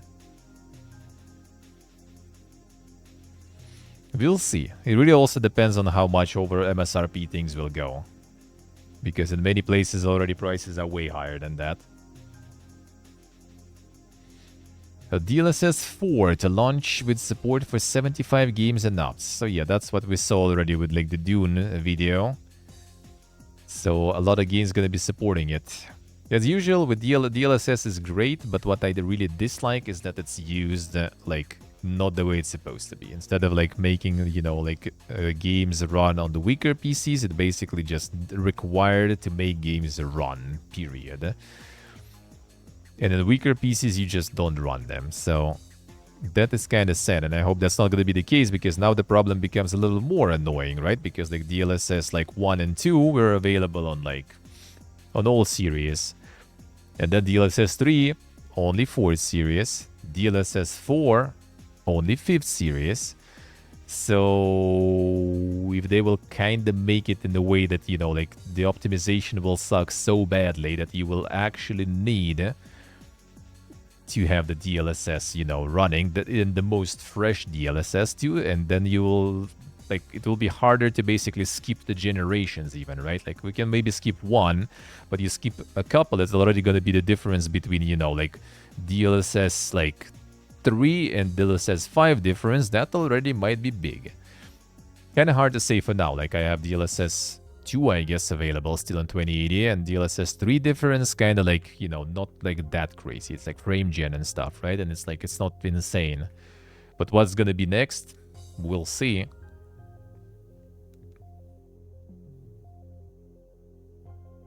So you sell stuff. Yeah, I mean, that's what I'm afraid of. Like, it's gonna be overused, not for the right reasons, right? It's gonna be overused not to make like it run on the weaker PC. Is gonna be, as I said, made so you can run it on the normal PC, basically. And then your weak PC definition gonna start, you know, being outdated way faster, because just like the DLSS versions are too old, you know, like all that kind. Not just like the raw power of the GPU, but also the DLSS versions. Like, if that will be the case also, in my opinion, right? Like, if we will actually be more dependent on this DLSS versions, I think it might actually be like smarter to to get the cheapest on the new generation. They go in with like 4060, for example, has DLSS 3, like on my laptop, for example. DLSS 3 is there. Like, it played everything that threw at him. Dragon's Dogma wasn't lagging. Everything was working fine on the laptop with OBS running. So, like, next one, you know, get like 5060. They didn't announce that, right? Even. Will it be a thing? I wonder. And then you just kind of like... You basically not going for some strong ones to go like deep into future, but you go for, you know, like, how do you say? You go for like the most basic ones and you just upgrade more often. And that might be, maybe, just kind of guessing if that will be the case with DLSSing, it might be kind of a better idea to do so. Like kind of more 5-head approach, I guess, to it. Maybe. So like instead of like going for like 5070, like get 5060, and then as soon as like the 6 series is out, get like, you know, with saved money and everything, just get like the 6060, I guess.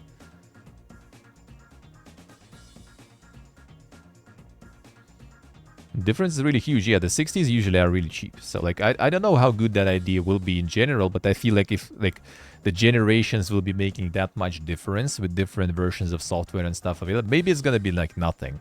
But if it will be like kind of massive difference, then it might be better just not to go like we usually kind of how I go, right? Like time to upgrade. I'm gonna get like top of the top tier stuff. Well, not complete, right? But still like the good shit on every position. So I'm kind of like future proof for a few years ahead. But if you're gonna be like kind of getting outdated way more fast, then maybe it's better to kind of like, all right, I'm just gonna get budget thing here, and it already covers everything for a couple of years. Then like new generation comes, I get another budget and it covers it again, you know.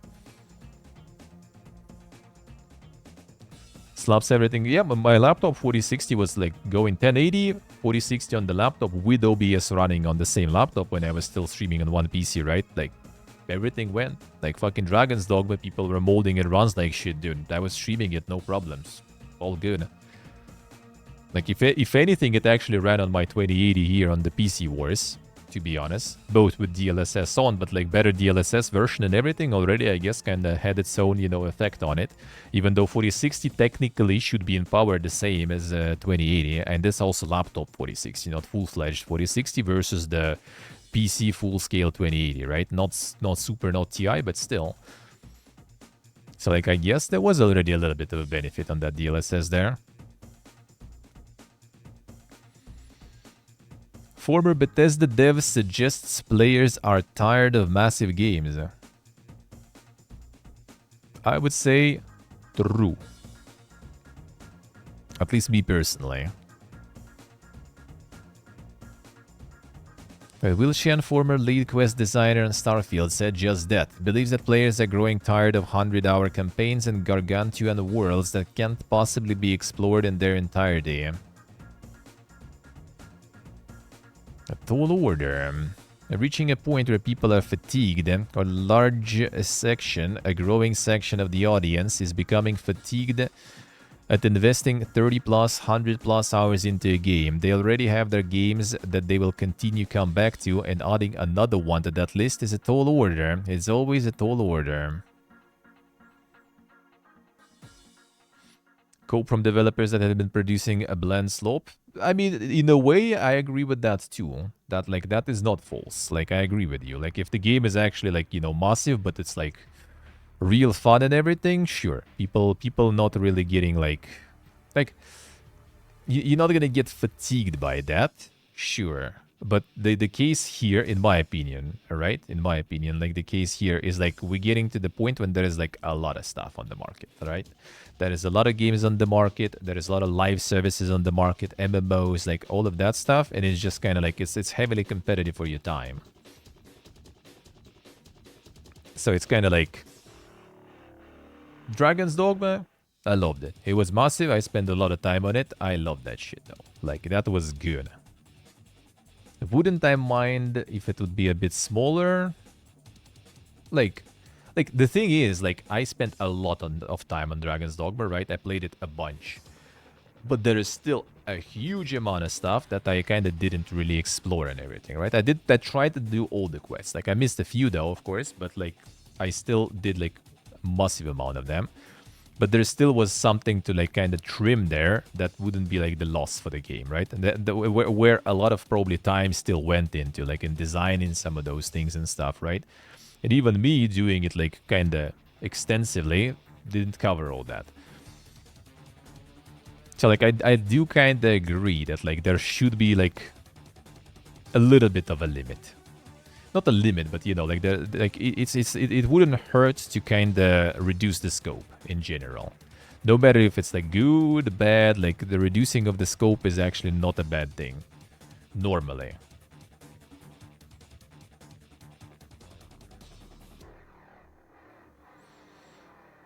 Hey Blaine.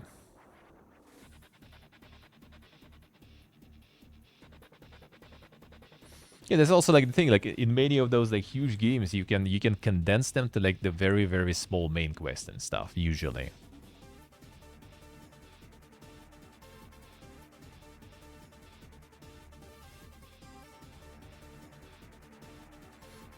Will not be charged 70 bucks. And that I think why they inflate the size of the game also. Like they just like, because of this like, you know, like intrinsic kind of like this like value equation in our heads. Like, oh, this game is just like that amount of hours. No, I can pay that amount of money for that amount of hours. It just doesn't compute in my head. So they're just gonna fill it with like padding and fillers, you know, just to kind of like, bro, it's like 100 hours. Like 100 hours totally cost that much, you know.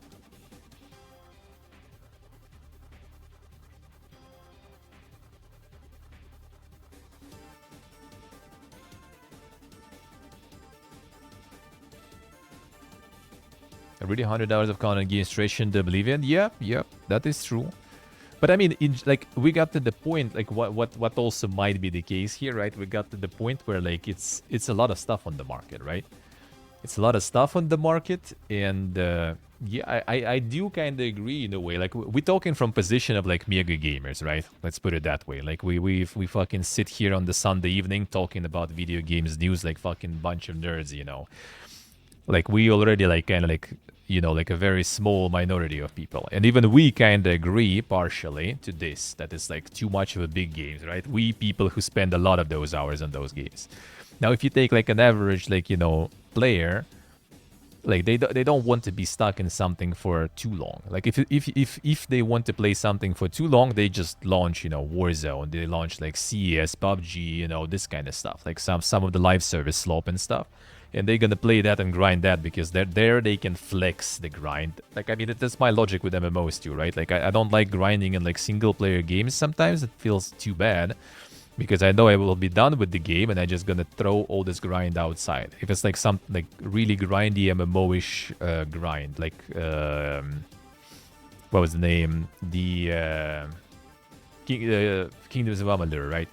That, for example, that felt like grinding MMO, and I was like, why? I do it in single player. Like, I'm just gonna go play MMO instead. Because you can, like, also, like, you know, that the result persists there. You can flex with that result on others and everyone, right? So, like, a lot of people just kind of, like, I want to grind, I go play live service and stuff. So, like, a lot of, in my opinion, right, like, casual gamers, let's say, they rather just play different things. Like, instead of, like, being stuck in something for, like, 100 hours, they would be rather, like, play it, finish it, you know, tell their friends, oh yeah, I finished that one, dude. Yeah, it was alright, you know. And then move on to the next one. So like all these like 100 hours and everything, they're just intimidating. They're intimidating to me sometimes. That's why like some RPGs, they take a while for me to even like get to it, to play it, because I just like, man, that's gonna be 100-something hours. I need to like think, like, is there something releasing during that time? Are there some plans I wanted to do in that time? So I kind of like, you know, don't overlap too much with something and can just like dedicate myself to it.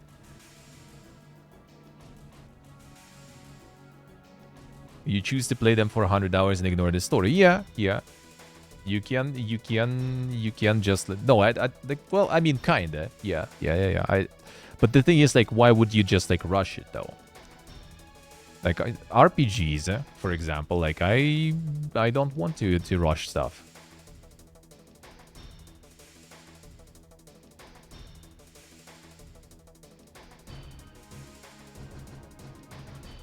Well, then don't. But it doesn't sound right though. That doesn't sound right to me. Like, I'm pretty sure that other games probably do. Just, like, rush the main story and forget about it. If you want to finish it, then rush and don't see the issue. So gets it, actually. I mean, in a way, like, I do agree. And that's how the casual players probably play it. True. True. The problem is that some games you kind of can't. Like, for example, people complaining about one of the... I don't remember which one was that. The Assassin's Creed, one of them. Where you literally just kind of like, get, like, gatekeeped, you know. So you can, like, can't really just even, like, you know, completely, like, focus on the main stuff. You're still gonna need to do some of the filler and the padding just to kind of get to the levels and to things to pass that stuff.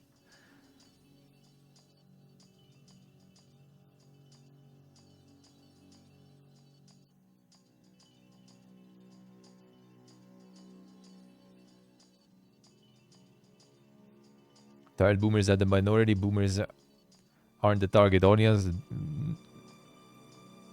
I mean, we're talking about Walton. Who's boomers in your definition?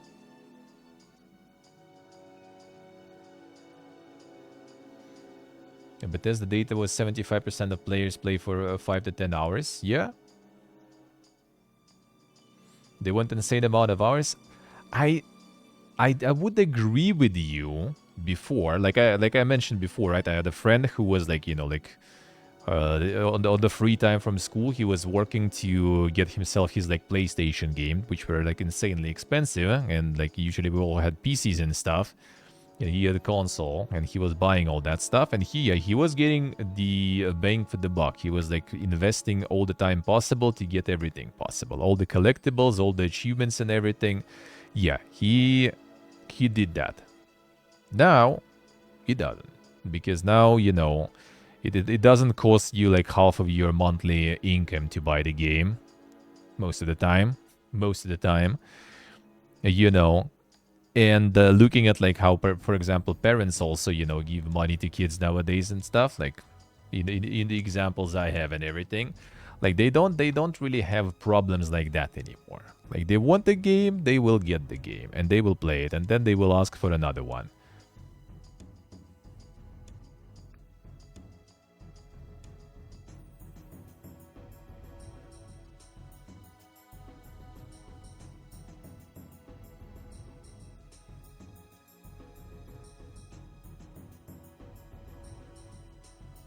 A good entertainment hours price ratio with quality modifier included, yeah.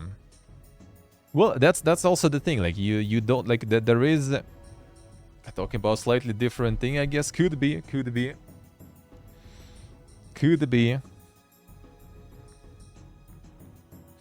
I kind of see what you mean though, but yeah, I do in the same time like agree that like making kind of like more smaller experiences and everything is not really a bad thing. And I think also partially like that point about most of the people just playing for like 5 hours also makes sense, because you end up like bloating things, and most of the people will never even get there and see it, right? So it again gets to the same like conversation we had before.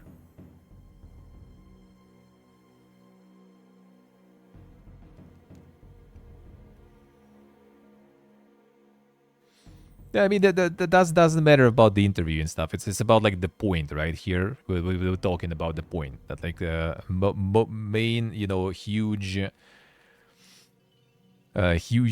amount of content is not always equals good content. Not always equals good, I guess. Let's put it that way. And like 100 hours of good. Like 100 hours of good content is not a bad thing. It's a good thing. But also, I personally wouldn't mind having like instead, you know, just a couple of different ones with like 50 hours each, let's say. And just like focus them more, then make another one later. Kind of with Stalker, for example. Like I also like ended up in Stalker just like beelining the main quest a bunch. And I still do think that like you just look at all this like stuff that they added there, like a amount of things that they added, like and how good it would be, but like it's literally you could fit a couple of games with that.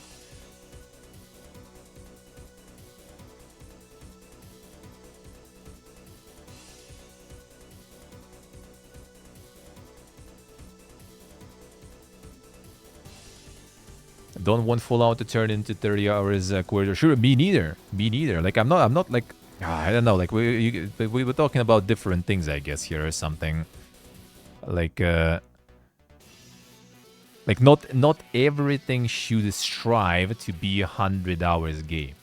Like I play all the RPGs for 100 of hours and more, and I agree with that. RPGs might be big. Like forget that it's Bethesda guy. Like forget about it. I'm not talking Fallout. I'm not talking Starfield. I'm talking in general here. Like you guys like attach too much to the interview. Like Noltan even watched the interview. I'm talking in general. Like because everything start like play Stalker 2, man. Stalker 2 took me almost 100 hours, and like it's me. I play slow, right? But like for like 60% of that, I was just going main quest. I was beelining it. I wasn't doing anything else anymore. I was just going there. But you have this like run there, run back, go there, go there. Even side quests disappeared after like 50% of the game, and it still took that long. Like you don't need that. And you see like how much like potentially like how much good content could be in all that world there. Like you could literally like cut it like in half in 2 games and just fill it with more stuff, more side things and activities. Like you could make it better that way.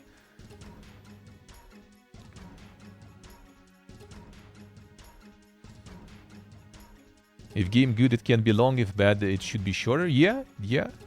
It can be long, absolutely.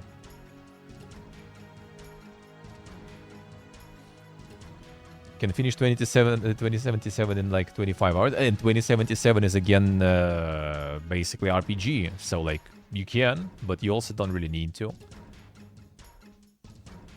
But you also don't really need to. At what point the good, the bad is defined? Yeah. Yeah, exactly. Like who defines that too also? It's like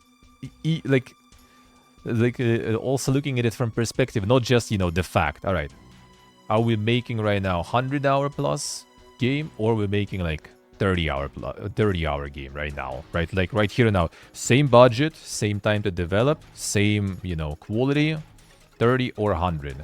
Obviously you pick 100, right? But it doesn't work like that. Like making 30 would be cheaper, would be faster. So if right, speaking Bethesda right now, if the choice would be like 100-hour Fallout, but we get it once a fucking decade or once a 15 years or something, or 30 hours, but we get it 3 times more often, I would pick 30 hours and 3 times more often, you know, from that perspective. Like I would rather get like games more often, cheaper, but that's a dream, okay? Like more often, with more like changes and advances, because, you know, like every release is an iteration, is a feedback and stuff, right? Like I would rather have like smaller, more often releases than like waiting, and then boom, and it's already fucking outdated piece of turd, you know? Like kinda. Damn, Ultan is about to explode there. I see.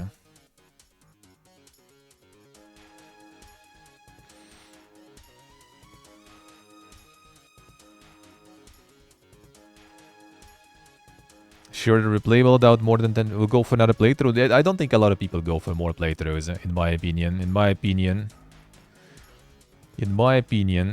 Bethesda already tried that. Well, I mean, forget about Bethesda is a special case, like special case, you know. Like that's a separate story. But in my opinion, like having like maybe smaller, but like more often and more different games with better prices, if that's possible, obviously also, right? Like that would be good. Like I wouldn't mind. Even if we're talking 100 hours of good content and 30 hours of good content, I still would love to have like 30 hours, but more often, kinda. Not going to hit the same way when we play, yeah. Focusing on a good first playthrough is better. Yep, I do. That is exactly the case we were talking about earlier today. That like most of the people not gonna even get to that point. And yeah, making like more kind of like bite-sized for 30 hours is kind of wrong term, right? But like kind of making something like a little smaller, more affordable and everything is kind of more affordable, quicker to develop, you know, more narrow and focus in the scope is kind of not a bad thing also, because more people will actually, you know, go through it in a way. in the end. Yeah, Starfield actually did kind of good stuff with this New Game Plus thing he's changing, right? But how many people actually got the New Game Plus, though? And even to that good part of the main quest that I liked with the timeline shifting, probably not a lot of people even got to that one either. You know. And if you focus on the main quest, you get to those parts both pretty fast, to be honest. Kind of, Ultan. Yeah, I agree. Especially when a lot of padding is just made basically procedurally generated. I agree. Yeah, 30 hours is already a long game, like in my opinion. Things excluded to New Game Plus sucks balls. Yeah, I really don't like it. Like I am bad with replaying things, even after some time. I rarely do. I used to kind of do it more when I started streaming, right? I returned to a lot of games just to stream them. But the ones I already streamed them, and now there's like so many new games coming out, and you just don't have time for that. Which is, again, like, you have a point also, right? Like, the content creators, journalists, streamers, they don't really appreciate this, like, you know, value, price length value. But even before, really, like, it was kind of the same to me. Like, when I get, like, was it, how was, not Contagion, I forgot the name. The Parasite game that was like $20 for 4 hours. Like, that felt not good. That felt not good. If we're talking again about, like, you know, like 10 hours, you know, 20 hours, 30 hours, that's already not too bad. 5+ years to be able to replace something, yeah. Yeah, we do be kind of desensitized more a bit. So we would kind of like, when you get the keys from devs and everything, yeah, I guess you kind of just like judge games for what it is, not for the price they have. Even though you still kind of can relate, because, you know, I still spend money and everything. So when I see the price tag, I also can say, nah, dude, that price tag is shit. You know, that I can also do. But again, like, if I want to grind something, right? Like, if I want to like to dunk a bunch of time into something, I have always my fucking Fallout 76, you know. I have ESO installed still.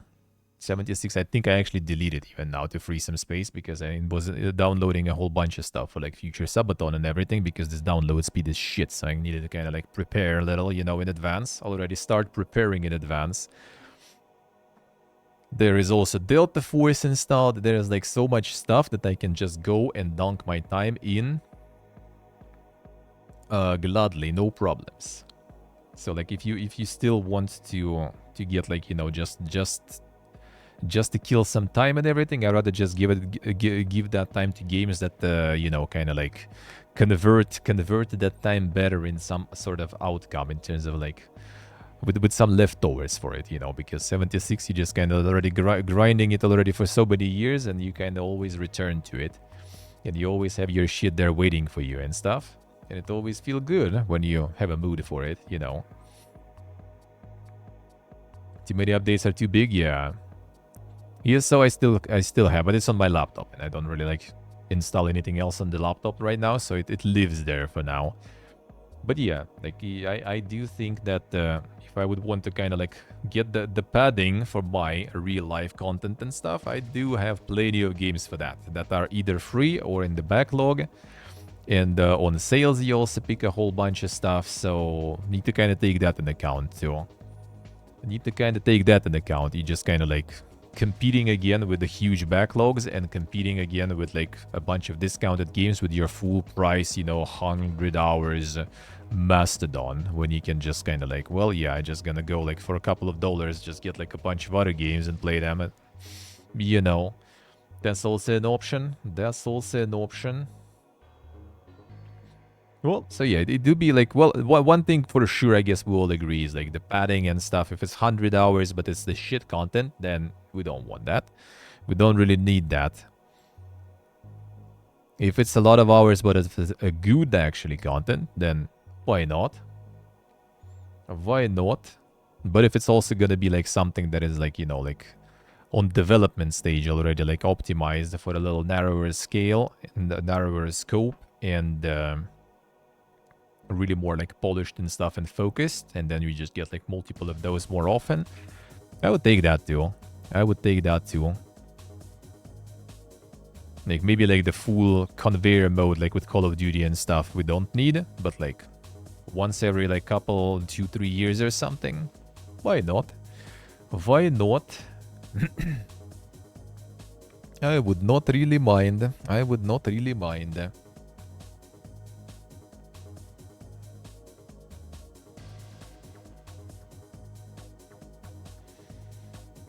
GameStop is silently shutting down more US stores. Another one. Like they never stopped, man. Every few weeks, I'm just kind of like remembering it, dude. And like ever since I started streaming and doing these segments, it basically just constantly like everything down low, everything closing, and yet it's still there. It's still there. Been some time already.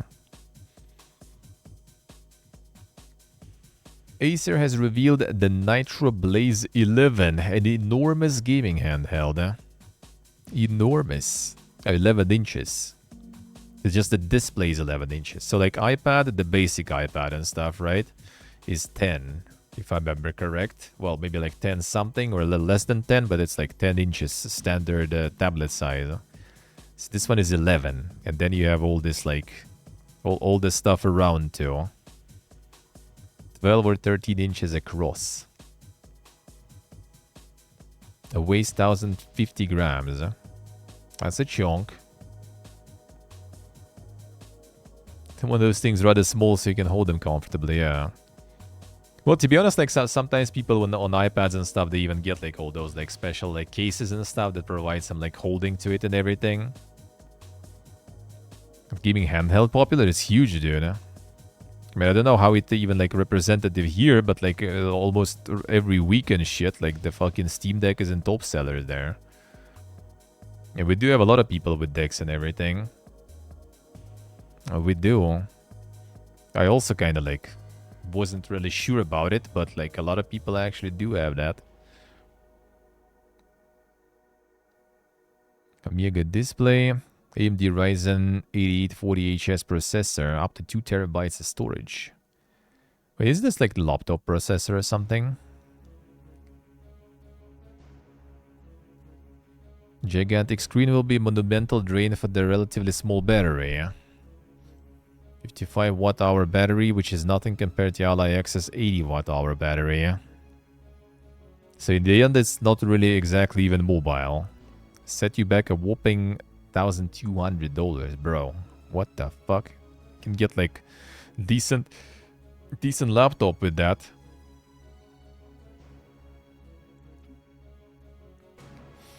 Easily a proper PC, yeah.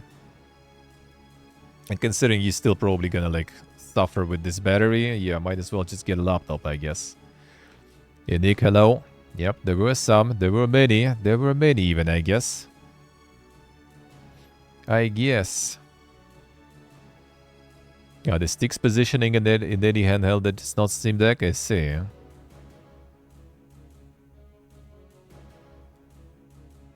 A new Sony studio in LA working on groundbreaking AAA could be Jason Blundell's next venture. Rumors galore, I see. The established AAA studio based in Los Angeles, driven by a team of seasoned industry leaders and experienced game developers. Mission: create next groundbreaking AAA original IP while reimagining the development process with a lean and highly efficient approach. Seeking talented individuals who share our vision and are eager to join us on this journey. The listing is all business and doesn't mention anything to identify the game.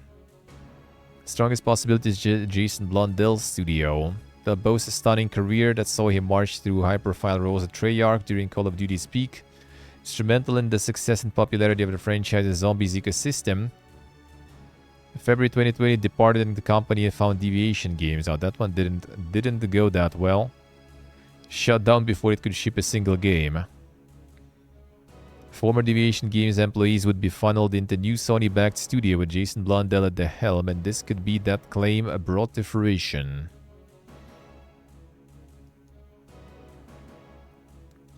Donnie Yen confirms Sleeping Dogs movie is dead. Feels bad, man. Spent a lot of time and did a lot of work with these producers, even invested some of my own money into obtaining the drafts and some of the rights. I waited for years, and I really want to do it.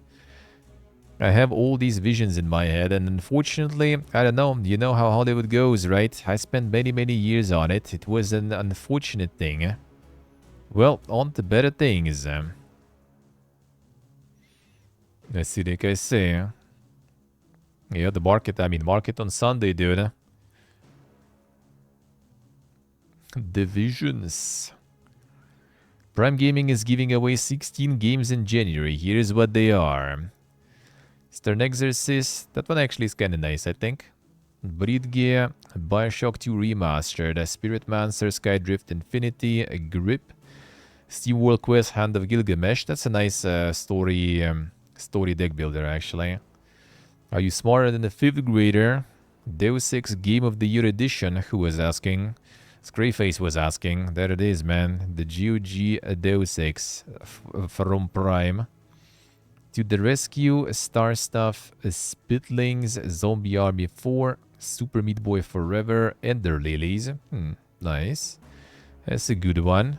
And Blood West, that's also a good one. 30th of January, gonna have some bangers in Prime. Rockstar's teams are still promoting GTA 6 2025 release window. Still there.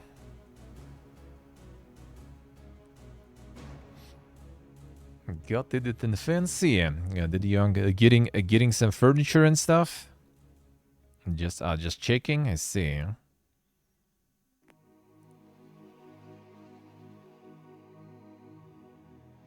Talent acquisition specialists at Rockstar announced a few open roles. The posts, there were references to 2025 shaping up to be the best year yet for the company.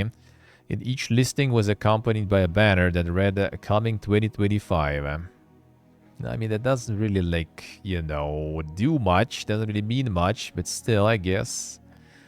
At least they're not announcing the delays yet. Diablo, UFC 5 and more have been announced to be coming soon to Xbox Game Pass. Lightyear Frontier, Robin Hood, The Rolling Hills, My Time at Sandrock, UFC and Diablo.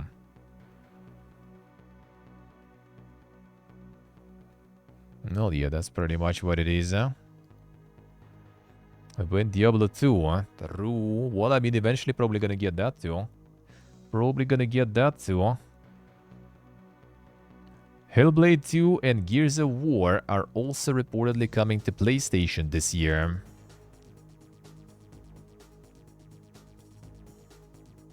Hellblade 2 Age of Mythology and potentially Gears of War 1 Ultimate Edition slated for PlayStation 5 later this year. Halo Master Chief Collection Microsoft Flight Simulator 2024. Well, for that they need to launch a Flight Simulator finally. How's that going? They need to get the servers finally working, I guess, before getting it to PlayStation. Gears 1 seems kinda random. Yeah, I guess. Well, I mean, they maybe will get all of them eventually there. Like, Gears is kind of considered one of, like, the dink franchises on the Microsoft after all. Most of Xbox's upcoming games slate will primarily be timed exclusive games for Xbox and PC, which is a direction I think most of us in the industry expected Microsoft go to eventually. Yeah, nothing surprising with that one. Alright, let me double check what you guys posted there. If there was something more.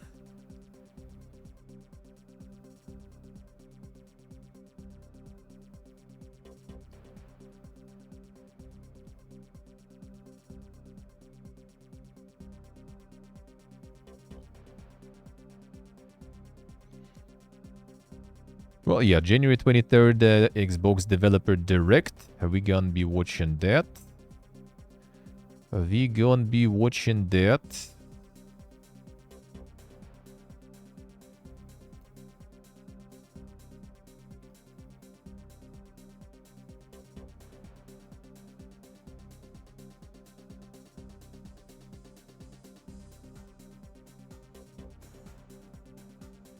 And What the second? So they're increasing the prices for Gothic now.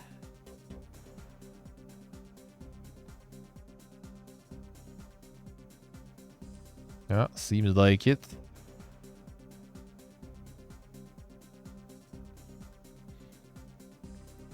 Double the price, basically.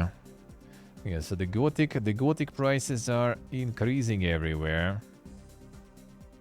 Yeah, the remake is coming. Time to milk the older ones. Who didn't get in time, getting shafted now. There's like $1.50 on sale.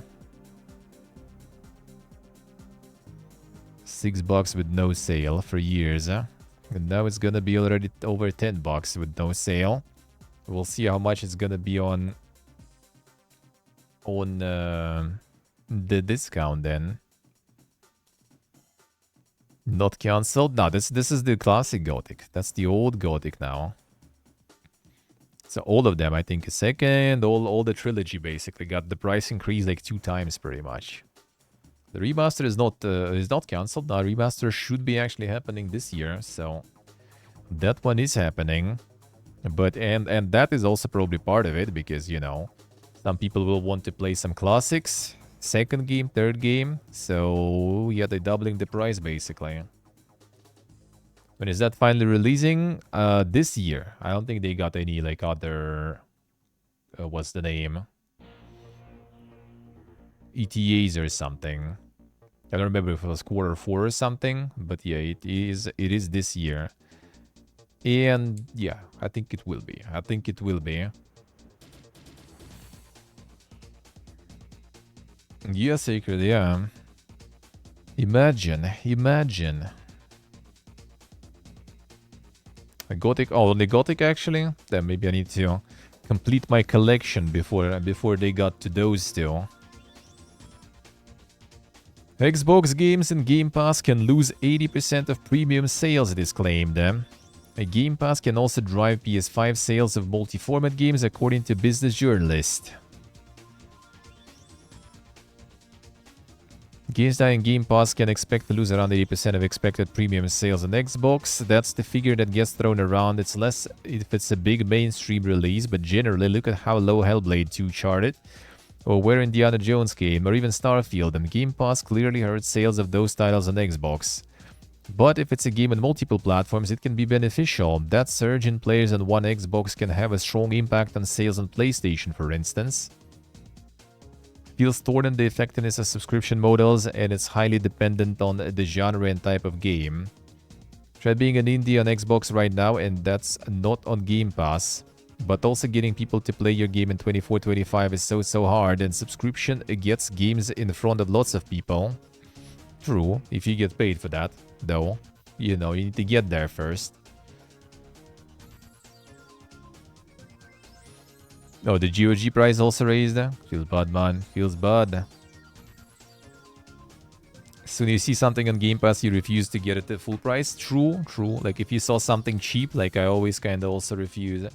The thing is, there are some examples where it did really decently. Like, I remember there was one game that actually posted results when we were actually surprised how good it was with Game Pass. And there was Stalker also, that actually managed still to get a lot of people, even though it's on Game Pass. So I do think it kinda is like not as bad for some games, but for some games I assume it is really bad though. Prefer to get games outside the sub-services.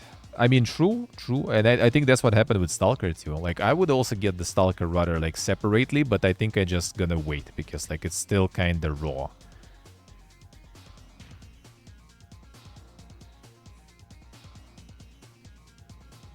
I'll wait for sale for these games. Yep, that I will wait too.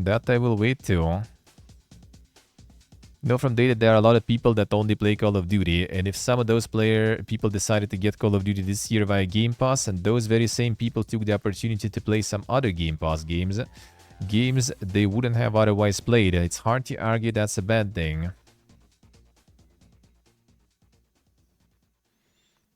Yeah, Slavsky, that's kind of like Well, like, if I know that I'm gonna do only one playthrough, yeah, that's that Game Pass for sure.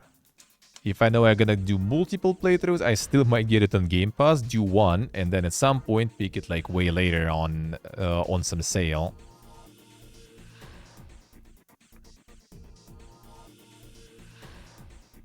Yeah, multiple months for sure. Multiple months is a skip for sure. Even though Stalker Famika and ended up being 2 months, but that was all the promo codes, so I don't even mind. I don't even mind. But yeah, overall, like I do like. But I mean, I'm a consumer, right? I'm not someone who makes those games, so can't really say. The download took multiple months. Yeah, that download delayed me like in total, considering the patches and stuff. Probably like in total, I would say like 5 days delay.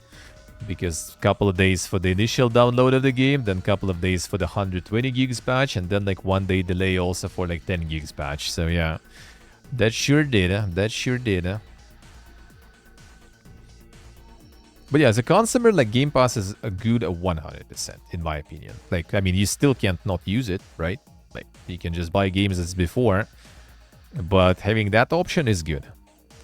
For like someone who develops, that's already harder. But like for big projects, I think it still might be nice.